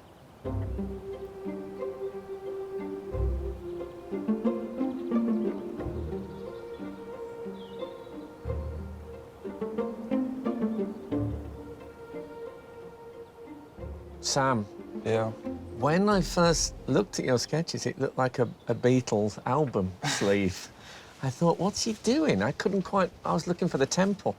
You've ignored the temple. Yeah, it's really obvious now. It wasn't before. You see the reflection of the circles? Yeah. I really honed in on those. Yeah, so the arches become ovals, in fact. Yeah, and there's, interesting things going on in them, so, yeah. I had drawing lessons for a short period. Yeah. And one of the things I was told is that I should focus more on negative spaces rather than... No, that's very true. It's much more interesting, the negative space. Which is what those arches are. Yeah. And it's complete illusion, because there's not really anything below them. It's the reflection. They look like 4 pills or something. Yeah, they do. So is it about stripping the whole thing down to some essential sensory experience? There's no, I mean, the importance of me wanting to come in is paint something that is personal, whereas I've found something and I'm providing that instead of the view, and providing what I've noticed, instead of just kind of coming here and providing this postcard view that you could find on the internet. I always find it funny how people live like on the coast, and then like, in their houses they've got like a painting of a coast. Yeah. I think it's completely pointless. Do you know what I mean? Like. No, it's an interesting point I have never thought about, but yeah, it is very tempting to have photographs and pictures of stuff that's just down the road. Yeah. I've got me on the wall. That's the worst example of that, isn't it? You know, we have a mirror, but no, I want to see me in acrylics. While Sam takes a minimalist approach to Stourhead, Jamie has a completely different vision. No, you're very exact when it comes to the architectural features, very precise. So you are going to feature on that temple over there, are you? Temple, bridge, and then there's sort of ruined folly or something over in the trees over there. So, yeah, I'll try and get those recognisable. Whether they're totally accurate, I'm not sure. So there's elements I'm going to bring into this. For example, the bridge at a slightly different angle, because we're end on here, so we're looking straight through the arches. I like the elevated position, so I'm going to have that, but I'm also going to have the bridge at an angle. You'd be amazed how interesting it is to watch paint dry. It is absolutely absorbing to see other people absorbed in the task. So get on with it. I will, thank you. Good luck.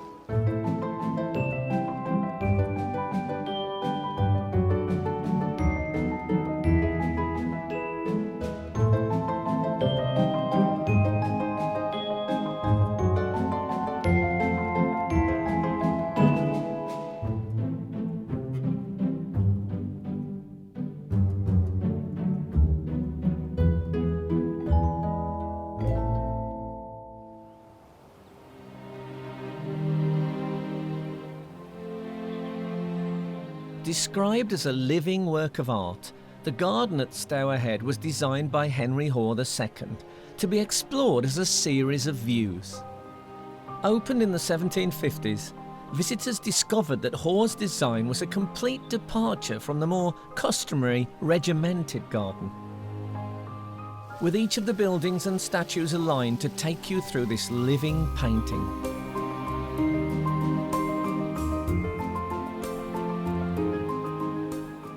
You get these magnificent framed views, framed within the trees of the landscape below. You might see 1 or 2 arches of a Palladian bridge. You'll see the Temple of Apollo in the distance, and then it will disappear. It will be concealed, it will be hidden. So you'd walk around the garden and drop into the grotto. One of the most romantic and beautiful distractions, I think, in a garden in the country. The reclined nymph Ariadne there, the water's cascading beneath her, and that is the River Stour. And the banks of the River Stour are protected by the river god, and he's ahead of you. And you leave the grotto behind, and you see this gorgeous thatched cottage. It's there to distract you, and it's there to hold your attention. But then as you go, you can start exploring the relationship that the temples have with each other. Why choose the Temple of Apollo and put him on a hill? Well, Apollo was god of the sun, and he is on the hill where the sun rises and sets, and without the sunshine, the garden doesn't exist. Apollo looks across at the Temple of Flora. And without flora in the garden, you don't have the flora and fauna, so the garden is lifeless. Framed right in the middle is the Pantheon, and then you open the doors, and who else is going to welcome you into the Pantheon but Hercules, framed by the other gods, and it's the most rewarding moment. It is Henry the Magnificent's landscape scene. Absolute true success in landscape architecture and landscape gardening.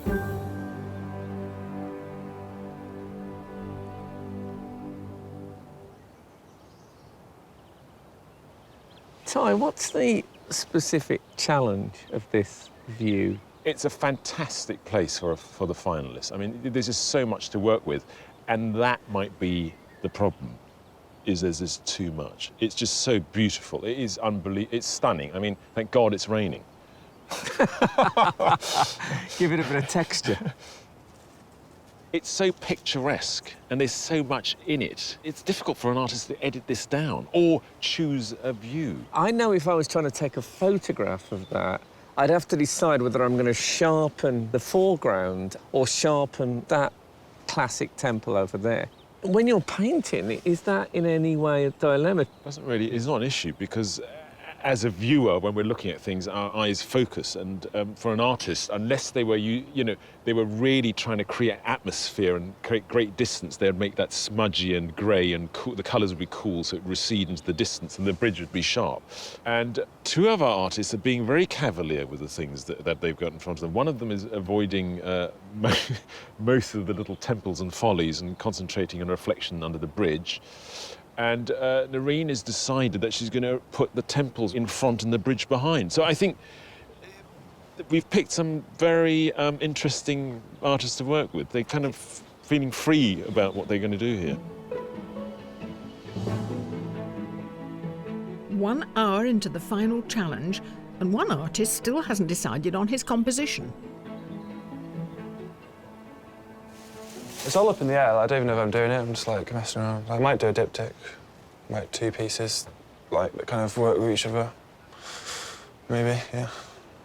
I think it's like silly to think just because the view in front of you is a certain way that you have to like conform to that. You should be kind of thinking composition should be something you should think about all the time. I think people's view is that it's solid and it's like you can't kind of play with it a bit because it's an actual view already. I've not really told many people that I'm in the competition, because I don't really tend to do this sort of thing.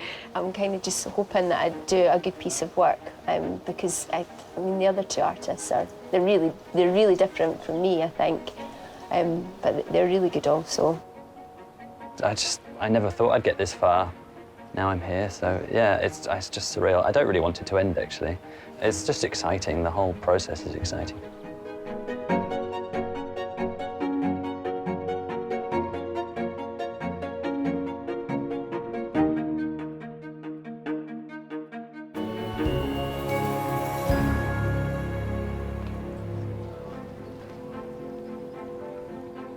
For their final challenge, Sam, Narin and Jamie have been asked to paint the view of the gardens at Stourhead in Wiltshire. I'm just using different sections of the landscape that I've taken, and I've manipulated the colours and the layout of it. Swapped it around, erased some sections to create what I'm doing. I always make lots of little errors and I come back and correct them later, and when you've got 4 hours to do a painting, you just can't go back and adjust everything. So I just don't want to make any little errors like that I don't have time to go back and correct. But it's not only today's paintings our finalists will be judged on. Before they make their final appraisals, the judges want to know what the artists are capable of when given more time. So each of them was asked to take on a commission of 3 very different landscapes for the National Trust and the National Trust for Scotland, and they were given 2 weeks to complete their work. The judges sent each artist to a place that would play to their artistic strengths. Sam went to Glencoe in Scotland. Jamie travelled to the Giant's Causeway in Northern Ireland, and Narin's destination was Plasnoweth in Anglesey. Welcome to Plasnoweth, or should I say, Croeso Plasnoweth. Shall we have a little look around the house? Yeah, that'd be great. When taking on their commissions, the artists were asked to take into account the criteria given by the commissioners. What sort of areas or aspects of the landscape do you think you'd like to have incorporated? Something that depicts what Plasnoweth is about. We get lots of different sort of changes of light and atmosphere. It's quite ethereal at times, and I think it would be nice to create wonderful sort of areas that look like there's dappled sunlight coming through, and something nice and atmospheric. I do definitely sort of work to an atmosphere. The paints and the enamels should create like little bits of magic as well on the canvas, hopefully. So that should add to the finish of the piece.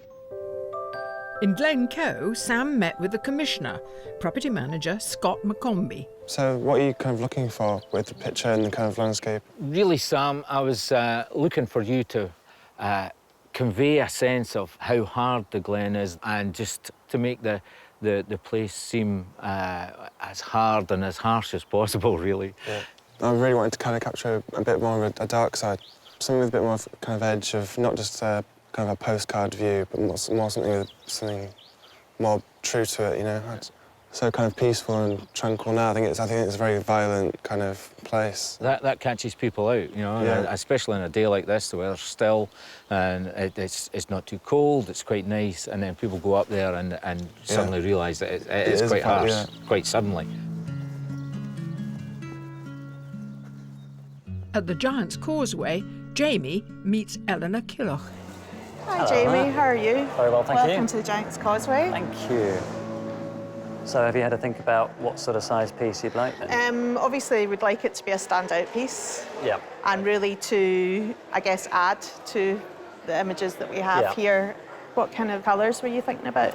I think very subtle tones, so lots of greys and greens and blues that all merge into each other, because it's sort of foggy out to sea at the moment. I think a lot of people have this perception that the causeway's columns and the stones themselves are this kind of basalt grey, but actually the colours can change so quickly down there. And there's lichens on the rocks as well. There's lichen in the rocks. Some of those can be white or yellow, so lots of unexpected colours probably. Yeah, OK. Well, that'll be interesting. Yeah. As well as an increased time limit, this challenge offers the finalists the opportunity to explore the landscape and choose their own composition. The causeway comes in 3 different parts. We have a small causeway, a middle causeway and a grand causeway. And you can see them marked out here on your map. Yeah, OK.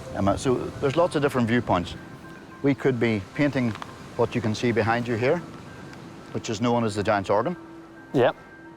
Or you can go in round the back and take the chimney tops of Finn McCool's house. That's exactly what I want, yeah. I need things like this in the painting. Yeah. Taking photos is pretty important, because I like to get quite a varied number of shots or components within the landscape so that I can start piecing it together. I found a really lovely tree, really sort of old and gnarled. I'd like to probably incorporate that. I also took some shots beside the fountain, so I might think about getting some small details in.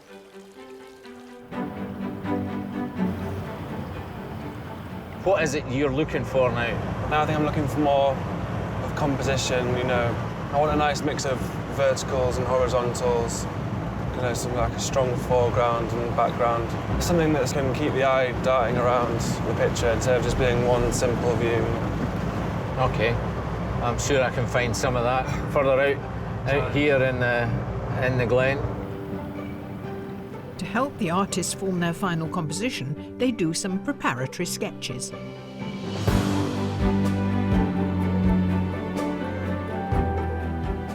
If I do these, it's just to get like a very basic idea of like shapes and forms and things that kind of work. Like I might do a few of these just changing the composition, but very kind of loose, and everything is kind of like green and merging together. And when you look at it, when you kind of like block it out with different colours, you can really kind of notice the different shapes and everything. Obviously, catching my eye now is obviously something that it must be important later on.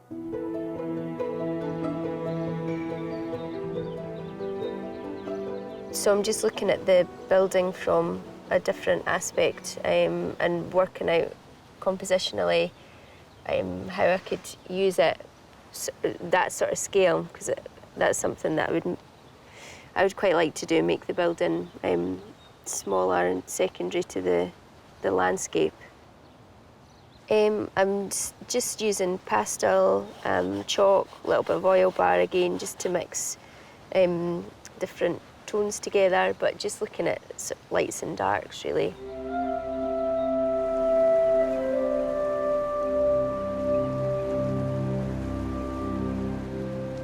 so much detail in this landscape, and I love my detail, but I'm going to have to simplify some of it. Colour-wise, it's quite a flat, dull day, but I think that's quite nice, actually. I can add some atmosphere with that. And the cliffs are so impressive here that I think it's something that I've got to include in the painting. My issue is that it's a long way from the causeway, so I'm trying to work out how I can include that in the painting. I'm going to have to shift everything closer together.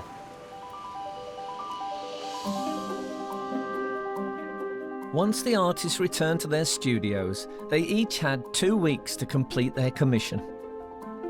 I'm hoping that the judges find the composition quite interesting. They see what I've tried to achieve. They've been able to see maybe what I can do with a little bit longer time. I hope the judges love the commission work, but I think I've captured the landscape and the atmosphere of the Giant's Causeway, so they'll like it. I'm sure they'll like it. Took me a few attempts to find what I wanted to do. I mean, on the same canvas, I didn't just do a rendition of what was there, kind of much more of an impression. But before the commissioned works are revealed to the judges, our artists will have to complete today's challenge, painting Stourhead in Wiltshire. Can I ask you, will that be the temple, that? No. OK, sorry. Sorry I brought it up. No, it's OK. What is it that you're feeling that you've got to do to be successful? I'm almost not thinking about that. I'm almost just thinking I want to paint something that I'm happy with. And that's it, really. And if I'm happy with it, then I've done the best I can do. I'm not really sure. I'm still kind of like collaging, but I'm not really sure what the end product's going to be. I'm just kind of messing around still, like I do.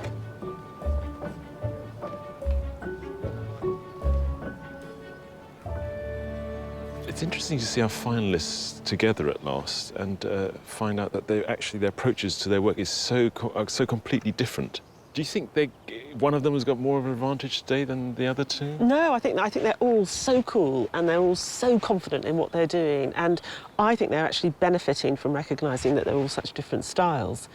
So they're almost not competing with each other. They're trying to do the best that they can possibly do in their own style. I hadn't thought of that. So it's liberating, actually, that the person next door isn't painting in your kind of way of working, really. Absolutely. I think that the fact that the three of them paint so differently, making a choice between them is going to be about so much more than just technique. And part of the competition, of course, we take them to all these fantastic landscapes, and we want the artists to be interacting. At the same time, we want them to bring something of themselves. You're right, it's going to be very difficult. Tricky.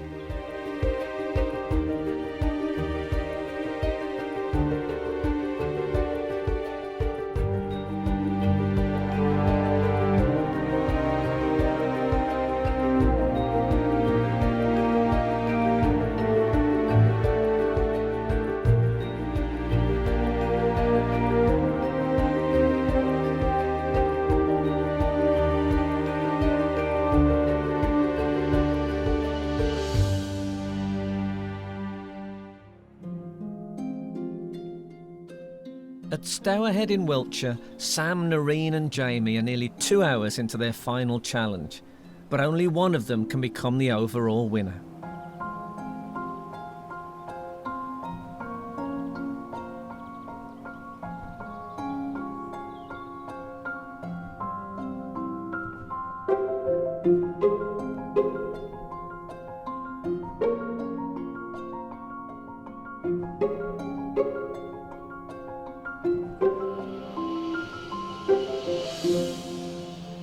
I can see here in the photograph that you've got the bridge. Yeah. So is that going to become your focal feature? I've got 2 images in mind to work from, so no, the bridge will be in the background. And Will then it be a ghostly bridge, like we had a ghostly Wodston Manor? Yeah, I was thinking, that, and maybe bring in some of the other buildings into the foreground. It struck me when I arrived that this landscape suited you quite well. Well, there's lots of pieces that I can take from it, so yeah. But I like it's a bit like Tower Bridge. It's sort of like you switch that round, so you're rearranging the follies and outbuildings here as well. Yeah, just to see something why there. not? yeah. So what's this dark that you're putting in now? The accents, the dark accents. I like to paint by taking elements away to form the actual image. So I'll put a lot of the dark sections of the tree and the woodland in, and then bring things back using the turps. And how are you feeling about time? I mean, you always seem to sort of get it just in the nick of time. I'm just thinking, oh, can I do it? Can I manage? So. But with the elements you've got it in your mind's I've eye got a bit. in my mind Oh, what, that's what I want, that's a very good. If I can manage to finish it, yeah. We'll let you get on with it. It's looking very interesting already, although I can't see anything. yeah.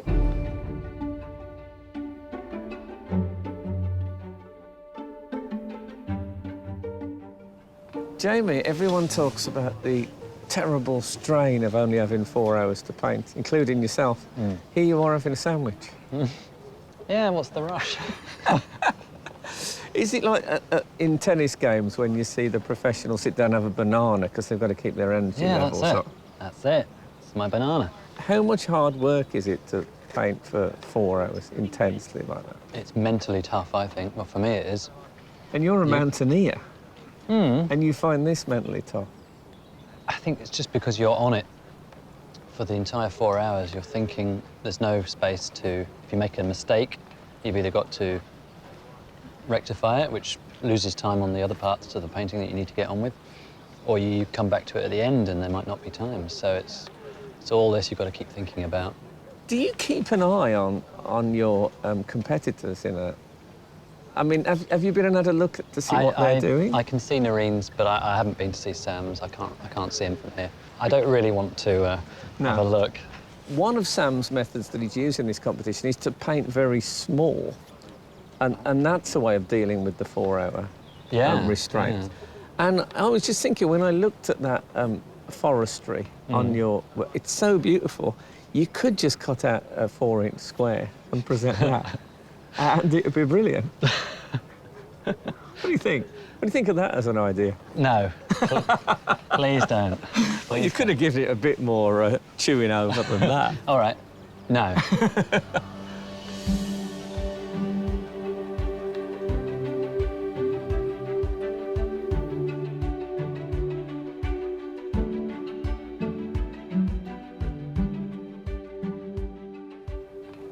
Which one am I looking at? Well, this is like up in the air at the moment. I'm just kind of playing around with things that might go into this. Might go into it? You mean that you might cut out and collage? Yeah, I mean, I'm doing a bit of it now. I could do like a few of these, and then it takes me to kind of do something wrong, and then find what I like in it to then find the thing I want to paint. And how important is it to you that people get what you're trying to paint, that you do have a sort of a sense of figuration and people understand it? I think it's very hard to kind of break the ties of this traditional landscape painting. So do you feel like a responsibility? Well, not responsibility. I think now I'm here and I've got this chance, I really want to push a different view, and especially being young as well and wanting to find my own language. Because that's the freshness that I think you bring to it, that you don't give us the obvious. You make us look harder, not just at what you've made, but at the thing we're actually looking at as well.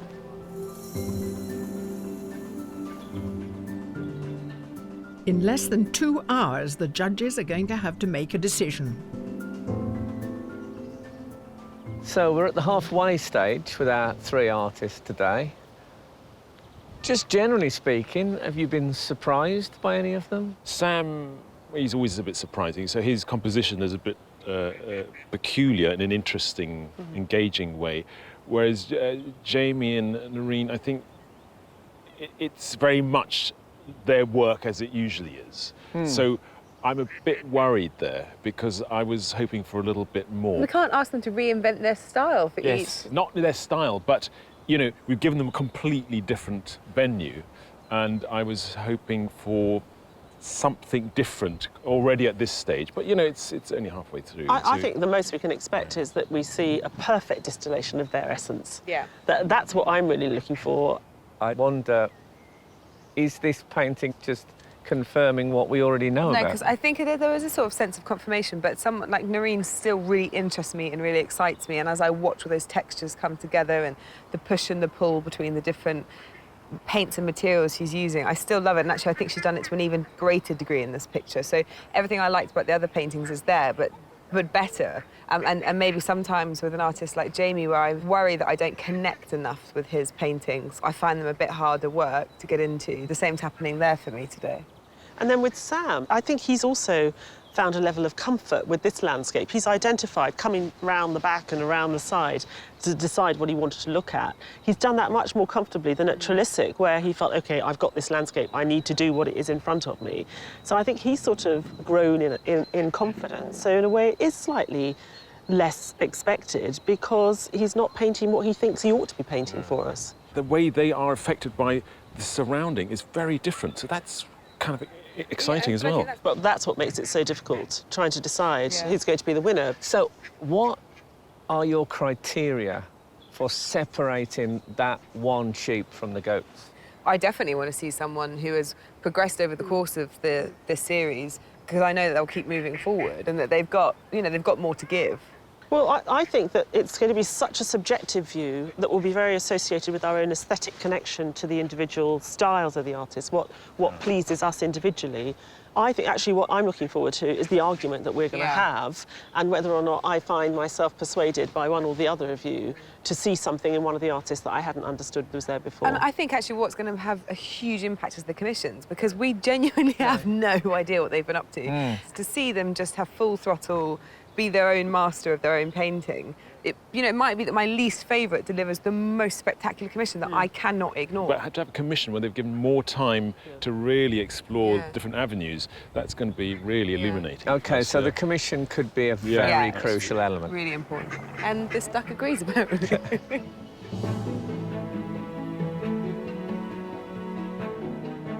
Our artists have just 1 hour of their final challenge left before one of them will become Sky Arts Landscape Artist of the Year. Do you think you're going to win? No. No, really, honestly. No, I don't. No, I don't. Why not? I just don't, because the other two are really, really good. Have you been and looked at what they've done? No, because I'm just freaking out that I won't get finished. So Oh, OK, I'm fair actually enough. I need to put time aside for the bridge, so it's in the back of my mind all the time. So I just need to get these buildings done first. Then a bit more trees, a bit more building, a bit more trees, bridge, foreground, done. Other worries? I don't know, really. Everything.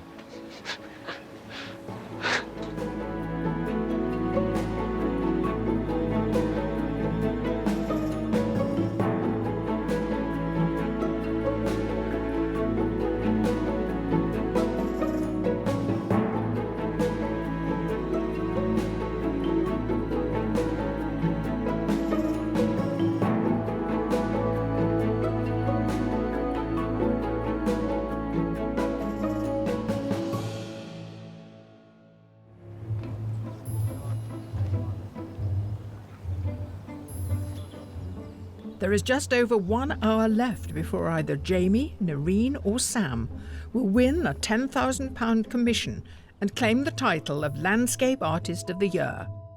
How their work develops now could be critical. It's not looking like a lot of colour in it at the moment. I might keep it that way, actually. It's that kind of a day. It's really, really dark and moody, so I think it might end up being quite a subdued painting.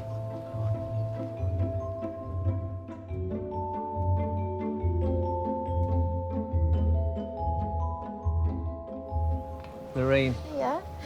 Oh, God, it's bridge time. Yeah, I'm not doing much more to it than that.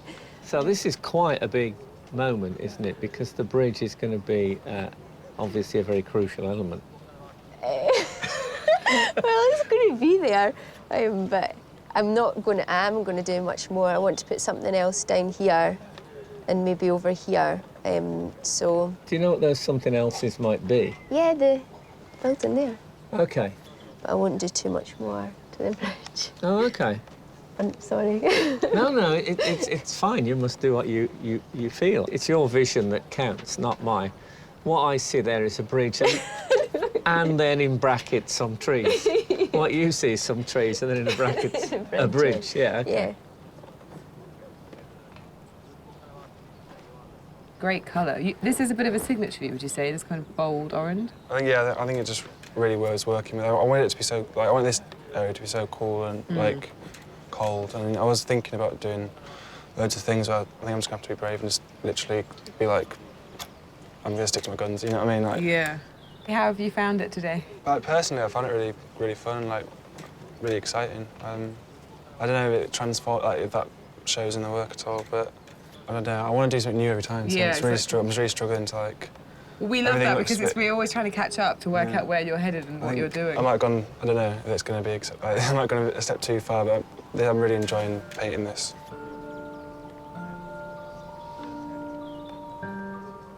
Choosing the Landscape Artist of the Year is a matter for our expert judges. But what if it was up to the public? We put our artists' submission, heat and semi-final paintings on display for all to see, and then listened in. Do you have a favourite? Because immediately I think that one strikes me. Just because I like green palettes. Yeah, I absolutely love that kind of greeny light coming through the trees. That's lovely. It feels like it should have like if you run your finger over it, should have a texture. Shiny. Which is your favourite? That one there. Why do you like that one in particular? It's a bit more detailed. Yeah. It's more detailed. You see, I like this one because of the Yeah, colours that one, and the yeah. sort of, I don't know, there's real depth there. And this one to me is just unfinished, isn't it?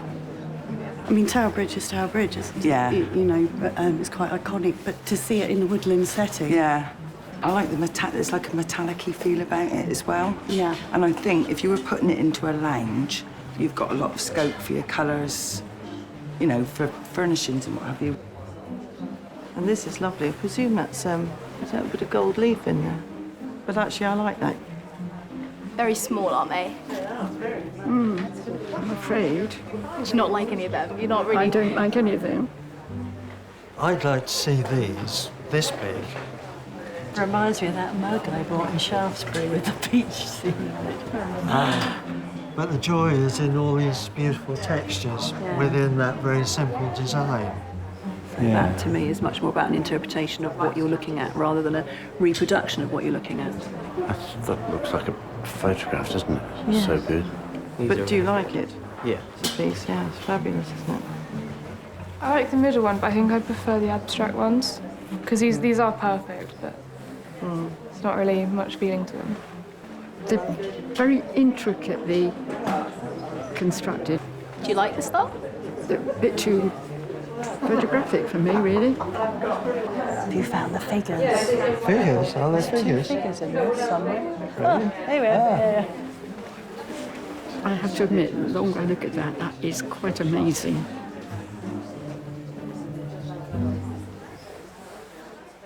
Be interesting to see who wins. Yeah, yeah, gonna hang around for that one.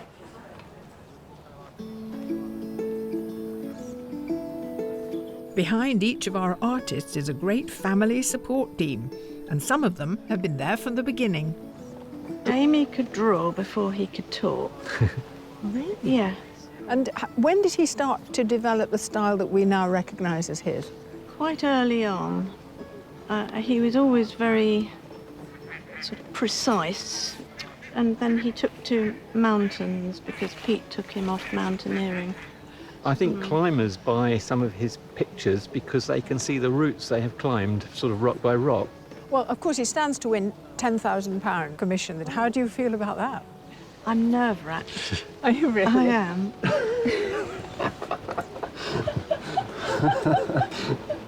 Take them out. Don't worry about the wetness. I don't want to get cold. He's more of the wild card, I feel, isn't he? He is, yeah. It would be ecstatic if he won. It'd be great if he did, you know. Yeah, you probably won't be able to tell. Yeah, some wins or loses, his reaction probably would be the same. It would be the same. How long have you known Narin? Since school. And was she a painter at school? That's an extra in art class. Oh, okay. Yeah. I mean, she tells me she gets very anxious before these heats. Is that true? Because I can never tell with Narin whether she's being modest. She's quite a modest person. She does get quite nervous about it. I think having the music in probably helps her to sort of stay relaxed and focused. And it's country and western she listens to, is that right? Some of the time, yeah. I think that's what she's got on today, yeah. I had a friend who was a probation officer, and she said the one common denominator amongst the criminal classes is they all like country and western music. So I'll leave that to you too. Have you told her that? I haven't told her that. She might not take it well. There are just 30 minutes remaining. You've not got much time left. No. How are you feeling, my friend? I'm feeling all right. I think just because I'm exploring with myself, I've kind of got a bit too into it and lost. I don't know, I find it hard to paint if it's not something that's new and I'm excited about. Is it nearly there? I'm not sure yet. I'm just going to play around with a few things, but it could be almost nearly there. Can you play around quite quickly? Yeah. My hands are shaking a little bit, just trying to get finished, but it's exciting. So I'm just worried that I've gone a bit slow again and I haven't managed to get everything in, and I just I don't know if the finals got to me and I'm a bit delirious. I don't know.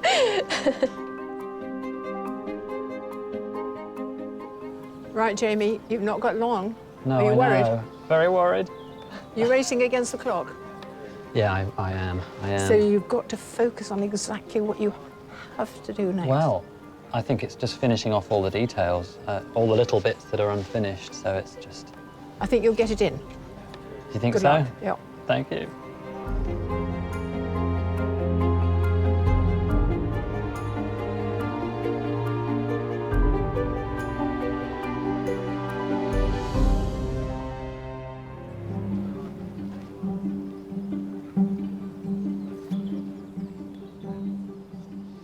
In the closing minutes of the final challenge of Sky Arts Landscape Artist of the Year, the tension is palpable. I'm frantic. I'm like dying on the inside.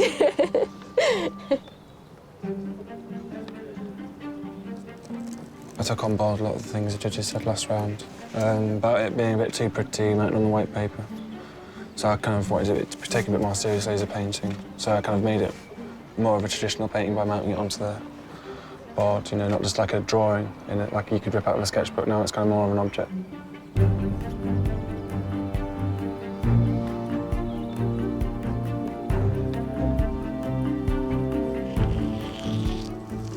Artists, you have just 1 minute left.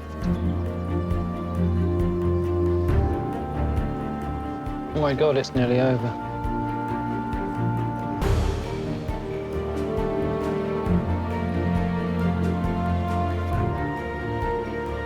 Artists, your time is up.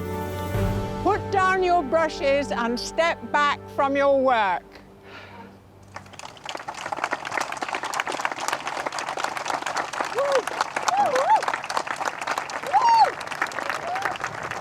Can I just have another 10 minutes? The artists have done all they can, and now they can only wait while the judges hold a private viewing to appraise today's paintings of Stourhead.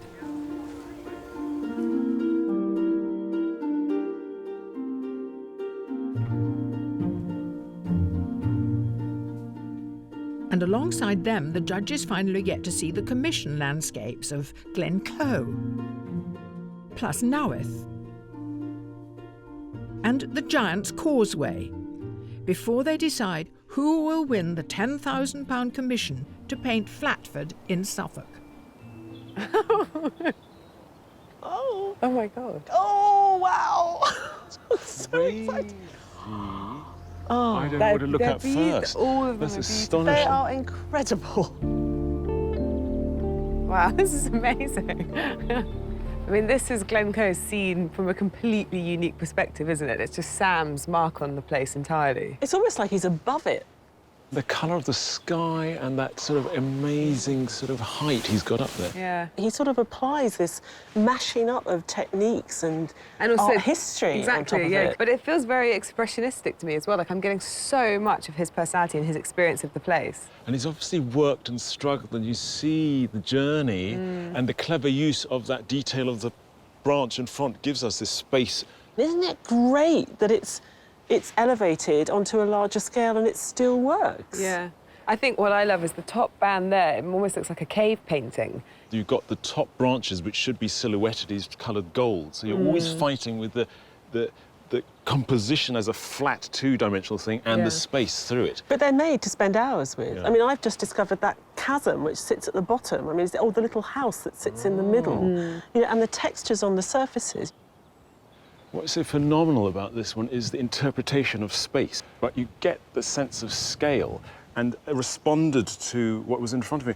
Funny enough, today, I don't think he has responded to this view or the light in it. He had left the top half really kind of cool and sparse, and then he started sort of putting in that muddier tone, and I don't think it needed it. I think there was a really kind of clever distinction between the foreground and the background, and he's lost it. I know what you mean about that. I was really excited about how he was going to treat this negative space and these oval circular spaces, and it isn't quite resolved, is it? But also, like all good artists, I think, he doesn't go like that. He goes like that, and that's why those wonderful surprises that happen. Yeah, and maybe also sometimes it comes off very well, and sometimes it sort of goes a bit awry. I think the commission shows the breadth of painting that I can paint, and I think what I did today shows that I'm trying to think outside the box, and it's about a vision, not technical skill. Definitely an interpretation.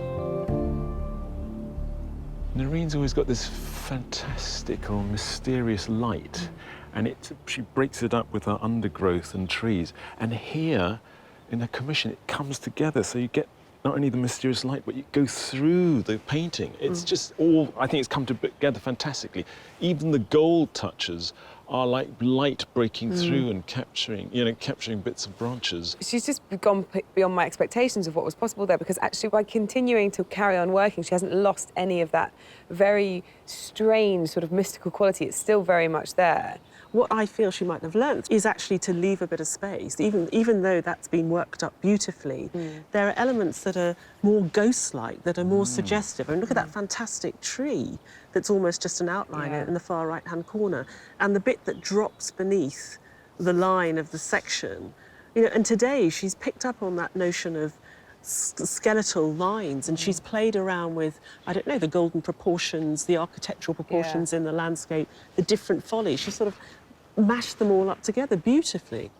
This, for me, is so much about the feeling of walking around. You know, it's much more about my sort of, this piecing together of, you know, one's view of things. But she's also doing something with layering as well. So in the way that we're taking the elements from this landscape, it's almost like there's a layering of history. There's a layering of the story of the landscape that we're sitting in. I've always found her device of the top and bottom left out, I've always found a bit artificial, but in the commission, she's used that space of the tree blends in the top, and then you get this fragmentation at the bottom. This invention, as you say, of how can I paint a tree? And there's 5 different ways of painting a tree, and then it comes all together. And the colours are much more subtle. It's just phenomenal. Out of all the challenges, this has been the hardest, the most intense, the most nerve-wracking. If I win, it would make a big impact on my practice, because that's what I want to do. I want to focus more on painting. I've been doing it for so long now, so it would change my life in a really large way. There's only one artist out of these 3 that could have taken on something as monumental as the Giant's Causeway, and he hasn't disappointed. Look, even God is in the sky, shining down. It's just incredible. And it's interesting to see how he's developed from that very first entry of that hyper-realist mountain, and then he's been working with us, and he's found his new speedway. This does feel like he's found a ground in between. Well, there's a softness to this that I think is absent from the mountain. I think it's a softer version of that extraordinary kind of craftsmanship. I actually really like what he did today. I wasn't anticipating liking this as much. When I saw the composition that he's chosen, I thought it might be sort of too Pyrenees-y, too pretty, too traditional. And actually, I mean, look at those sort of, are they clouds, are they mountains, is it the trees? I mean, it's so beautifully rendered, so much detail. I love the background of that painting. That's what we liked about it. So it was 18th century, but dragged into the 21st century with those weird colours. But that really grabbed me as soon as you put in the trees and the background. It really drew your eye through and get immense space and atmosphere. Yeah. The background's phenomenal, but it is like flicking through a book of 18th century landscape engravings. You know, you do feel that. I don't like it when he has this much time to do the sky because he takes something out of the kind of soulfulness of the landscape. There's something about it, it's just so polished. If you sat down with that, or on your knees, you'd spend hours combing up and down those hills and looking at those fantastic different greens as well. But he has got a great sense of rhythm, and here, the Giant's Causeway, OK, I don't know where he was asked to do it from, but it's a fantastic, dynamic composition. I just don't know what we're going to do. I think we should just let Frank and Joan choose this year. I can't do it. If I can win, then I'll be staggered. If I lose, I'll be disappointed, to say the least. After 7 weeks of analysis and debate, it's now time for the judges to choose just one winner. When I spoke to you earlier, you suggested that the commission pieces would make quite a significant difference potentially because they're so close, these artists. Did that turn out to be the case? Yeah, absolutely, 100%, 100%. And I think the other thing we were looking for is understand the way in which their work had changed or developed as they went through the process of the competition. And I think all three of them have shown that they've really adapted, developed, evolved their own practice, I think, in reaching the work, not only that they produce today, but also the commission. It's been fantastic watching all the artists involved produce fantastic work, and our finalists, they really have evolved. But it has been a very strange, 4 hours they've been given each time. And that's what's so nice about the commissions, that we're last. Having evolved, we've given them a bit more time, and their true personality has come out. So, do you need more time to think about it? No, we're done. You don't? Yeah. So you've made a decision. We have. They've made a decision. Wow. I'm terrified. It could go anyway. Well, it's so difficult. I don't envy you today. It has been very difficult. It has been, but I mean, it's been an amazing day. OK, I think the show should end now, and the people at home should never find out what that decision was.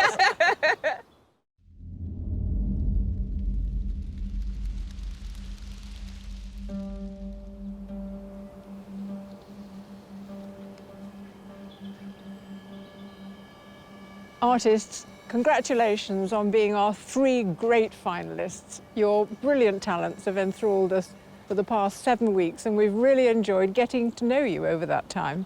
Yes, but this is the hard bit. The judges have made their decision.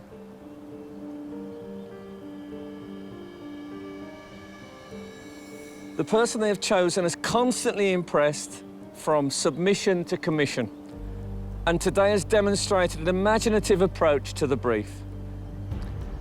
The Sky Arts Landscape Artist of the Year is Narin McIntyre.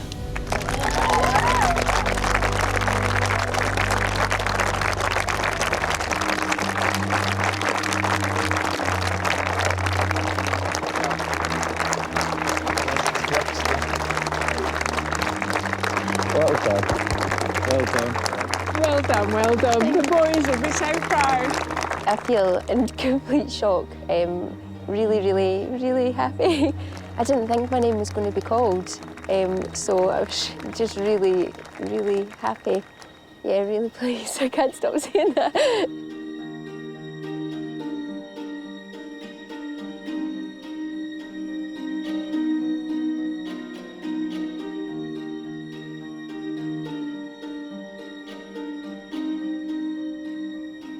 Narin's work is really inspiring. She's got all these wonderful colours and quality of light.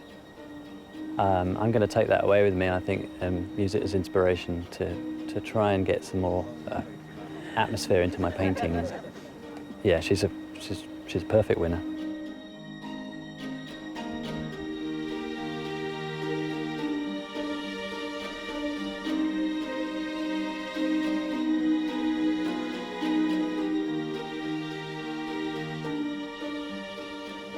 Yeah, I've taken loads of things away. Just the challenge of doing things in 4 hours, you know, like that style of painting is completely new.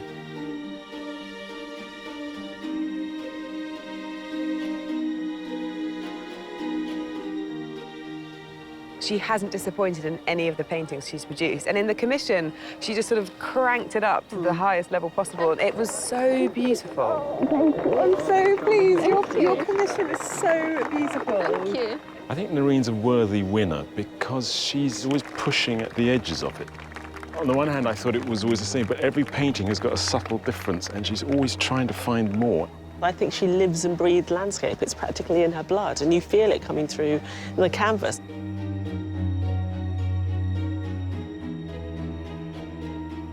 I never thought I would be Landscape Artist of the Year. I never thought I would get through the first heat, so it's amazing. I'm just really happy.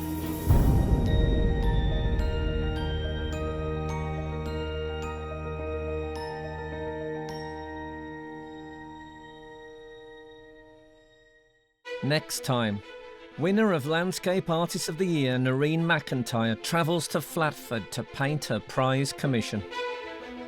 It is quintessentially the soul of England. And follows in the footsteps of Constable. I never thought I would be able to come somewhere like this. As she makes her own mark on one of the world's most iconic views. I really hope that they like it when they see it. OK, OK. Here we go. OK.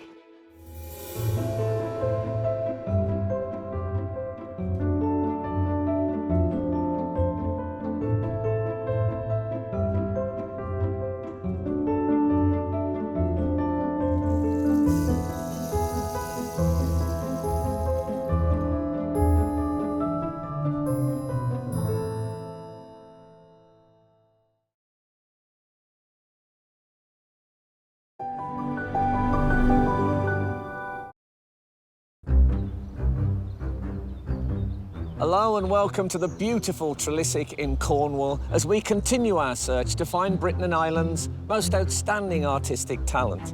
And we're taking on the British weather as we head outside. 8 of the country's best amateur and professional artists are about to tackle one of Trilissic's most outstanding views in just 4 hours. But with 3 judges to impress, who will secure a place in the semi-final? This is Sky Arts Landscape Artist of the Year. This year, we've teamed up with the National Trust to search the country for a new exciting landscape artist. From 1,000 entries, only the most talented have been invited to paint a selection of beautiful properties. I like trees very much, so I think I'm probably going to look at these trees and have fun with them. All with one goal, to win a £10,000 commission to paint Flatford in Suffolk, made famous by Constable himself. The winner's work will become part of its permanent collection. This engages a whole different part of your brain, doesn't it? Absolutely. The whole right side is on fire now. Today, 8 hopefuls have come to Trilissic to showcase their talent. I know that the painting's finished when everything's covered. And not just for the judges. Ex-head gardener Barry Champion and his wife Lynn have dedicated their working lives to Trilissic. And as a thank you, they'll get to choose their favourite painting to keep. The oak there has got a branch cut off. I cut that. My chainsaw. But that's not all. 50 more artists from all over the British Isles are here to try their luck as a wild card. Oh, wow! Using a variety of mediums. This is cow manure. Yes, fresh cow manure from this morning. Where did you get the cow? They'll have to win over judges Kate Bryan, Ty Shan-Sherenberg and Kathleen Soriano. I think I'm going to eat my words. To claim a place in the semi-final. Are you a sufferer with nerves? A little bit. Because you have an enormous bucket. I wondered if that's in case you're overcome with nausea.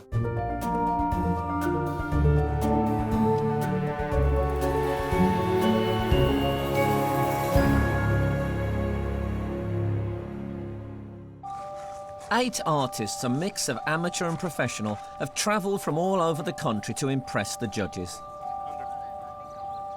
The professional artists are Amric Vakalis, Christopher Aggs, Emma Copley, Rosie Hewitt, Grant Wood, Peter Matthews and Elizabeth Cowley. I've not finished a piece of artwork in 4 hours ever before, so it'll be a race against time. And today there's only one amateur artist, Ivan Daly. I'm feeling kind of confident. A little bit of nerves, but I think I can do pretty well today. The artists had to submit a digital copy of one of their best landscapes for the judges to evaluate. So until now, they haven't seen the real thing. And for me, it's time for an honest confession. You know what I really love more than anything in the world? West Bromwich Albion? No, well, it's when we walk down the wall and we look at the artists' paintings that they submitted and you talk about it. I think it's brilliant. Shall we do it? Pressure on us. Okay, No. we'll try to entertain you. Really, I love it. What I particularly like about this one is I was in Greece last year, and there's iron in the rocks on the island I was, and it looks interesting, like it started to leak out of the picture. I love those dripping clouds in the background. Well, there's a real sense of the weather, I think. Yeah. If it stays grey, they are going to have a field day. Yeah. Can I ask one of my stupid questions? This is definitely a landscape. Is that defined because it's outdoors? This is almost a still life to me. It's all about the boat, really. I'm not so sure that the definitions between still life and landscape actually matter that much. I think in a way you're right. It is about being outdoors. I think trying to define them into different types isn't important. I mean, it's a very common subject, isn't it, a boat? But in this case, I think what makes it really sing is that light that's sort of, as the waters receded and it reflects on the shadow side of the boat. It's very sort of atmospheric. This looks a bit like a paint by numbers. Ah. This stylisation is kind of interesting. I think this is someone that could come to the landscape today and surprise us. I think you're right. I can see today's landscape in this style, so it's going to be great. We were being really maverick when we saw this one. We fell in love with I think it was the intellectual approach, the sort of mind mapping of the landscape through text and that sense of the mountains in the background. I know you're going to think it's not a landscape, but we were completely seduced by it. Can I tell you, you guys are assuming I don't. I love this. Landscape for me is all about looking at weird maps and stuff and trying to work them out. And this is like, it's got all that strangeness and all that hostility that I associate with being lost. He was in the sea when he did this, so this would have been pinned to a board as he worked on it. I think this is fantastic. I don't know what they can do today with it, but I'd love this on my wall. Today's artists have a choice of painting. The view of Trilissic House, originally bought by Leonard Cunliffe, a former director of the Bank of England, or out towards the River Fal estuary. Whichever vista they choose to capture, they've all brought essential bits of kit. This palette I've had since I studied in Florence. It's traveled. It's like an old guitar case, I guess, for a guitar player.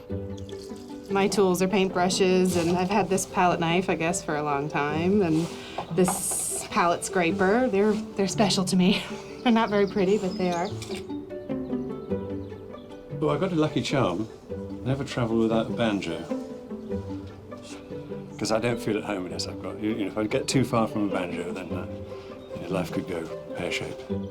Passionate banjo player and retired lecturer, Christopher Aggs, is from Ashington in West Sussex.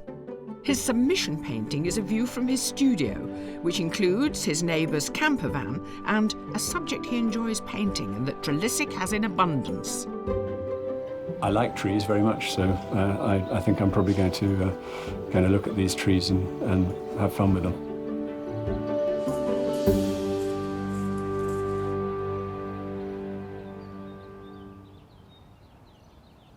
Artists, we hope the weather's going to hold for you because your challenge is about to begin.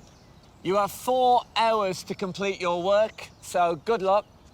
And your time starts now.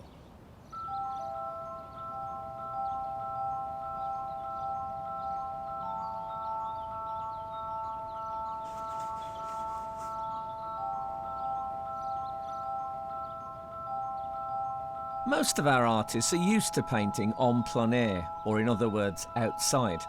And for one, marrying Mother Nature with his canvas takes on a whole new meaning. This is cow manure. Yes, fresh cow manure from this morning. Where did you get the cow? I was tracking a cow walking down the field here. Actually, that's very liquid, isn't it? What kind of colour will that give you? Well, I'm not It's sure, quite nice, Joan. isn't it? It's a lovely, rich colour, indeed. isn't it? Yeah. Peter Matthews is from Leicestershire. For his submission, he fixed a piece of paper onto a floating board and stood in the Atlantic for 9 hours, noting down the experience with expressive markings and words. As a conceptual artist, he uses all his senses to create his pieces. Oh, what's that dust? Are you smoking? It's a resin from a tree in North Mexico, copal. Are we getting high here? No, no. Oh, I'm sorry about that. So what does it do? Well, It's nice, isn't it? It's a lovely way to connect with the land through the smell. And what I'm hoping for today, Joan, is a visceral approach to exploring the landscape rather than just looking at it.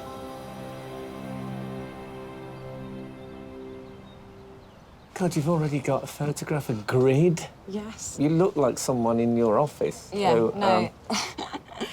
I tend to work in my bedroom a lot, so this is my setup usually for doing drawings. So I'll tell you what, just trying to feel at home. Elizabeth Cowley is from Lost Withel, Cornwall. Her landscape is of Logan Rock near Treen, a place where she used to go camping with her family as a child. Before undertaking a degree in illustration, she considered a career in mathematics. I read that you actually think mathematics can be applied to art. Oh, definitely. The thing about this view is there's a human impact on this. So mathematics has been used in this building. So I will be using mathematics in this, but all around it is nature. So it's going to be a mixture of the both, I think. Are you a sufferer with nerves? A little bit. Because you have an enormous bucket here, which I wondered if that's in case you're overcome with nausea. No, the team gave me that for pencil sharpenings. So that's for pencil sharpenings. For pencil sharpenings. How big is your pencil?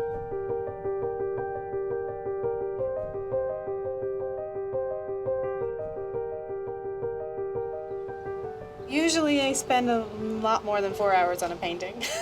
You know, more in the realm of 20. So, so this will be a challenge for sure. Emma Copley lives in Cambridge. Having studied at the Rhode Island School of Design, she went on to work at Boston Museum of Fine Art and Tate Britain. Her landscape is of Petersburg Pass in upstate New York and captures the moment a storm cloud rode in from the Hudson Valley. You've already sort of set quite a sort of up-in-your-face composition you've got there. You're right in amongst the trees. I'm very interested in the dark trees back in the distance in there, all the tangles of branches.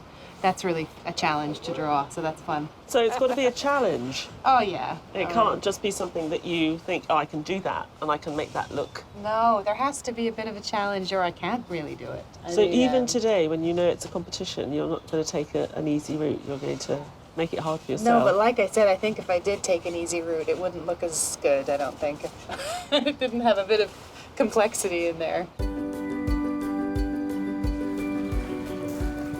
This year, there is a new element to the competition.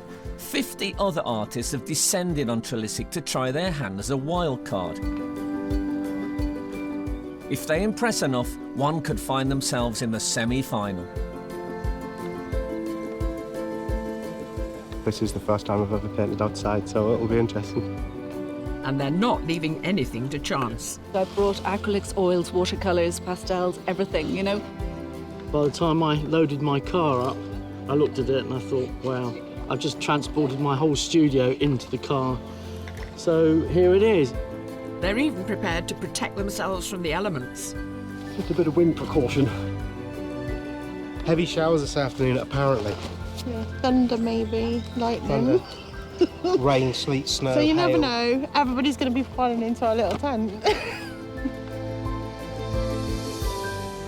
You two just met today. Bizarrely. But you've got kids at the same school. Yeah, yeah. And this lady lives about 5 minutes up the road. Oh, hello. How do you do? We could have saved you all a lot of journey and just come to your place. Well, good luck. How lovely being over here. It's like being on Loose Women. Battling it out for a definite place in the semi-final, Our 8 heat artists are already 1 hour into their 4-hour challenge. It's a little bit chaotic still. A bit of chaos. It's quite creative sometimes. I think there's always a period of being lost, and then you find yourself, so feeling good.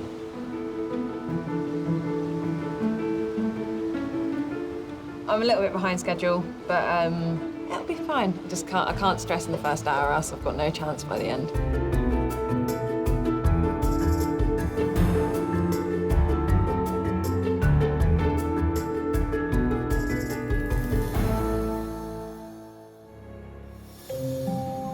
At Trilissic in Cornwall, our 8 artists are battling the British weather and each other for a place in the semi-final. And they're just over an hour into their challenge.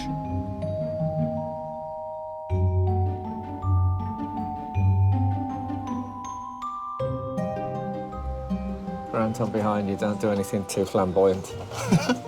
I'll try not to. I tell you what, it's so uplifting to see a proper palette with a thumb coming through it and big chunks of paint. Originally from Chattanooga, Grant Wood now lives with his wife in New Romney, Kent. The abandoned and rotting fishing boats in his landscape were discovered after talking to local fishermen at Rye Harbour. I was kind of fascinated that you used to be an artist's apprentice. I was, yes. What do they do? You just stretch canvases, sweep the floors. You literally swept the floors and stuff? Yes, yeah. But also, in turn of, basically a education. It sounds so great, living art like that, doing all the dirty stuff, and in the meantime, like the Sorcerer's Apprentice, gaining your own skills and your own art. I don't normally get this close. Not only does it look good, but it actually smells pretty good too. It does, doesn't it?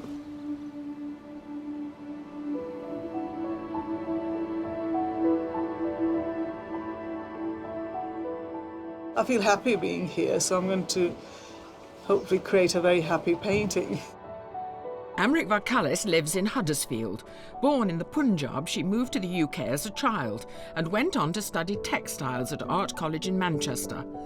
Her submission was painted after a long walk through a local village called Marsden. Is colour for you something which is part of your cultural heritage? I think the colour comes from inside me. Yeah. It's something that's quite intuitive. So I think it's sort of balancing the wealth of heritage and also the wealth of the British landscape. Yeah. I don't want to just create a painting that doesn't resemble this. Yeah. I do want it to. No, and there's certainly likeness there.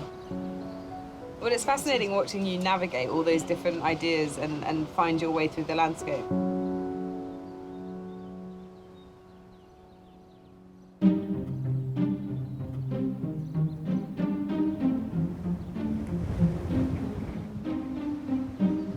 Of today's 8, only 1 is an amateur artist. So are you painting much of your time? Mostly it's in my spare time. I work as a full-time job in a medical device company in Shannon, County Clare. Right. It's not as creative, but...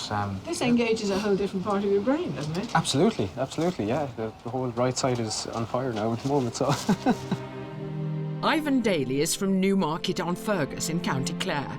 He studied fine art and printmaking at Limerick School of Art and Design. The rugged rocks in his painting are part of the Burren coastline near Doolin, a place he and his wife like to visit in their camper van. Have you been practicing? I have. I've been practicing outside, especially. Is painting in the open air just different from painting in a studio? In a studio, if you're painting for photographs, for example, there isn't quite the same satisfaction when of achieving the colours as such. When you're painting from life, you can really get the colour as close as you possibly can.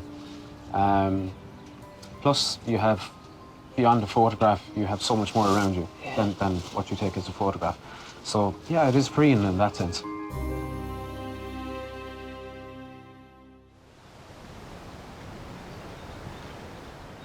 Being just 1 mile from the English Channel, weather at Trilissic changes rapidly and frequently.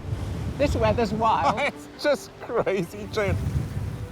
I mean, this morning we've had rain, the clouds have parted, we've had a bit of sunshine, but it's part of the elemental feeling of this place. It's a fantastic location. It's a wonderful location, isn't it? But it's an enormous challenge for an artist, setting up an easel in a location like this. It's a lot of landscape, but of course, the editing of the landscape as the light changes is difficult, but that's what makes painting plein air exciting.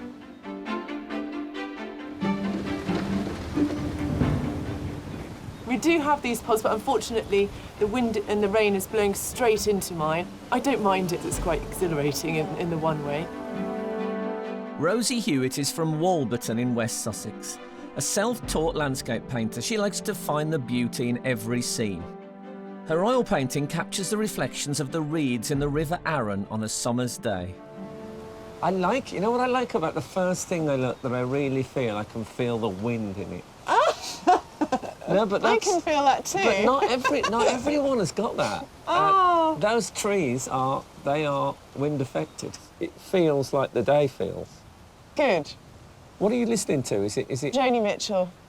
Yeah, that's why, you see, it's got that slightly broken melancholy about it, this picture, I think.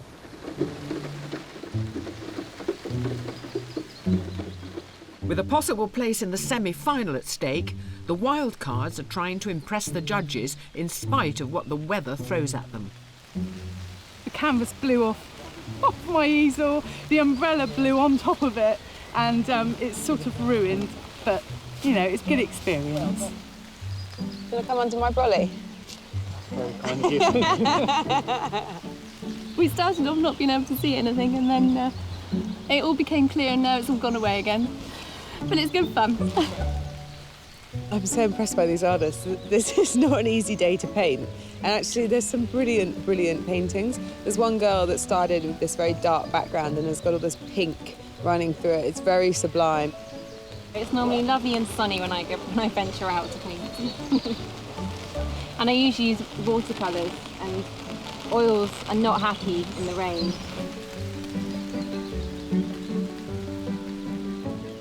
The sky looks quite blue compared to that. Yeah. Are you hoping it might get blue? No. We all are. These are the Cornish colours. Are you Cornish? I am. You don't think it's in your soul a bit because you live around here? A little bit, but I think wherever I go I can paint this good, so I'm not really bothered. OK. I love your confidence. Thank you. You had to be confident in this, didn't you? No, Yes, you wouldn't see yes, anyone in a pink this waterproof is my- smock that wasn't confident. Oh, whoa!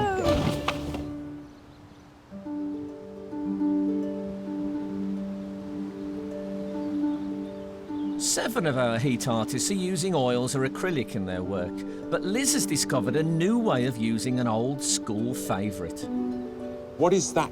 Is that ink? Yeah, it's this quink ink, and it's a black ink that separates into its blue and orange parts, and I've found ways to bring out the blue more or bring out the orange more. So I'm putting in the trees in the background, some fine line detail. It's really black at the minute, but when I wash it over with water, the blues will come out in it, and it'll look further in the background than it is at the minute.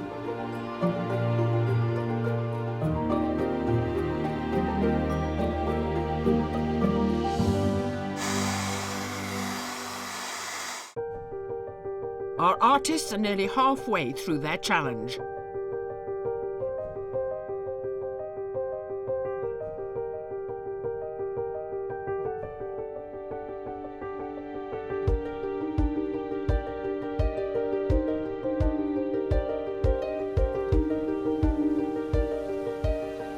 I don't really know if I'm on schedule or not, but I know that the painting's finished when everything's covered.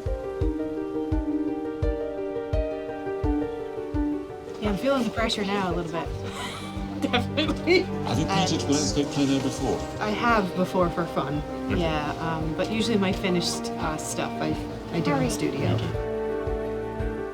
I think I'm going to eat my words. I've been looking at Emma, who I felt sort of painted rather like a paint by numbers. Yeah, which you said twice. Yeah, and it turns out she's nothing of the kind. It's a far more sort of sophisticated approach. It looks like it could be quite exciting.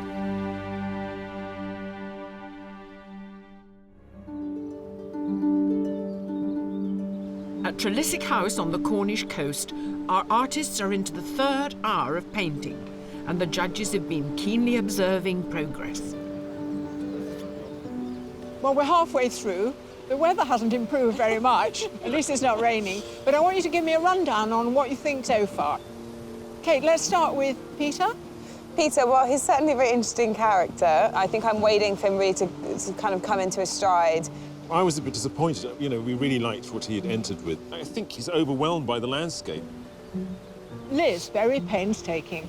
And very well organised. I mean, she really has a plan of action. And what was so clever about her submission is that there was a little touch of warmth, a little sense of spirit of place. And, you know, I really hope that she'll be able to do that here. The sky, I think, is finished, and I did think it caught today's weather very well.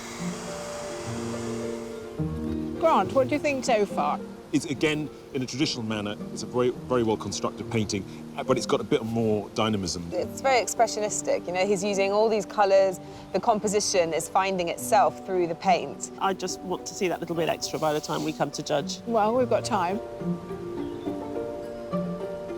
Emma, she's one of the few artists I've watched when she actually paints. She paints in a very considered way, and the marks are slow. Hers are the most interesting colours for me today. You're in a dilemma here, aren't you? Because here is a landscape with so many elements. Do you want an impressionistic version of them or even a conceptual version of them? You're going to have to decide.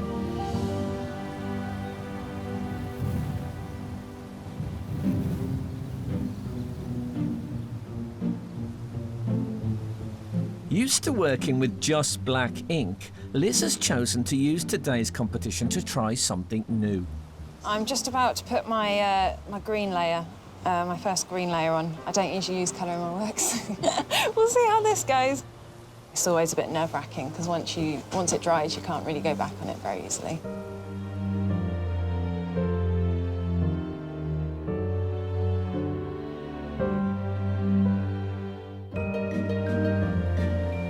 So windy. It's loud. It's kind of scary.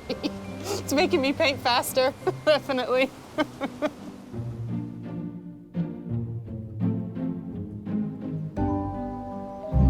At the end of this, am I going to be able to look at this and I'm going to see that it's what you see out there? No, I don't believe you will. You may pick out fragments like I am because what I see is quite disjointed. And what about the writing? Well, the writing is a way for me to anchor myself in what I'm seeing. So it's a kind of a journal as well as a... Yeah, absolutely, yeah. You know, I'm interested in the inner landscape as well as what's happening out there, you know. And as we navigate out there, we navigate through our inner landscape. Not only are today's artists spoilt by the abundance of exotic plants and trees within the garden itself, they also have the dramatic views across the Fal estuary to inspire them. Most gardens are created with internal vistas, so you create a vista within the garden, but at Trilissic we're a little bit different in that we have several external vistas taking in the landscape outside of the property. The water surrounding Trilissic creates a fantastic environment for growing lots of subtropical and tender plants because the water insulates the garden. People talk about climate, but that's quite deceptive, really. A garden like this is a series of microclimates. And it's this particular climate and atmosphere that's been drawing artists to Trilissic for over 200 years. The whole of this area is an extraordinary inspiration to artists. You have this wonderful moisture-laden wind being brought in, and that gives a very diverse and diffusive quality to the light here. So things spread and glow. Offering a snapshot into Trilisic's past is a 19th century romantic painting by Thomas Lyde Hornbrook. It's a reflection of how landscape was viewed at that time, almost as an Arcadian landscape. Perhaps the hill isn't quite that steep. Maybe the house isn't exactly in the right place. Maybe the trees are not quite as wizened and twisted. So there's a story being told. The view from the river is recorded in a simple pencil sketch of 1826 by naval officer George Trevelyan. It has only recently come to light after being discovered in a second-hand bookshop. It struck me immediately that it looked like the sort of drawing that young naval lieutenants were taught to draw. I think for observation purposes, There's much more attention to the trees, the shape of the riverbank, and the house is almost a sort of afterthought. But with the house being such an iconic mark on the landscape, how will the work of today's artists compare with those of the past? If I wanted a painting to remind me of the property, if we could take the artist back to 1826 and had the view of the mansion with the portico, that's what it would be. And Barry and his wife Lynn, who have both dedicated their working lives to Trilissic, will get their favourite of today's paintings to keep. So how long have you two been associated with this fabulous place? 36 years. 36 years, yeah. So you were born here? Almost. Yeah. So you were the head gardener. What was your role in all this, Lynn? Well, I was Barry's secretary, and I've also worked for the National Trust as well. So I can't imagine what it's like being the head gardener at a place this big. There was myself and 3 gardeners, and we looked after 376 acres. Really? Yeah. I thought you were going to say you had a team of 200 or something like that. 3. It's in your blood, isn't it? Yeah. Tell me the place. Yeah, it's lovely. Yeah. So today you are going to choose a painting. Yeah, we got a space for it. Yeah, And I love the idea of you having some sort of representation put together by one of our marvellous artists. No, I'm looking for a new secretary. All right, yep, I'm available. Please. I can start Monday.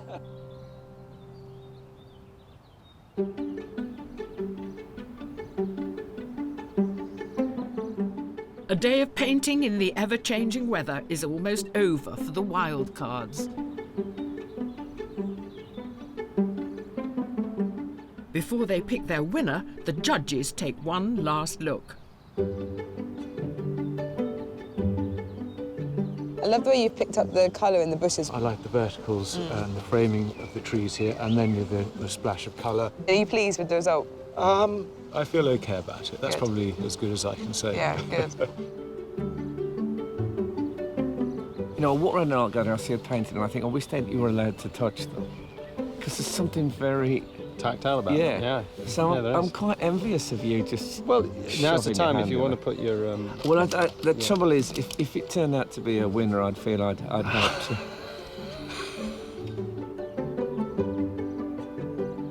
It's been really interesting. I've tried not to look at other people too much because I'm a bit intimidated. There's such like a high standard here.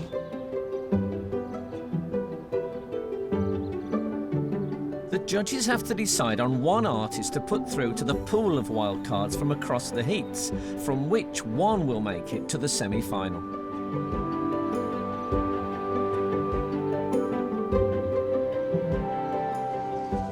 Hi, Robert. You're busy tidying away. I'm delighted to tell you that you've won today. You're our wildcard artist winner. Fantastic. Thank you.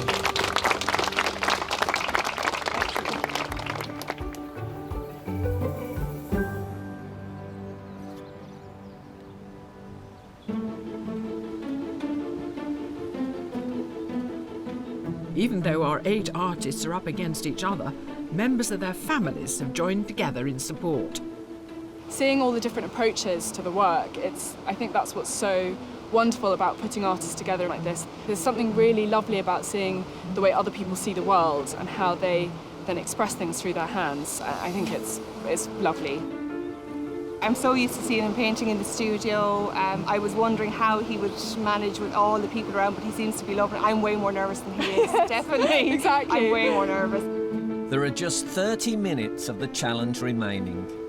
Half an hour to go. Yeah. What are the priorities? I want to make more of these dark trees over here. Keep going. Yeah, These marks that you're making now are going to make a big difference. It I just hope goes so. to show that Yeah. every moment counts. Yeah. Now, this is very vigorous. Are you pleased with it? I've had fun with it. I think I'll have to push to finish it, but... And don't overdo it. No, exactly, yes.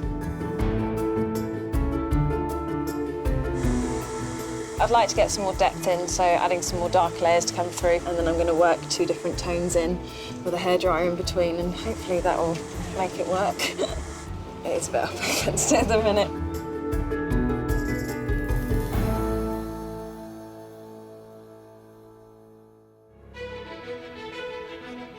Here at Trilissic in Cornwall, our artists are in the closing minutes of today's challenge. I don't have time to do any more layers, so and I want to get some more tone in, so I'm just getting this done and then seeing how much time I've got left to see if I can finish it off to how I want it to do.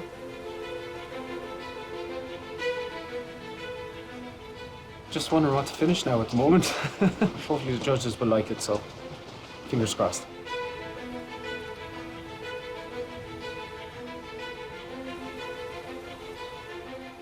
I am feeling stressed out because I have to decide what to do, and it's very difficult because there's a lot I could do.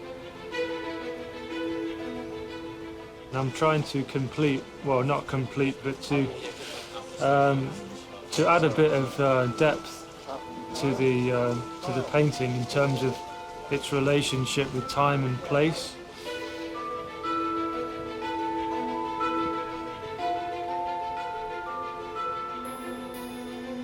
Artists, your time is up. Please put down your equipment and stand back from your easels. Well done, everybody.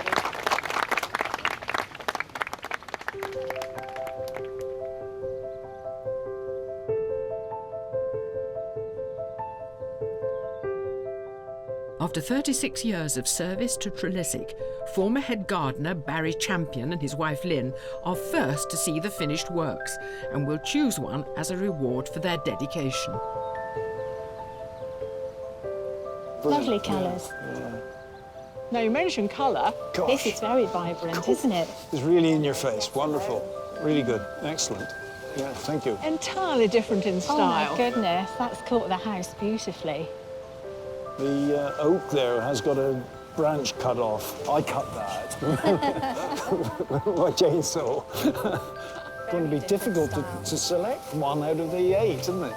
Which do you think would give you most pleasure as reflecting the place you know? Yeah. This one? This one here, This is the one? Yeah. Oh, thank you. It's lovely. It's lovely. They were all lovely, but that is just how it looks. Just beautiful. While the artists head off to get warm, the judges move to the calm of the solarium to look at the work produced today.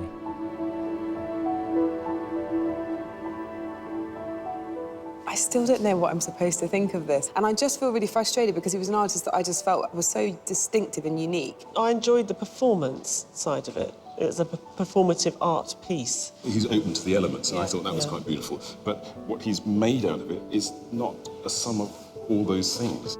I found the day challenging, the time restraints. Most of all, challenging to be yourself. To be yourself.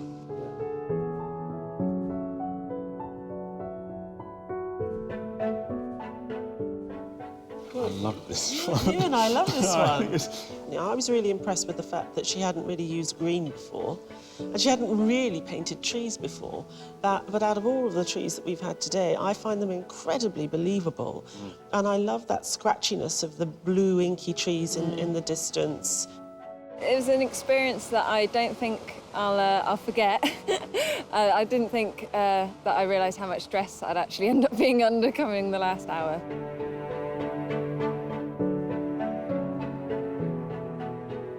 I really enjoyed watching Grant paint this. I think it's great. You know, this is what my afternoon was like in parts. You know, I was like, what is this weather? You know, I really felt completely kind of in with the elements, and that's what he's made me feel here. I'm feeling good, actually, because about halfway through the painting, I wasn't really that confident in the way that it was going, and I think that it turned out better than I expected.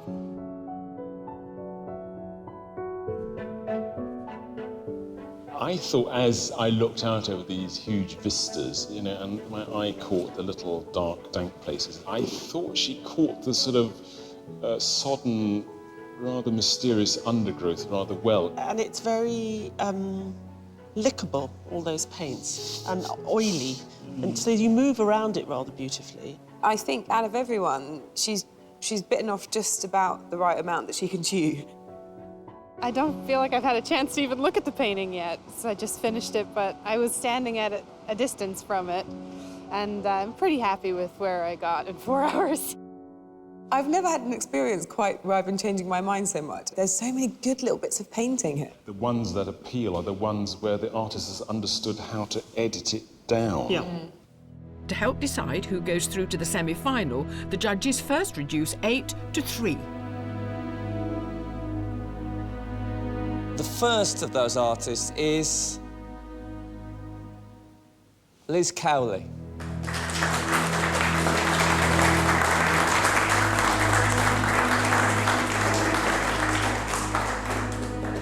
And the second artist is Grant Wood.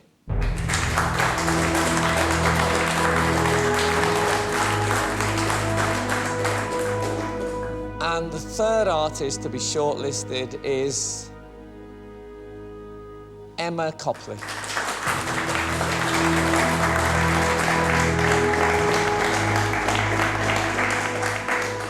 Commiserations to all the artists who didn't quite make it, but it was a tremendous effort. Well done.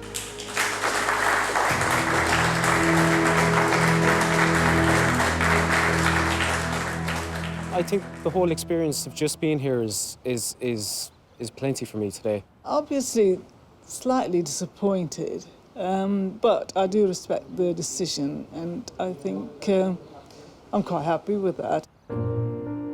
Before they settle on who makes it through, the judges talk to Liz, Grant and Emma about their original submissions and today's work.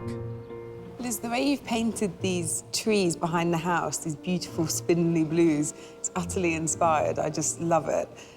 But actually, it's not really so much a painting about the trees, it's actually the house. That's the main component of it. Did you know quite early on that you wanted to include it and let it be such a presence? Yeah, definitely. It's, I mean, it's a beautiful house. It's one of my favourite in Cornwall, I think.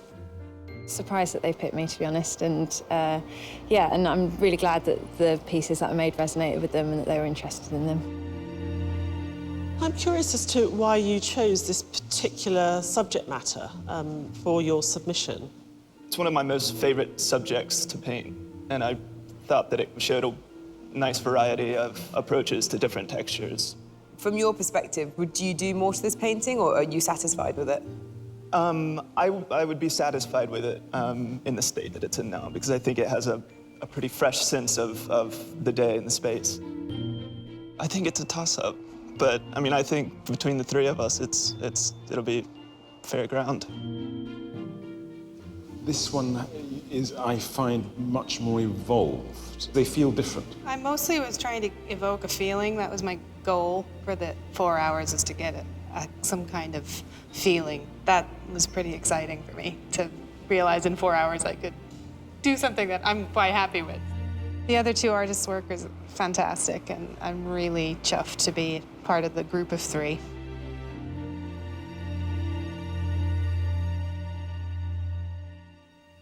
Esteemed judges, I am in a complete tizzy because for the first time ever, I totally agree with your 3 choices. Let's change them. But I must say, and now I feel obviously a certain empathy with you, I am finding picking the actual winner a bit more difficult. I keep on coming in and out with regards to which one I think is the winner. Is judging a democracy? Is it 2 to 1? Or how does it work? We try to be unanimous. I think that's actually what's lovely, is you come to a painting through the eyes of someone else who's seen a whole catalogue of paintings you've never seen, and they bring their experience and their perspective. It's left me in a position, though, where I am really struggling to know who my winner is. Talking to them also throws a whole different thing into where you suddenly go, God, you're very authoritative and know exactly what you're talking about, and that's thrown me off a bit as well. Do you feel you have your winner now? 80% sure, is that? Yeah, I'm 80% sure. I'm 80% sure, but if I'm going to just turn around in a minute and I'll probably change my mind again. But I think that's just because we've had such a fantastic day. There's just some really interesting paintings. Good luck. OK, get on with it.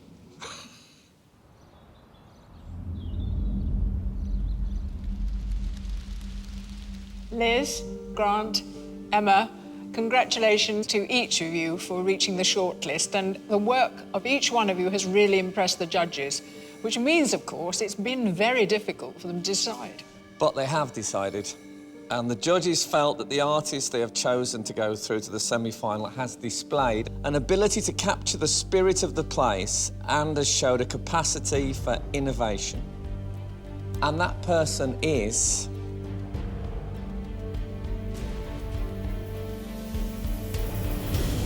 Emma Copley.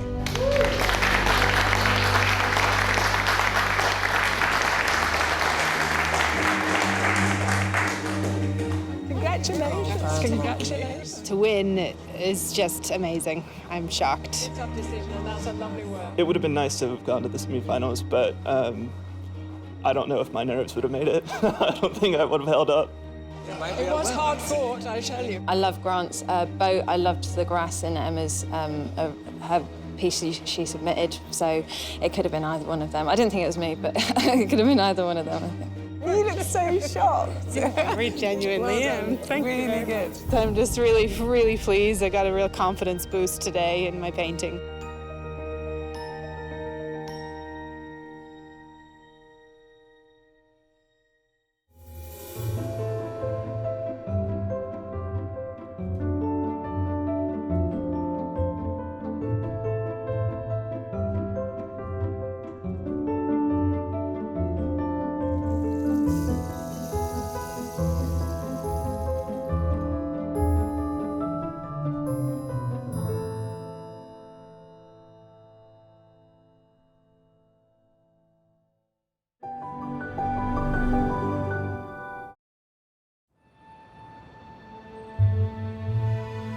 Six weeks ago, we began our search for the next Turner, Constable, or David Hockney.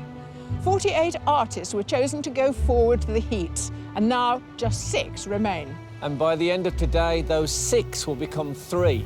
Welcome to the semi-final of Sky Arts Landscape Artist of the Year. Over the past few weeks, we set up home at some of the National Trust's most impressive properties in our search to find an undiscovered landscape artist. One artist from each heat has made it through to today's semi-final. Jamie Hagman. Narin McIntyre. Sam Taylor. Emma Copley. James Green. Joe Abbott.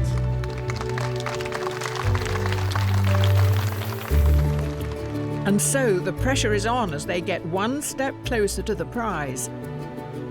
A £10,000 commission to paint one of the National Trust's best-known views, Flatford in Suffolk, made famous by Constable himself. But first, they've got to get through to the final. You've got your spoon, have you?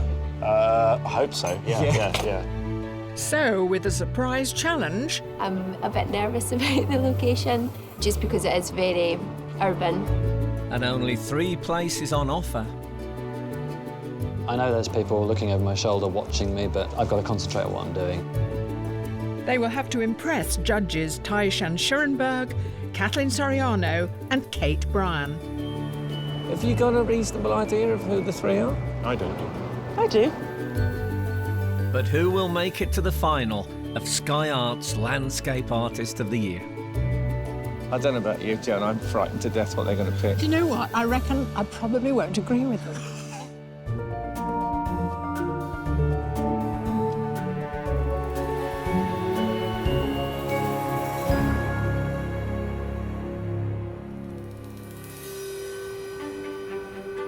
In today's semi-final, there are 4 professional artists. James Green, Emma Copley, Jamie Hagman and Narin McIntyre. And 2 amateur artists, Sam Taylor and Joe Abbott. As it's the semi-final, the judges want to test their versatility and so have selected a completely different type of vista. Wow. Ah, cool. It's quite overwhelming, though. It is indeed. Such a big structure. Their horizon is dominated by the city, the Tower of London and Tower Bridge.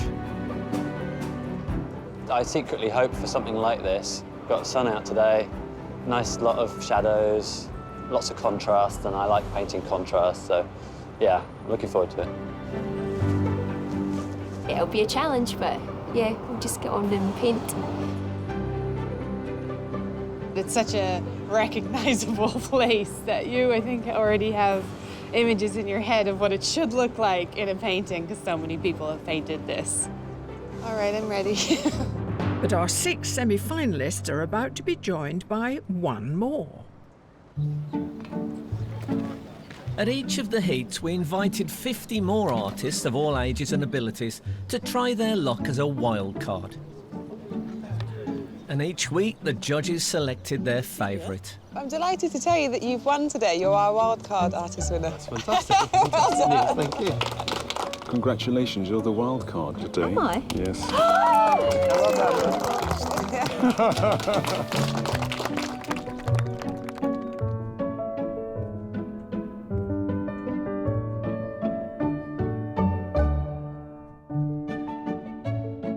But the judges had to decide on just one of them to join the others at Tower Bridge. And the person they chose is David Alderslade. This is really good news to be told that I was the wild card winner. To have that extra chance to get back in and have another go at painting was really good. I can't wait to get started.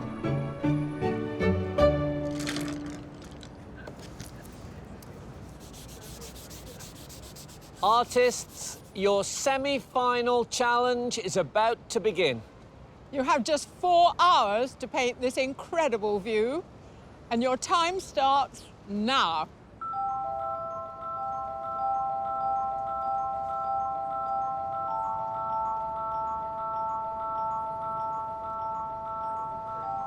It's a little bit daunting to be painting something that everyone knows, because you've got to get it right, or you've got to get the suggestion of it right, so that people can recognise it.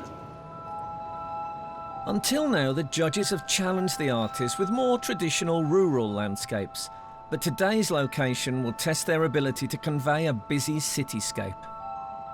And possibly the only one who's pleased about it is me. It's exciting, isn't it? I can't tell you how happy I am not to be in the countryside. You're not feeling like that, I'm guessing? No, not very not very much. Well, excited, yeah, just a bit nervous. Professional artist Narin McIntyre lives in Fife. Her landscapes normally feature woodland views and are created by building layers of enamel, shellac and oil. From an early age, art has always been her passion. I met Narin when we were at school. Used to sit next to her actually in an art class.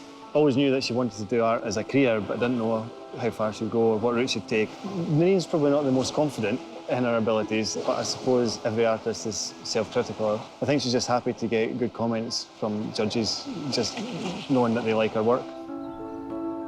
Even though her painting of Wodston ignored most of the manor, the judges thought the surrounding foliage and undergrowth was captivating enough to put her through to the semi-final. I'm guessing this isn't the sort of thing you'd normally go for. No. Are you going to try and find a little bit of fairy tale tree glade? Yeah. In the midst of it? I mean, Yeah. to be fair, you've got a kind of a castle with trees I over know, there. It no, doesn't I get do, much yeah. more fairy tale than that, does Yeah. it? And how much bridge are we going to get from you? It depends how much painting time I get. And how Well, quick I mean, am. what's your cut-off point? We're going to get that Union Jack? No, so I might have sort of a line point to reference it. OK, I'm looking forward to it. Okay. I'm looking for... There aren't many sort of fairy glade paintings of Tower Bridge. Yeah. That I know of.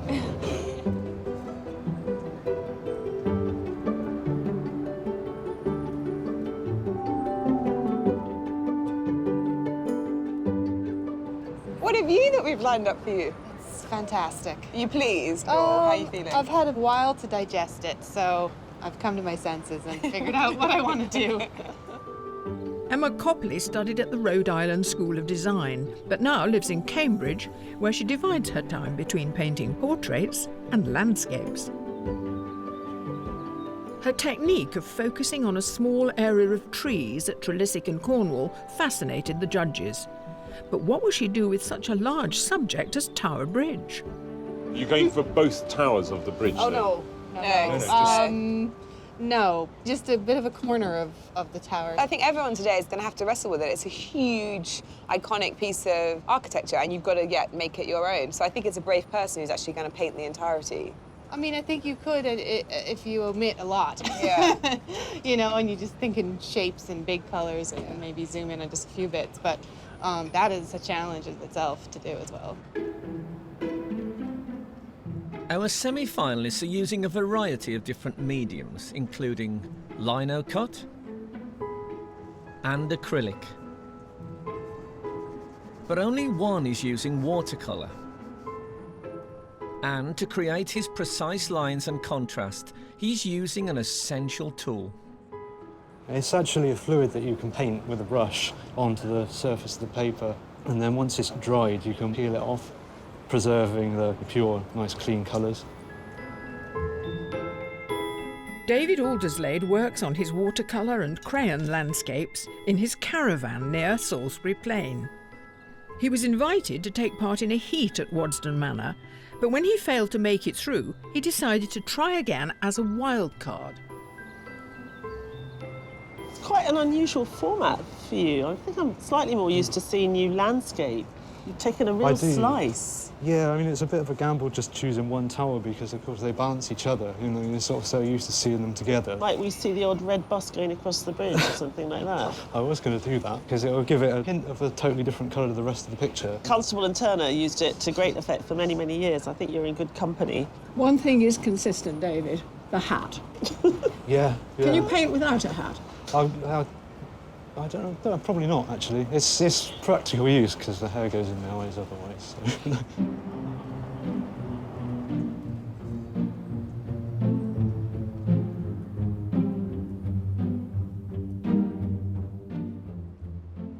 Look at these beautiful wispy clouds coming in. Yeah. You've almost finished most of the canvas. I mean, that's a very quick start. Is this a kind of background over which you're going to build the bridge? Oh, I see, yeah. OK. The heat, I just ran out of time. I've realised I've just got to work even faster. Professional artist Jamie Hagman lives in Fort William, Scotland, where he divides his time between painting and his big passion, which is climbing. Jamie's pretty much mountain obsessed, but a lot of the time he's going out looking for ideas for new paintings. Jamie's studio here used to be my summer room. I think I had it for about 2 weeks after we moved in, and then Jamie decided that no, he needed more room to paint than just the kitchen table, so in he moved and out I went. The finer details of his submission landscape secured his place in the heats, but it was the atmospheric style of his painting of Lyme Park that intrigued the judges enough to put him through to the semi-final. What I want to know is how much of the bridge are you putting in? I did a little sketch here. Oh, wow, so we're going to get the whole thing? Pretty big, yeah. In your paintings, you have these amazing angles where the mountain looms over you, and as if you've got this extraordinary perspective. And you've done this again, you've done that sense of looming. So I can see that, again, that sense of the sort of David Lynch sort of imposing atmospheric quality might creep in again. Yeah. We really like that, whereas for you, it was just a stage in the process, wasn't it? Yeah, it was really, yeah. Yeah, so I'll see how far I get this time. The artists have been painting for nearly an hour.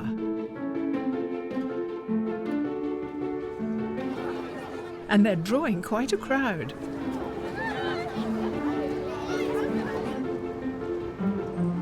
It's a little intimidating having the public coming up to you, you know, in a steady flow and seeing them all walking by looking at you. That's a little scary. I'm not used to that.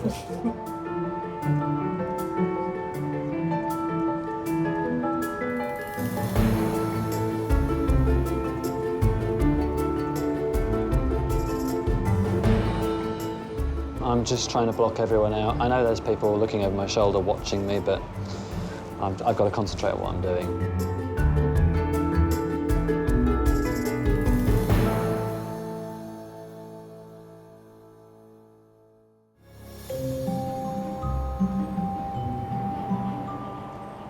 Here on the South Bank in London, our 7 landscape artists are battling it out for 3 places in the final.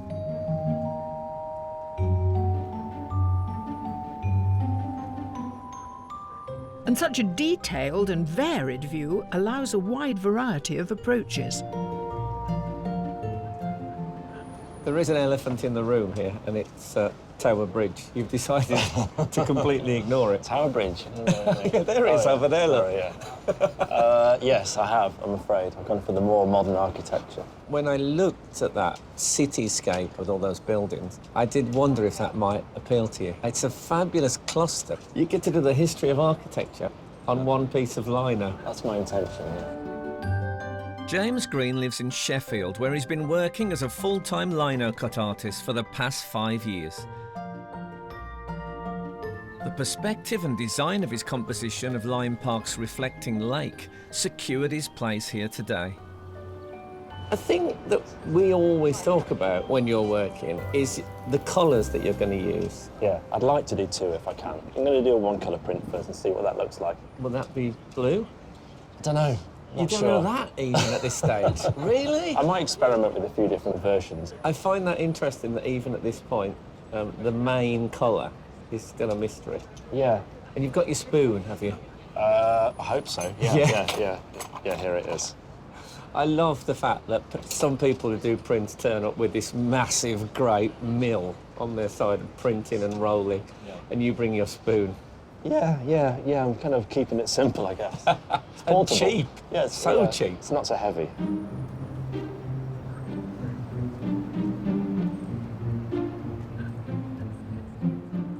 One artist is taking a very literary approach to capturing Tower Bridge. And is this London's paper from today? And we've been very site-specific. Yeah. Excellent. And how important is the collage to you? How much of that are we going to see in the finished product? Do you know yet? I'm not sure yet. A bit more of it will disappear, and maybe a bit more will go on. Amateur artist Jo Abbott lives in Oxford. A regular feature of her work is to include a lot of sky as well as bleak and bare terrain. She won her place in the semi-final with her painting of Wodston Manor's parterre. I'm really interested by your composition. Again, you've done that thing where you've made everything very low. I'm looking to get that feeling of, I suppose it's a bit childlike, it's that sort of sense of wonder and looking up and everything towers above you. It's interesting seeing your painting like this because your paintings are so evocative and atmospheric, and at the moment it's quite timid. I mean, this is important. The skeleton's got to be there. It is. It's the bones. It's got to be Do there. you feel impatient, like Yes, to sort of very, get going? yeah, I can very. feel it in you, and I'm sort of like, when's she going to do the really good bits?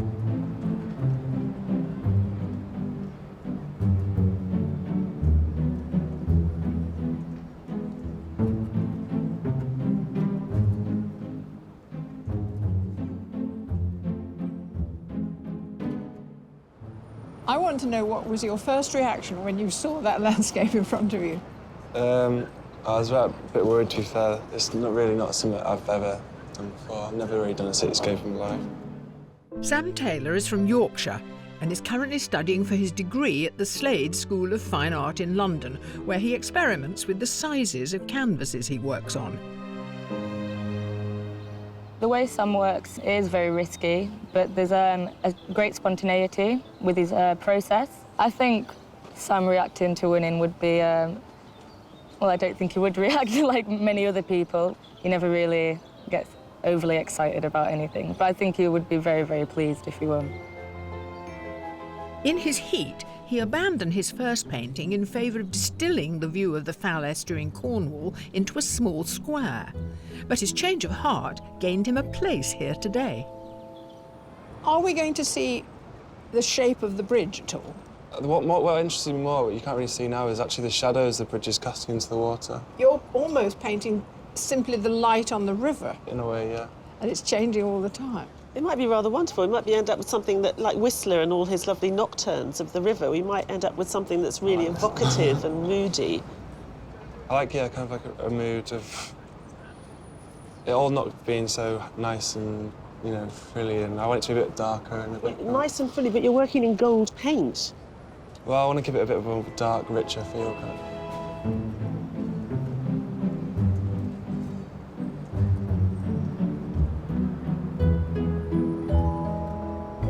Can I ask you one of my stupid questions? Yeah, go on. Why is this any different from painting mountains and lakes and trees? Because if you paint a mountain or a lake or a tree and you're quite loose about it, because that's the way you paint, it's still recognizable as a mountain, a tree and a lake. Is that right? Whereas with a building, if you're loose about it, it sort of disintegrates.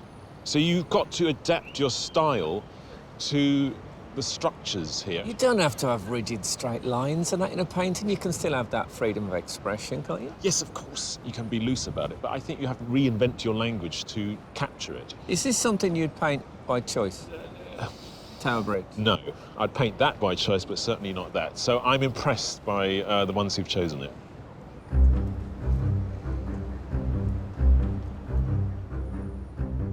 During one of the breaks, the artists have a chance to compare notes on how each is approaching today's challenge.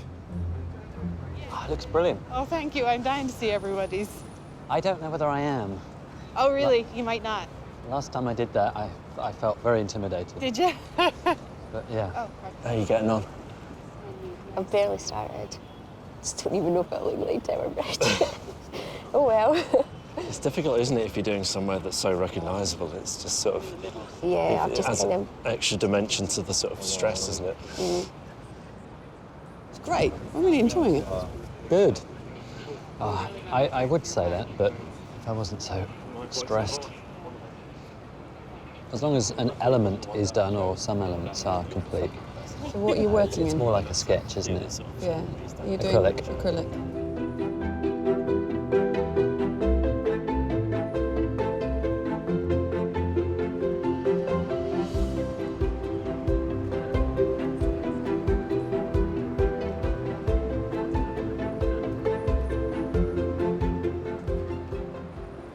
About you, but I'm getting a very interesting eye on Tower Bridge. I like to think I'm learning to look a bit hanging around with all this crowd. Yes. Do you? Yes, that's right. Do you think, generally, that you're on the same page as the judges? They're ahead of me. They're way ahead of me. That's impossible, Joan. No one is ahead of you. Look at the head start you've got. I'm learning a lot. You're on me. I love that. I pick their brains mercilessly. Joan, I could talk to you all day. I will. You do? I will.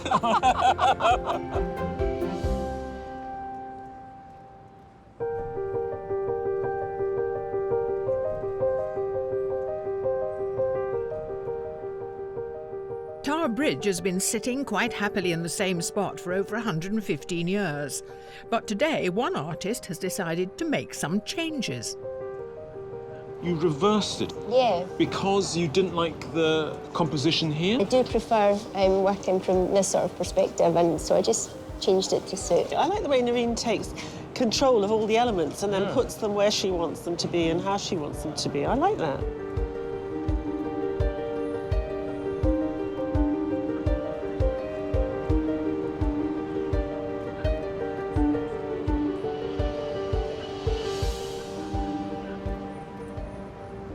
Do you buy into this theory that you have developed a new style to cope with the 4-hour constraints? Yeah, I think so. It's impossible to paint that amount of detail this quickly. Of course. So, but actually, I'm starting to quite like this, forcing myself onto the next bit and then thinking, right, that'll have to do, next bit. It's kind of like speed chess or something like that, isn't it? That all the thinking you thought you needed to do, maybe you don't need to do all that. Just go with your instincts. Yeah. Ah. The artists are nearly halfway through the semi-final. I'm just trying to bring a bit of life into the sky and figure out a few of the lights and darks in the actual building. I've got almost past the point where I was about to throw it in the river.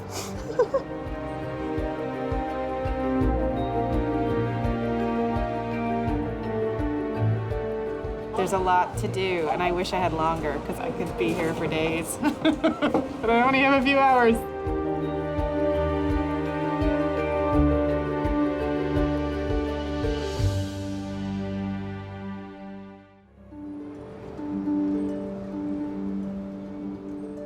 On London's South Bank, our artists are competing for 3 places in the final. But who is impressing the judges so far? It's trophy the halfway stage? You must have a fair idea now of who's doing well and who isn't. I'm definitely more excited by those artists who I don't quite know where they're going yet. So Narin and Sam, for example, I'm much more enchanted by the magical mystery worlds that they're creating. What about Jamie, who set off at a flying start and now the bridge is... Looming, I think. It is looming. Yeah.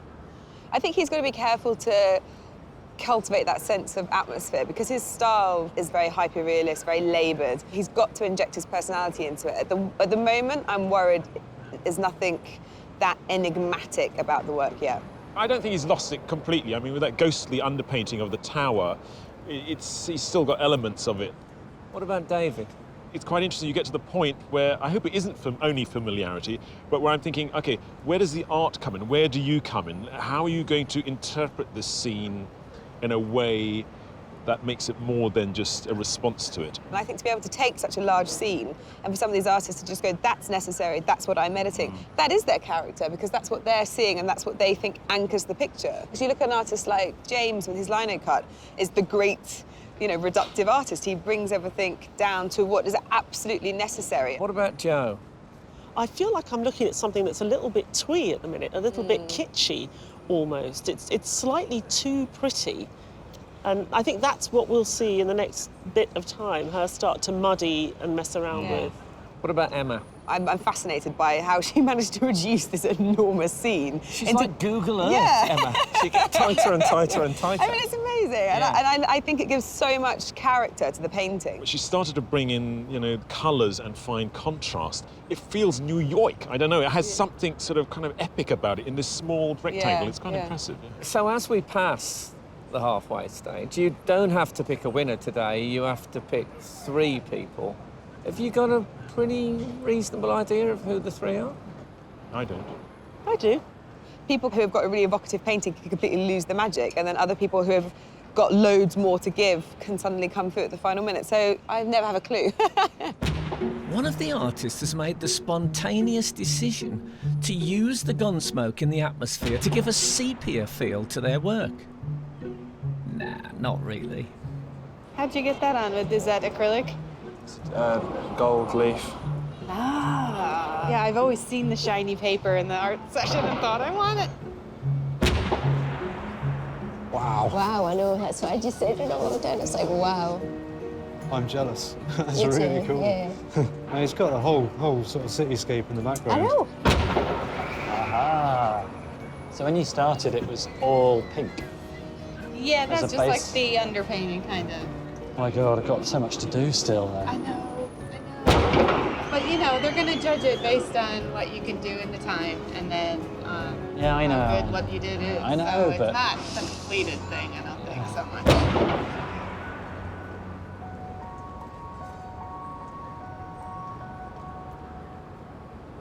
Tower Bridge has provided safe passage across the River Thames for millions of people, for cars, even for sheep for the past 120 years. But like Landscape Artist of the Year, its design began in a competition. In the mid-19th century, this area of the River Thames was the busiest and most wealthiest port in the world. There was about 1 million people living in this area of London at the time. They had to compete to get over London Bridge. So the public demand for a new bridge east of London Bridge. It not only had to provide a means across for the pedestrians, but it also had to provide access to tall-masted ships to deliver their goods. So in 1876, a public commission was set up. Over 50 designs were submitted. There were a number of wacky ideas, but a lot of these ideas weren't seen to be right. So in 1884, a design was submitted by Horace Jones. Horace Jones was the City of London architect at the time, and he was also on the judging panel, and his ended up being the chosen design. The concept incorporated a combined suspension and girder bridge structure. The success of the design, though, lay with the 2 counterbalanced halves, which allow the bridge to perform its famous party trick. 8 years of construction began in 1887. At any one time, there would be up to 800 men working on the bridge. And these men came from London, but also came with the companies that were given the contracts to do the work. So the engines came from Newcastle, and they brought their engineers with them. The stone came from Portland, and they would bring their stonemasons with them as well. However, the final result deviated somewhat from the original plans, which depict the bridge as a largely iron and steel assembly. The Portland stone and granite was provided as a skin, basically, because Queen Victoria didn't want this ugly bridge to shame the beauty of the Tower of London next door. So when Stevenson came in after Horace Jones died, he clad it in Portland stone and granite and added some Gothic flourishes. So it actually looks a lot older than it is today. More recently, Horace Jones House, a new housing development named after the bridge's designer, has been built on its south side. Today, one of its residents will get to choose one of our artists' work to be displayed in its foyer. Well, Monica, there aren't many people who've moved into a flat round here. What on earth's it like living here? It's just amazing. As a child, these landscapes you're constantly used to seeing. Did you play around here? Of course, yes. Played around here. We took school trips around here. So it's just amazing to be part of it and to be in it. You're going to have to make a choice of one of the paintings. Yes. And it's going to hang in your building. Now, where? So it's going to hang in the foyer. And so that's open to everybody, the visitors, residents. So I think having that in mind, it will help me make that choice. You know, it's something that's a bit historic, but also reflects modern times and of course, the art around us. The artists have only 30 minutes left before 3 will be chosen to go through to the final. There's lots of very pale blue-green colours in the gherkin and some of the towers and spires and things like that, so I'm going to try and use that as part of the colour scheme.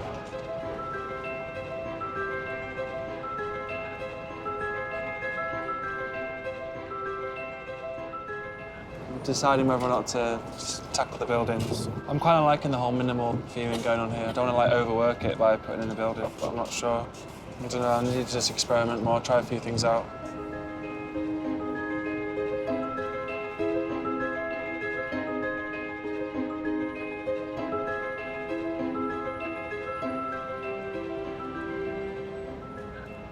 What will you do with the actual river? I'm going to actually stretch the river and use some dynamic strokes of paint OK, to so you'll describe cheat it a bit to give yourself more water, yeah? Yeah, it's just...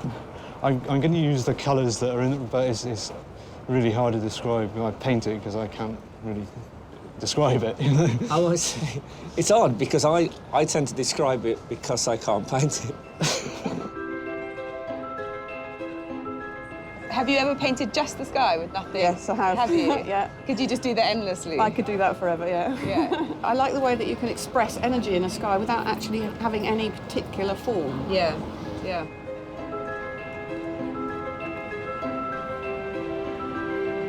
I would say I'm not on schedule at all, but I'll just try and speed up now as fast as I can. It's just the time. It's just the time. I'm just trying to work as quickly as possible, but I know I've got elements of the painting that are very important that I haven't got onto yet, so that's my main focus, is I've got to get those done.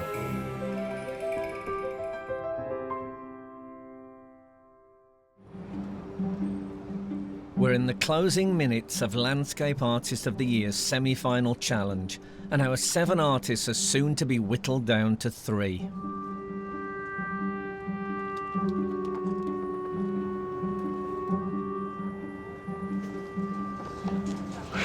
I think it's all right. I'm kind of happy with it, I think. I'll put it over here on the wall and think a bit more.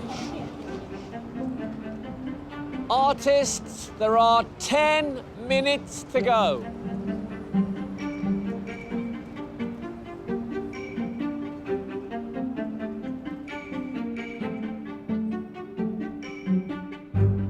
I've got 10 minutes left. There's not really much more I can do to change it drastically in this amount of time. I'm just going to try and not mess up what I'm happy with.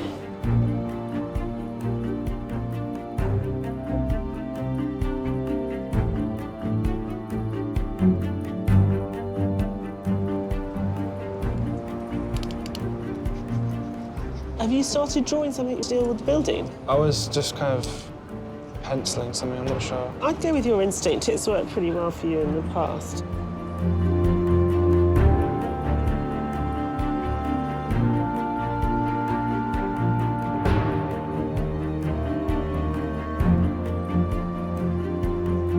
I've run out of time. I'm on the foreground, but it doesn't look like anything it's meant to be.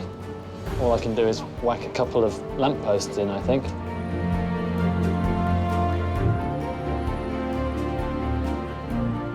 I could do a lot more to it. I wish I had another 4 hours, but...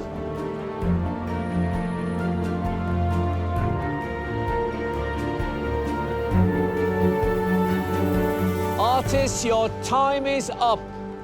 Will you put down your instruments and step back from your easels, please?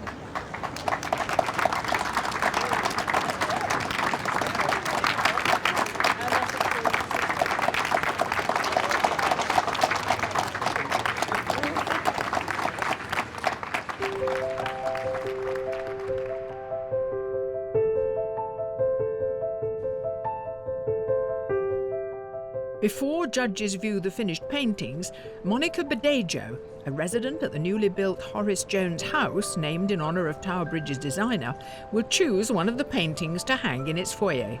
Artists, would you turn your easels round, please?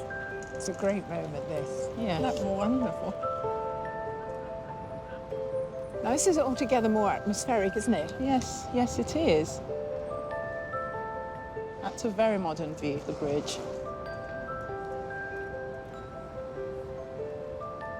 Oh, that's a beautiful view. You're going to have to choose one from these lovely paintings. I'm going to choose this one right here. Thank you. Thank you very much. Thank you so much. Well, that looked wonderful in the setting, wouldn't it? It would do, yes.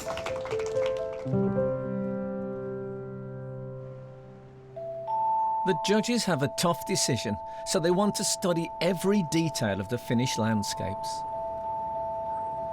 Can we start with James's view of the city? Liner cut. I would actually have liked to see him do the bridge because this is quite a similar composition to what we've seen already with this kind of very dense, tight perspective going back. What I'm really pleased about is the choice of colour. It's so subdued, quite sort of evocative, but gave it a bit more mood. I was very happy that James picked that jumble of buildings, but I think he was a bit overwhelmed with the amount of information he was trying to get into a very small space. I think I agree. I was really pleased that he took that little patch of buildings. It's incredibly complex, but I think he could have maybe introduced a third colour, maybe looked to make it a little bit more sophisticated than what we've seen already. Well, Sam was clearly fascinated by the light on the river, but he didn't really know how to move beyond that for quite a long time. I think he's not really a competitor. He's sort of more competing with himself and trying to wrestle with what am I trying to do? Who am I in this artwork?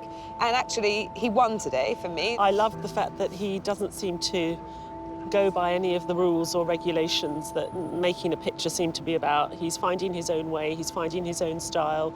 I worry slightly that what we've ended up with is something that's too much on the decorative side, but I'm still completely seduced by it and by his promise of potential, really. I think it's very exciting to watch somebody who has no idea where they're going with it. And now we've got this sort of shimmering image of, I suppose that's what London is to a lot of people, a place where maybe the streets aren't paved with gold, but the Thames is shimmering with possibilities. It seems like kind of some weird Shangri-La. It's very romantic and strange and dreamlike. I think it's a very beautiful image. But the fact that one of the towers is just sloping off, every time I look at it, it really nags at me. I think with the location, it's been a lot more stressful. I don't paint cityscapes. Bit of a struggle, but I think I got there eventually. So what about Joe?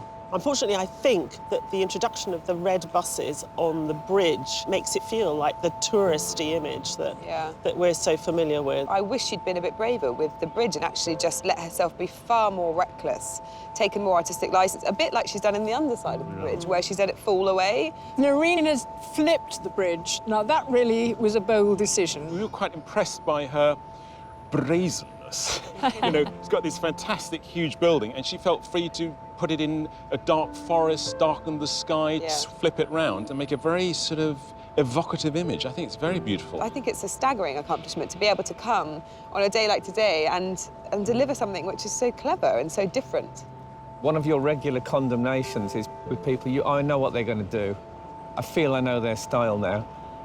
I could have told you exactly what she was going to do, and she's done it. Really? Yes. Maybe another way of putting what we're saying is that with the others, in knowing them, you don't actually need to spend much more time with them anymore.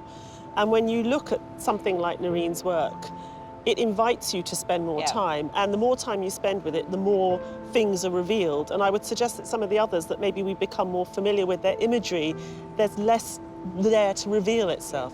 The judges will probably have quite a tough job, I should imagine, today, because everyone's is really different. I don't know what they'll be saying. Hopefully, I've done enough. Now, what about David? For me, this is not my favourite of his compositions because he's usually a bit cleverer, and here it feels a bit traditional. That said, I love the way that he's handled the water. I think that's quite inventive. I think the image is strong, and then you go up to it, and there's not that much to look at, and I would like to see more, really. One of the things I've always loved about David are his skies, and I feel that with this sky, he didn't quite get the sort of formality to it that he has with the rest of the work. Emma is next. I really like Emma's artlessness in a sense that she reacts to what's in front of her and she applies the paint, and as she moves her way across the canvas, an image appears. But I don't really know, are we getting depth here, and do we know what's going on, really? I like the fact that we don't really know what it is. It's sort of industrial chic. I like it. I decided to crop the bridge a bit and do kind of what was under it and through it rather than the overall view of the bridge. I hope that it wasn't too much of a gamble and that the judges appreciate what I was trying to do. And finally, this is unmistakably Tower Bridge. The interesting thing with Jamie is we know what his finished work looks like. What we've seen here is this sort of middle ground, which I think is quite exciting, and it's quite otherworldly, but it's slightly bordering on the kitsch at the same time. Yeah. Jamie is the only other artist who's dealt with the whole bridge as it stands, and he's avoided it somehow. I don't quite know how he's got past the...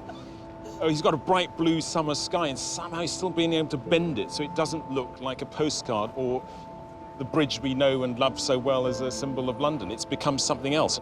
The background tower shows you something which is much more evocative, and the front one is much more descriptive. And I would actually rather that they were more ghostly. I always have this funny push and pull with him because I think the bits of his paintings that I really like are the bits that maybe he didn't get around to. Because I'm looking for more distinction between the kind of finished sophistication and the undone abstraction. And I think that's the greatness of his work. To get through to the final would be wonderful. I don't want this to end, actually. I'm strangely quite enjoying it. I don't know about you, Joan. I'm frightened to death what they're going to pick. Do you know what? I reckon I probably won't agree with them. I'll keep up an old tradition.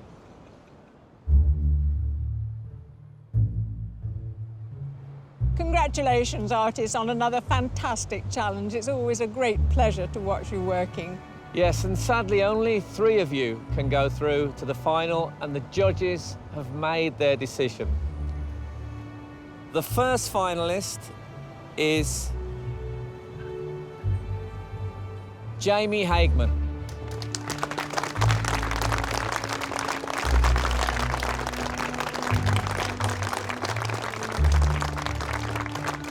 The second finalist is Narin McIntyre.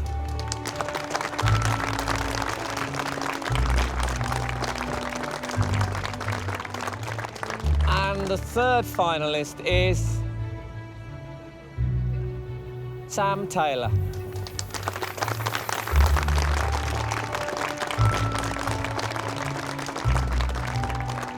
Huge commiseration to our remaining semi-finalists.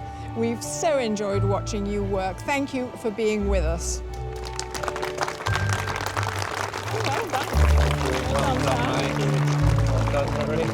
I felt really happy, really excited. Yes, I'm very happy.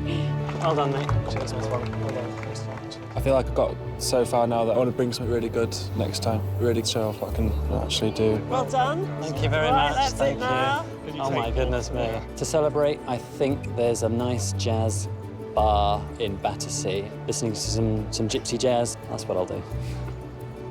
If I can stay awake.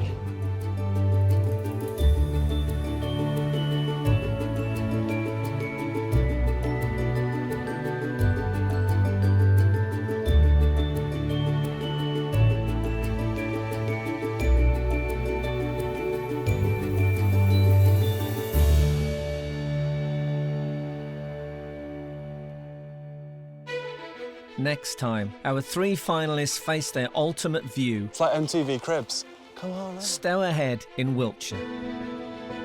Are you worried? Very worried. With the £10,000 commission at stake, who will win? I do feel quite a lot of pressure just now. The Sky Arts Landscape Artist of the Year is...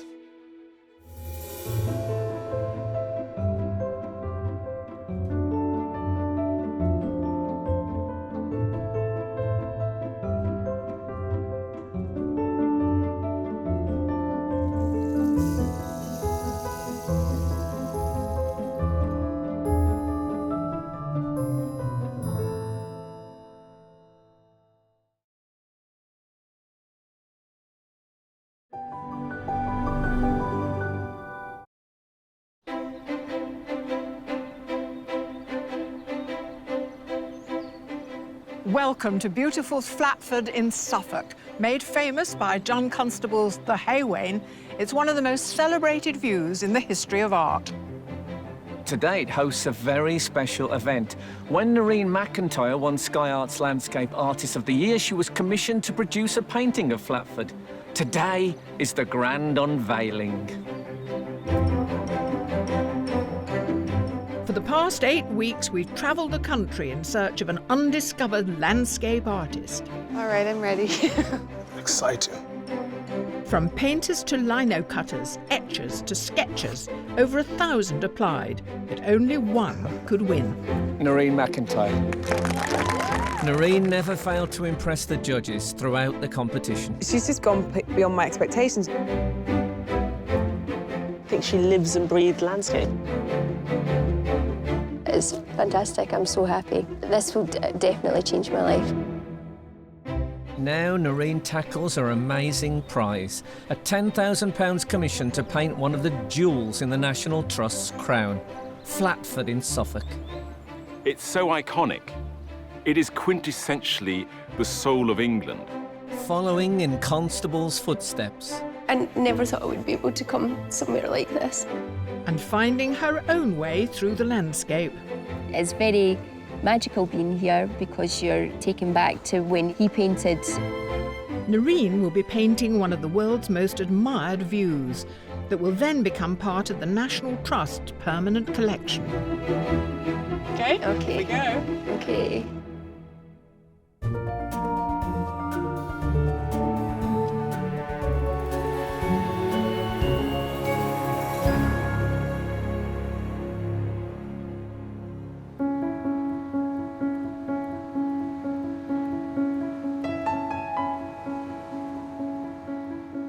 Back home in Dysart, on the southeast coast of Scotland, being crowned Landscape Artist of the Year is still sinking in for Narin. I couldn't believe it when they said my name. I really couldn't believe it. I remember shaking and just, because I just didn't think I would win. I was so emotional and it was like a dream. Narin's journey in the competition started at one of the heats at Wodston Manor in Buckinghamshire, and she faced a challenge from the outset. I was really, really nervous about going to Wodston because I don't normally paint buildings at all. So the first hour I was panicking quite a bit. Then I thought I'd just keep painting and, you know, get through it. I think it's a really courageous, brilliant contemporary painting. This is absolutely magical. I've fallen for it, I'm afraid. Yes! I've been seduced by it completely. Narin evolved throughout the competition. She entered with this very magical, realist undergrowthy forests which came out of Grimm's fairy tales. And the competition puts incredible strains on the artists. You know, she really was moved out of her comfort zone, and she adapted very well. Narin overcame the challenges of including buildings in her compositions, so much so that she was even playing with the reality of the view in her painting of Tower Bridge in the semi-final. We were quite impressed by her brazenness. You know, it's got this fantastic, huge building, and she felt free to put it in a dark forest, flip it round, and make a very sort of evocative image. It invites you to spend more time, and the more time you spend with it, the more things are revealed. She's delivered something really special there.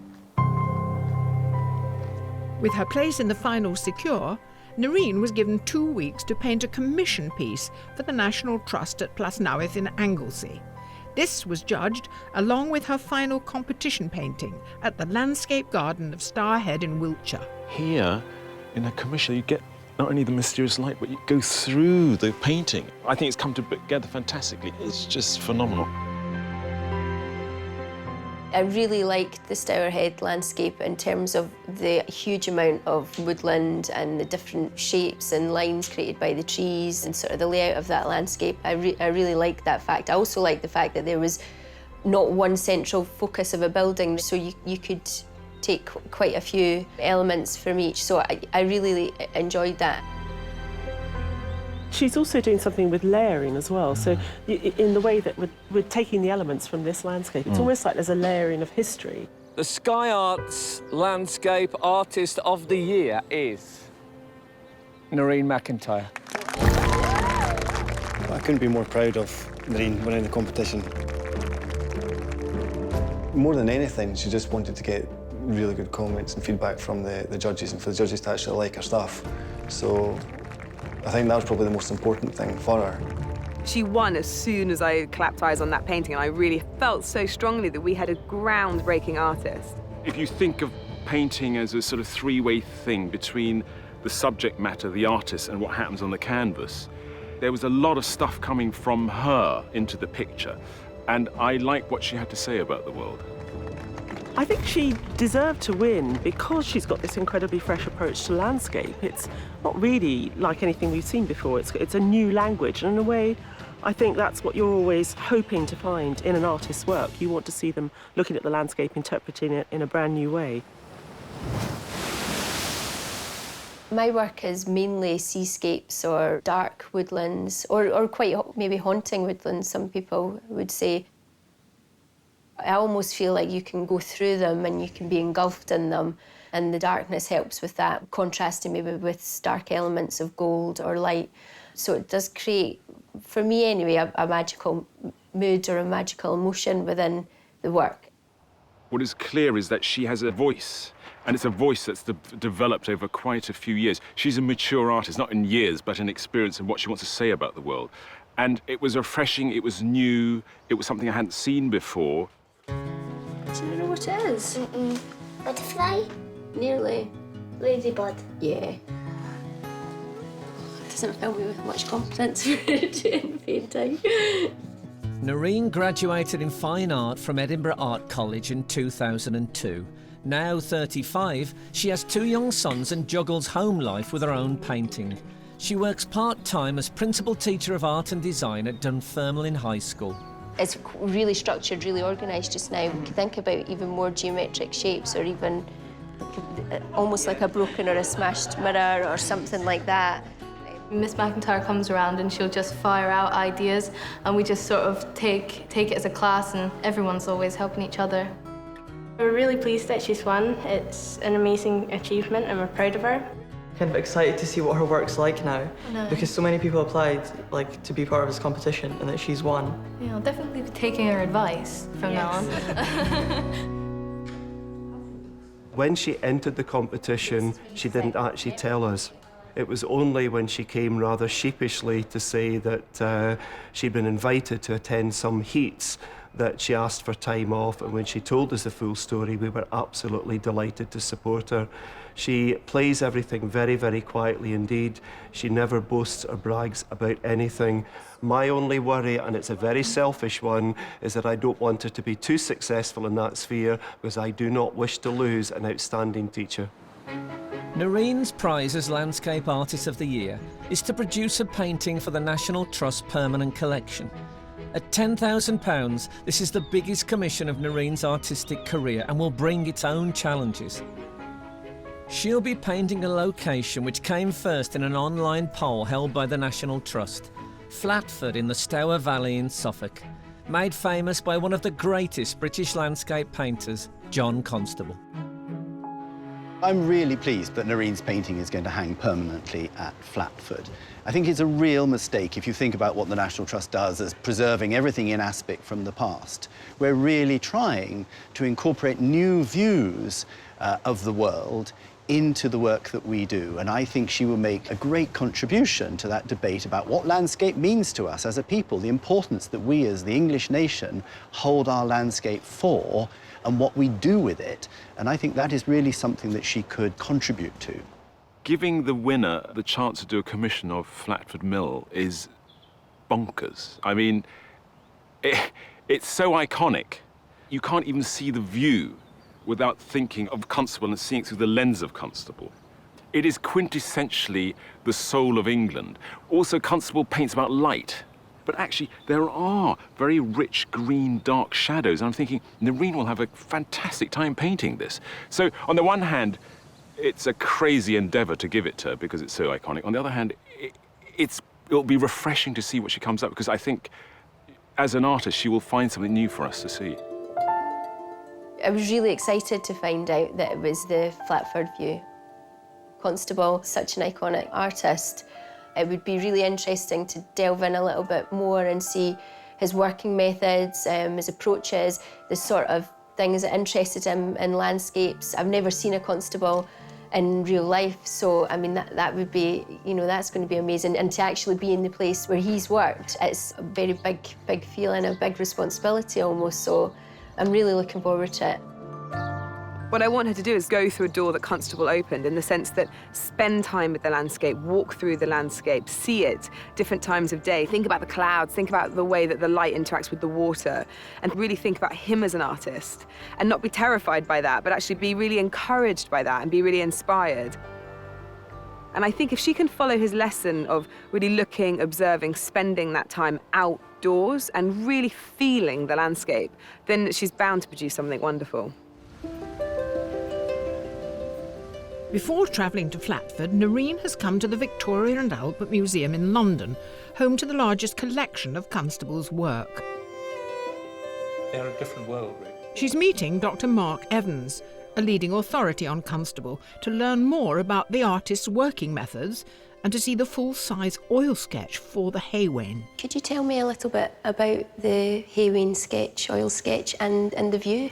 Yes, well, the big sketch for the Haywain arose in the winter of 1820 to 21, because Constable was really in a hurry to get a painting finished for the Royal Academy. So he had 6 months. Okay. And what he did was that he found an old oil sketch, we had at least 2 of them, showing Willie Lott's cottage. And then he extends the composition across to the right. And then, of course, he needs a central motif. So the idea of a farm wagon crossing a ford, which is basically what we're looking at, is something that he would have known from earlier Dutch and Flemish paintings. And then punctuating it, I suppose, with these foreground motifs, the typical Constable black and white dog that you see running around in so many Constable landscape pictures. How does the painting differ from the oil sketch? And there are little features, like, for example, the boy with the horse. And if you look at the finished painting, you can see a shadow, because he originally painted the boy in and then decided he didn't like it, so he painted it out. But generally, it's a matter of finish. The sketch is more monochrome, and of course, to our eye, looks rather more dashing and expressionist than the finished painting. Could you tell me a little bit about his process? I mean, his process developed over time. Of course, he always made little pencil sketches. He carried a little notebook like this to make pencil drawings. But a central period of his career is the period when he was oil sketching out of doors very systematically. These weren't, on the whole, studies for pictures, but they were ways of capturing ideas and capturing the way light and cloud and water looked in oils. Yeah. Did that make him quite radical then? Because, I mean, were other artists doing the same sort of thing? Or? Very few artists in Constable's time worked like that, and it was something that Constable made uniquely his own. Seeing Constable's paintings up close helps Narin to get a feel for Flatford. She spends time looking at a collection of Constable's sketches that are not normally on public display, and a replica of one of his notebooks. It's really amazing being able to see one of his sketchbooks. Some are full page and some he's just got like little details of sections of the pages. Must have carried them with him all the time, just in case he saw anything that sort of captured his eye. I always say to the kids at school about using variation of line, different quality of line and pressures and your tonal ranges, and if you look at an artist like Constable, you're able to see how many different marks he used to capture an image, which is what you need to do. You know, you've still got the essence of everything there. You can, the structure of the trees and the landscape and the water. It's a complete shock to see how fresh the pieces are. The colours still really alive, the landscapes still look really alive, and Mark was just brilliant. I mean, knows everything. It was really interesting to hear him speak about Constable and his techniques. It was really good. I'm so happy to have come here.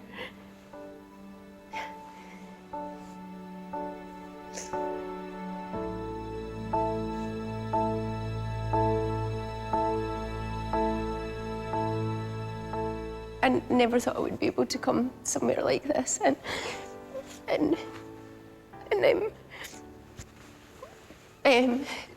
like to speak to people that would know so much about artists that like I've looked at before, and to see like the work, and I'm really looking forward to going on and seeing Flatford and in Constable country, and just being able to see the images in real, you know, in real life.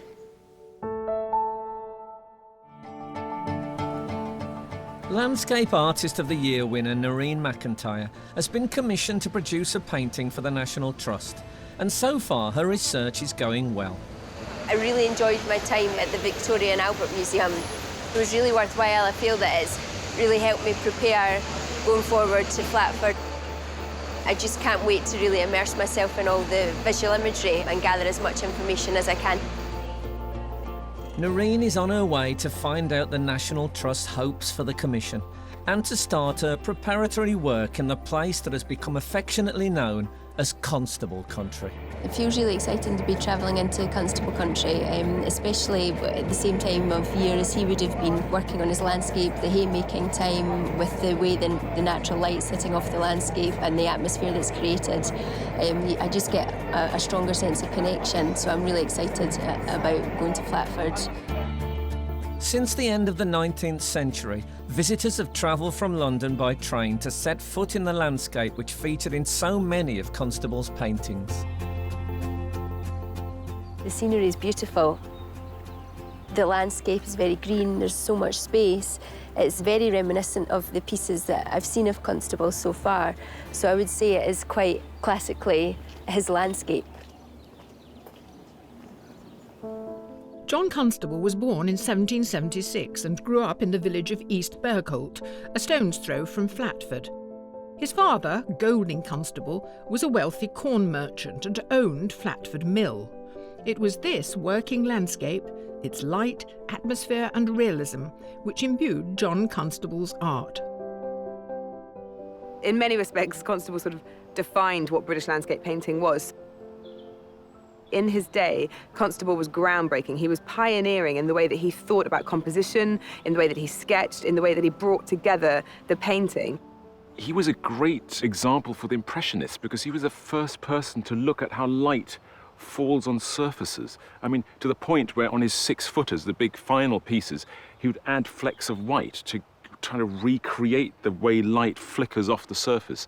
I mean, that was very radical in actually looking at the landscape and seeing it as it actually was and how it affected your retina, rather than harking back to some romantic classicism. He's so radical that he's become the establishment, and actually that's what's so exciting about being on this journey with Narin, is that she is really radical, but actually people respond so well to her paintings. Yes, the vocabulary is new, but they still really speak to you. Getting here and being confronted with all the different scenes of the landscapes of Constable is really exciting. Very unbelievable, almost, in a way that you can see the scenes of his life in painting. And just to be able to be here within these scenes, it's really quite magical. Narin is eager to start recording her first impressions of Flatford in her sketchbook. There's a huge amount of colour in this landscape, vast array of greens, silver green, then you've got that contrasting with the dark blue-green. Is just beautiful to see such a contrast and variation of colours. Today I'm working on a ground which is just a varnish with an enamel finish, and it just gives you a prepared tone to work on, so I find it better. Looking at the lines within the trees and the shapes and just the different textures. Looking at as much of the natural elements as possible so that I can maybe try and incorporate a few different elements within the commission piece.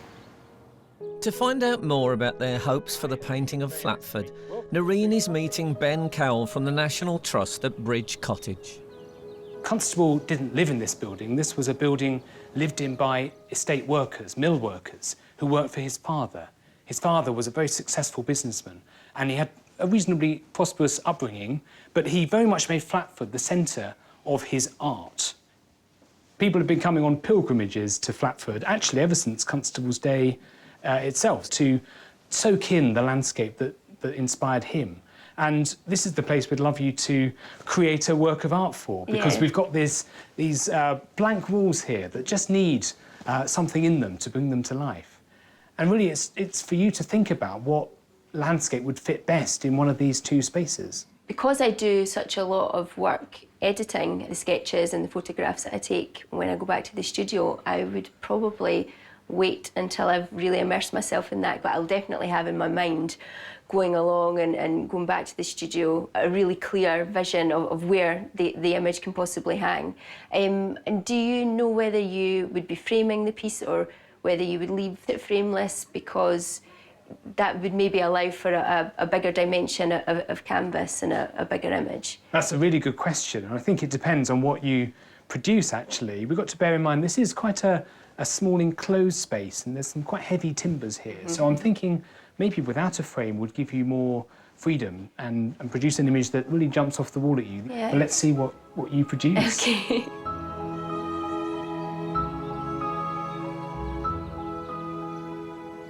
We're really thrilled to be part of the Landscape Artist of the Year competition.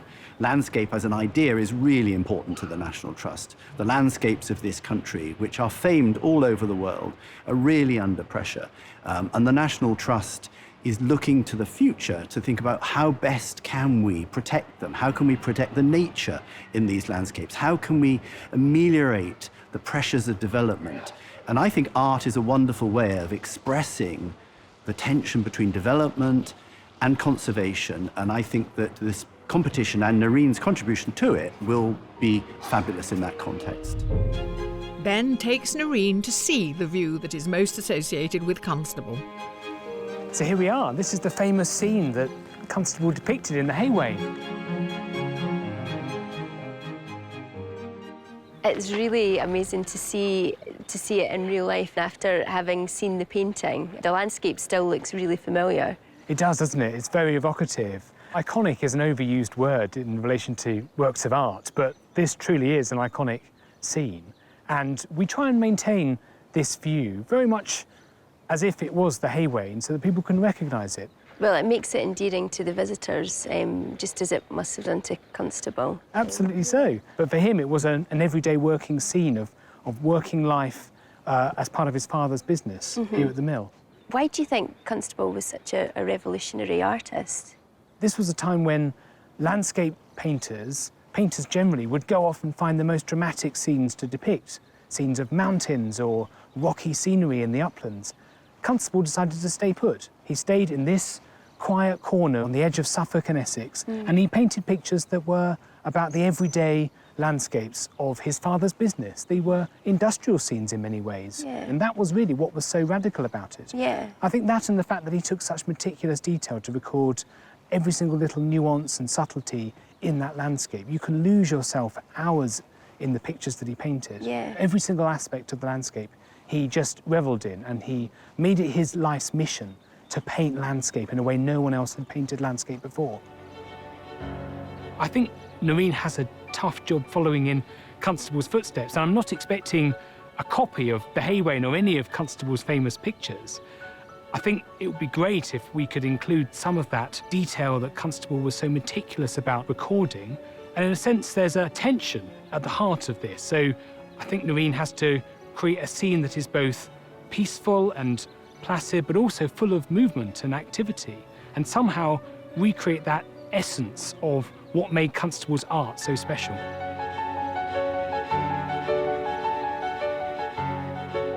There's a huge amount of pressure because I want to create something that suits the area that it hangs, and I also want to create something that is reminiscent of the landscape round about us, that soaks up that atmosphere, that evokes that.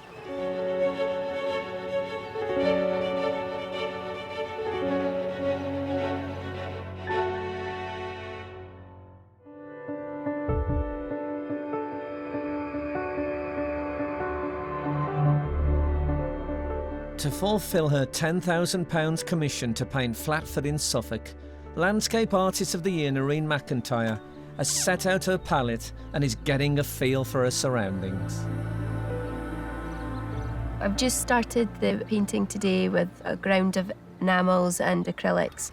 And I would usually work on a ground in the studio as well because it gives me a tone and sometimes a texture to build upon. What I'm doing, because I'm limited in my time, I'm outside, so it's like a painted sketch, if you like, is using the oils to sketch with and then taking away the shapes and elements to create the image that I'm looking for. It's really nice to be able to work outside, just like Constable did. I'm getting the same sort of experiences because I'm sure he would have sat in the exact same position I am, soaking up the atmosphere and looking at exactly the same landmarks and landscape that I am, and we're just interpreting it in different ways. When he was painting outside, that was a very different thing to do for painters at that time. So it's really nice that we've got that connection. By using the various photographs she's taken of Flatford, Narin can get a feel for what the final commission will look like. I've edited the composition and changed the trees sections and brought some of those forward, moved the cottage and the bridge over to the side rather than having that as a central focus. Really, the colours are coming from everything that I've soaked up, other things that I've seen. So that's something that I'll be able to look at and see if it works and decide later on whether to use that or not. Also, the scale of the piece, I'll be able to see whether to keep it maybe a rectangular framed format, or I might decide to use another dimension. It gives me plenty to think about.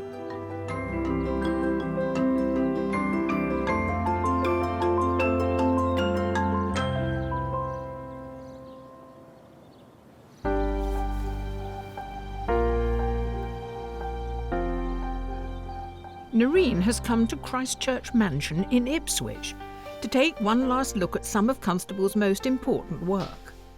But now she's experienced the landscape for herself, what effect will it have on her own composition? To see his work up close is fantastic. The paintings are beautiful. The way he works on different scales is very different as well. But I'm finding that each of the pieces are very textural. They're really rich in the way that he's worked the colours up and the layers up, so you can really immerse yourself in the detail.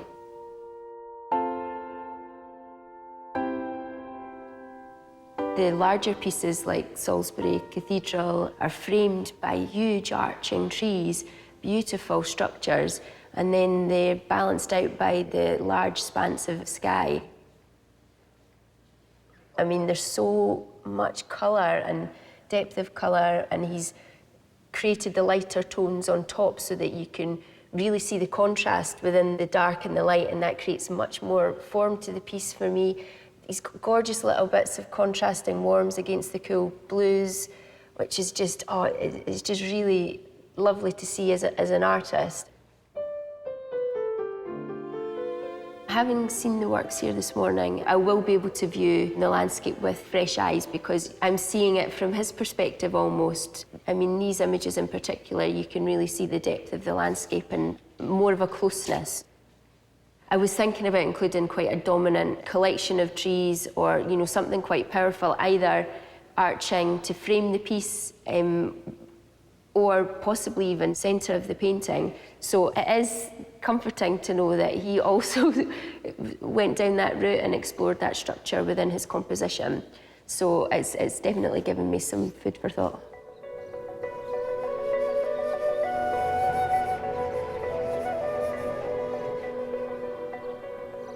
Back in Flatford, and Narin has a final opportunity to soak up the atmosphere of Constable country and to step into the Haywain. The Haywain's Constable's most famous viewpoint, and it's very magical being here because you're taken back to when he painted his landscape, but it's also quite eerie as well because the landscape remains largely untouched, to be honest. It is still very recognisable. I'm just using some pencils on top of enamel and some charcoal, just quite quick colour tone sketches. Not similar, I would say, to Constable, just because of the works that I've seen of his. He's made oil sketches and graphic pencil sketches, so different in that respect. I'm just trying to capture the layout of the composition and some colours that I might play around with back in the studio. I think if we ended up with a copy of the Haywain, I would be a little bit disappointed because it's been done. Constable's done that. But Narin is a completely different artist. She has a different story, she has a different way of seeing the world, and that to me is part of what being an artist is about, is sharing something of yourself. And people will be able to see what makes Narin tick and be excited about. And so I'm really excited about seeing what Narin comes up with.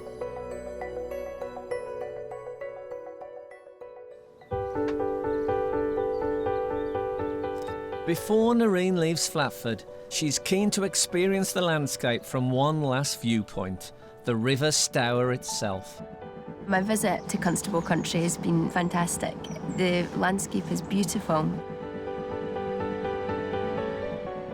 Being able to walk in amongst the landscape, being able to visit the cottage, the Haywain, being able to see all of these views that Constable has painted, it's almost like sort of stepping into the paintings themselves because the landscape is still so familiar. Yeah, really magical. And the boat trip's just the icing on the cake. The water is gorgeous, the reflections on the water. It's almost like there's an atmosphere, especially on this stretch of water, and the colours are really soft and light at the same time. It's been really beautiful.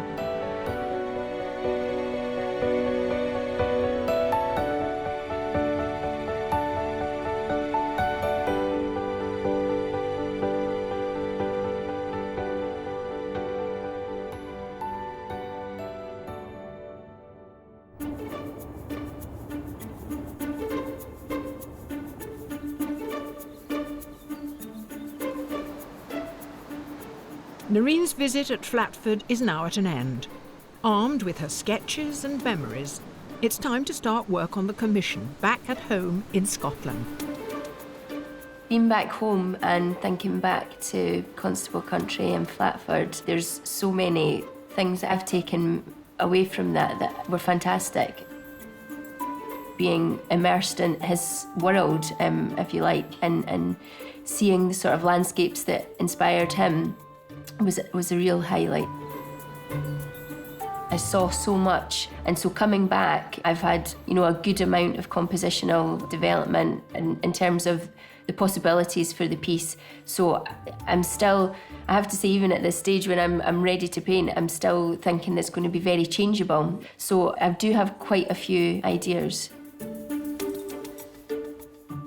To create the composition, I go through all of the photos that I've taken, and I'm really sort of looking for maybe a structural piece or something quite familiar in the landscapes. Within the journey, there was some really nice trees that stood out just singularly, so I'm going to try and incorporate one or two of those.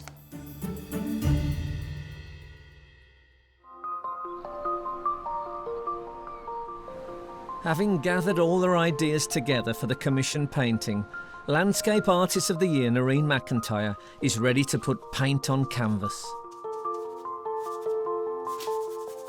It's always quite exciting when you start a new painting.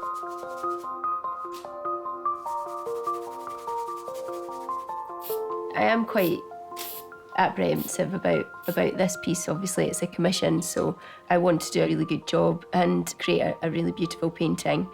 But at the same time, I'm just at the beginning, so anything that I do that I want to change, I can do. And that's the wonderful thing about painting. If there's something that isn't going as well as you'd like, I can put it somewhere else or take it back and, you know, develop it in a different way.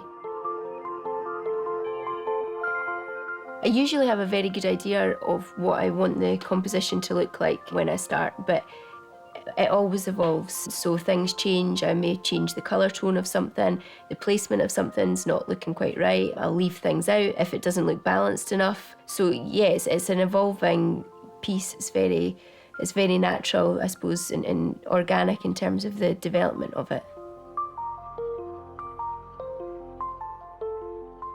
During the competition, what we got to see were the paintings that Narin could produce in the short time frame that she had. And I love that sort of sketchiness and the looseness that she managed to get in those paintings. What I'm thinking we're going to see is something that's much more resolved, but I'm slightly nervous at the same time that it will lose that ghostly, magical, mysterious quality. I hope that she will have picked up some tips on how Constable looked at light, because Narin is about the shadows, and she has a very strong voice. Her work is of a kind. She did evolve through the competition, but it would be nice if she looked at Constable and sort of imbued some of his relationship to light and brought it into her commission. I'm really looking forward to see whether that's happened.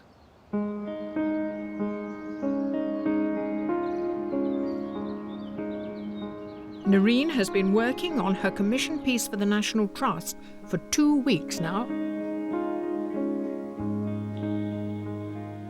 Things are getting on quite slow at the minute, just because I started with the tree in the middle, but then I wanted to maybe explore a little bit more balance in the composition, so I've sort of obliterated the middle section and taken it back, and I'm going to try with a tree sort of arching over, maybe just to try and balance out each side. So it's set me back a little bit. So I'm just sort of frantically trying to catch up or to be where I think I should be at this point.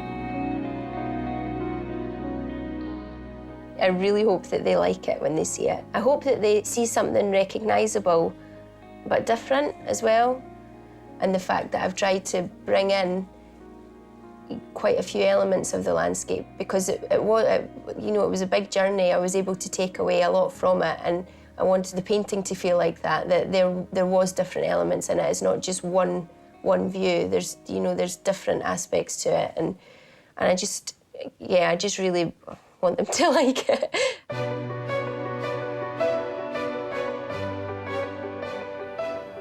The day of the unveiling. Narin has made the long journey from Scotland to Suffolk and arrives with her painting. It feels really lovely to be back at Flatford, just a bit more relaxed because I've got the painting with me and I can just really enjoy the landscape. I am nervous, just thinking about the unveiling of the painting, just because I want people to like it, obviously. I mean, to ever think that I would get to paint for the National Trust is amazing. So there's a lot, yeah, there is a lot of pressure with that, which is why I'm nervous. But I'm just excited.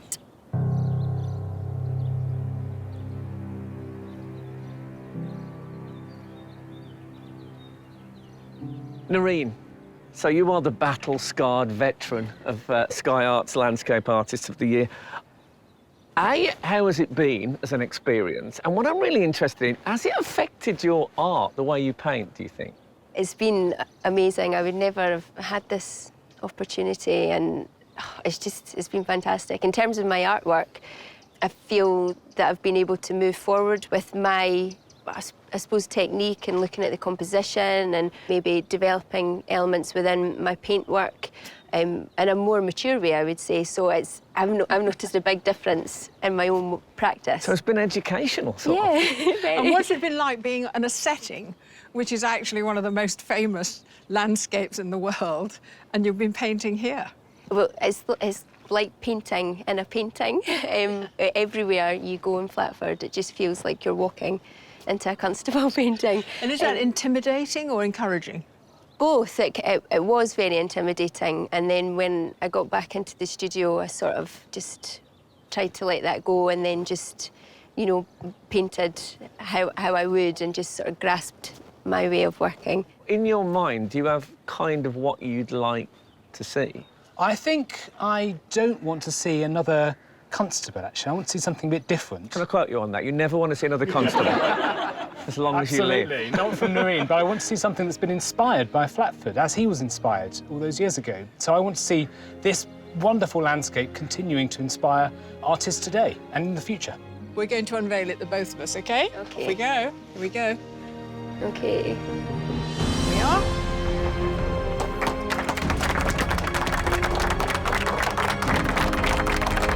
I love it. That's great.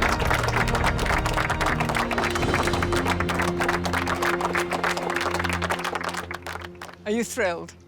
I'm just happy that Ben's happy. Come on, Ben, No, what do you it's think? terrific. I love just the way you've used the colours in that tree there, and you've picked out the detail of the tree, and I love this structure on the left. That's really interesting. I try to incorporate elements along my journey, like I would usually do in a landscape, create a landscape, not just from the one view, from taking in elements from around. And I've called it Flatford in Summer because it's elements of Flatford to me, rather than just looking at the Haywain view. It's the Flatford experience. Yeah, yeah. OK, well done, Narin. You are, Thank you. I think it's fair to say, a worthy champion. Thank you. Well done.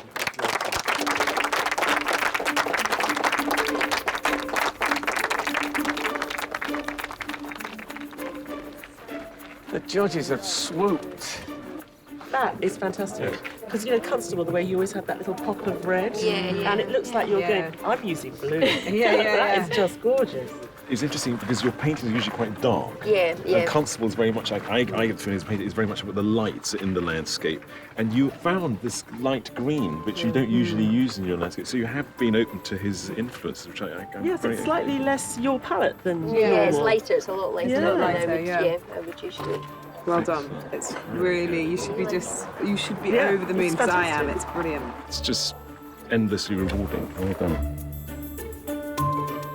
Narin's created her own interpretation using different images, so it's a sort of compilation of her experiences here at Flatford, and I think that works really well. It's a modern interpretation of what landscape is and what this landscape is. So I think visitors will love it because it's so different from Constable's art, and I think that's what makes it a fantastic addition to our collection.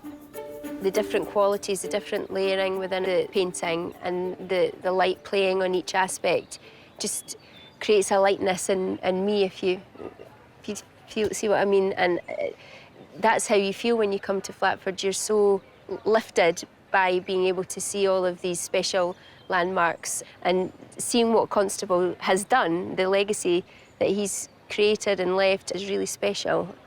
So I hope that when people look at the work, they think that it's special and they enjoy it.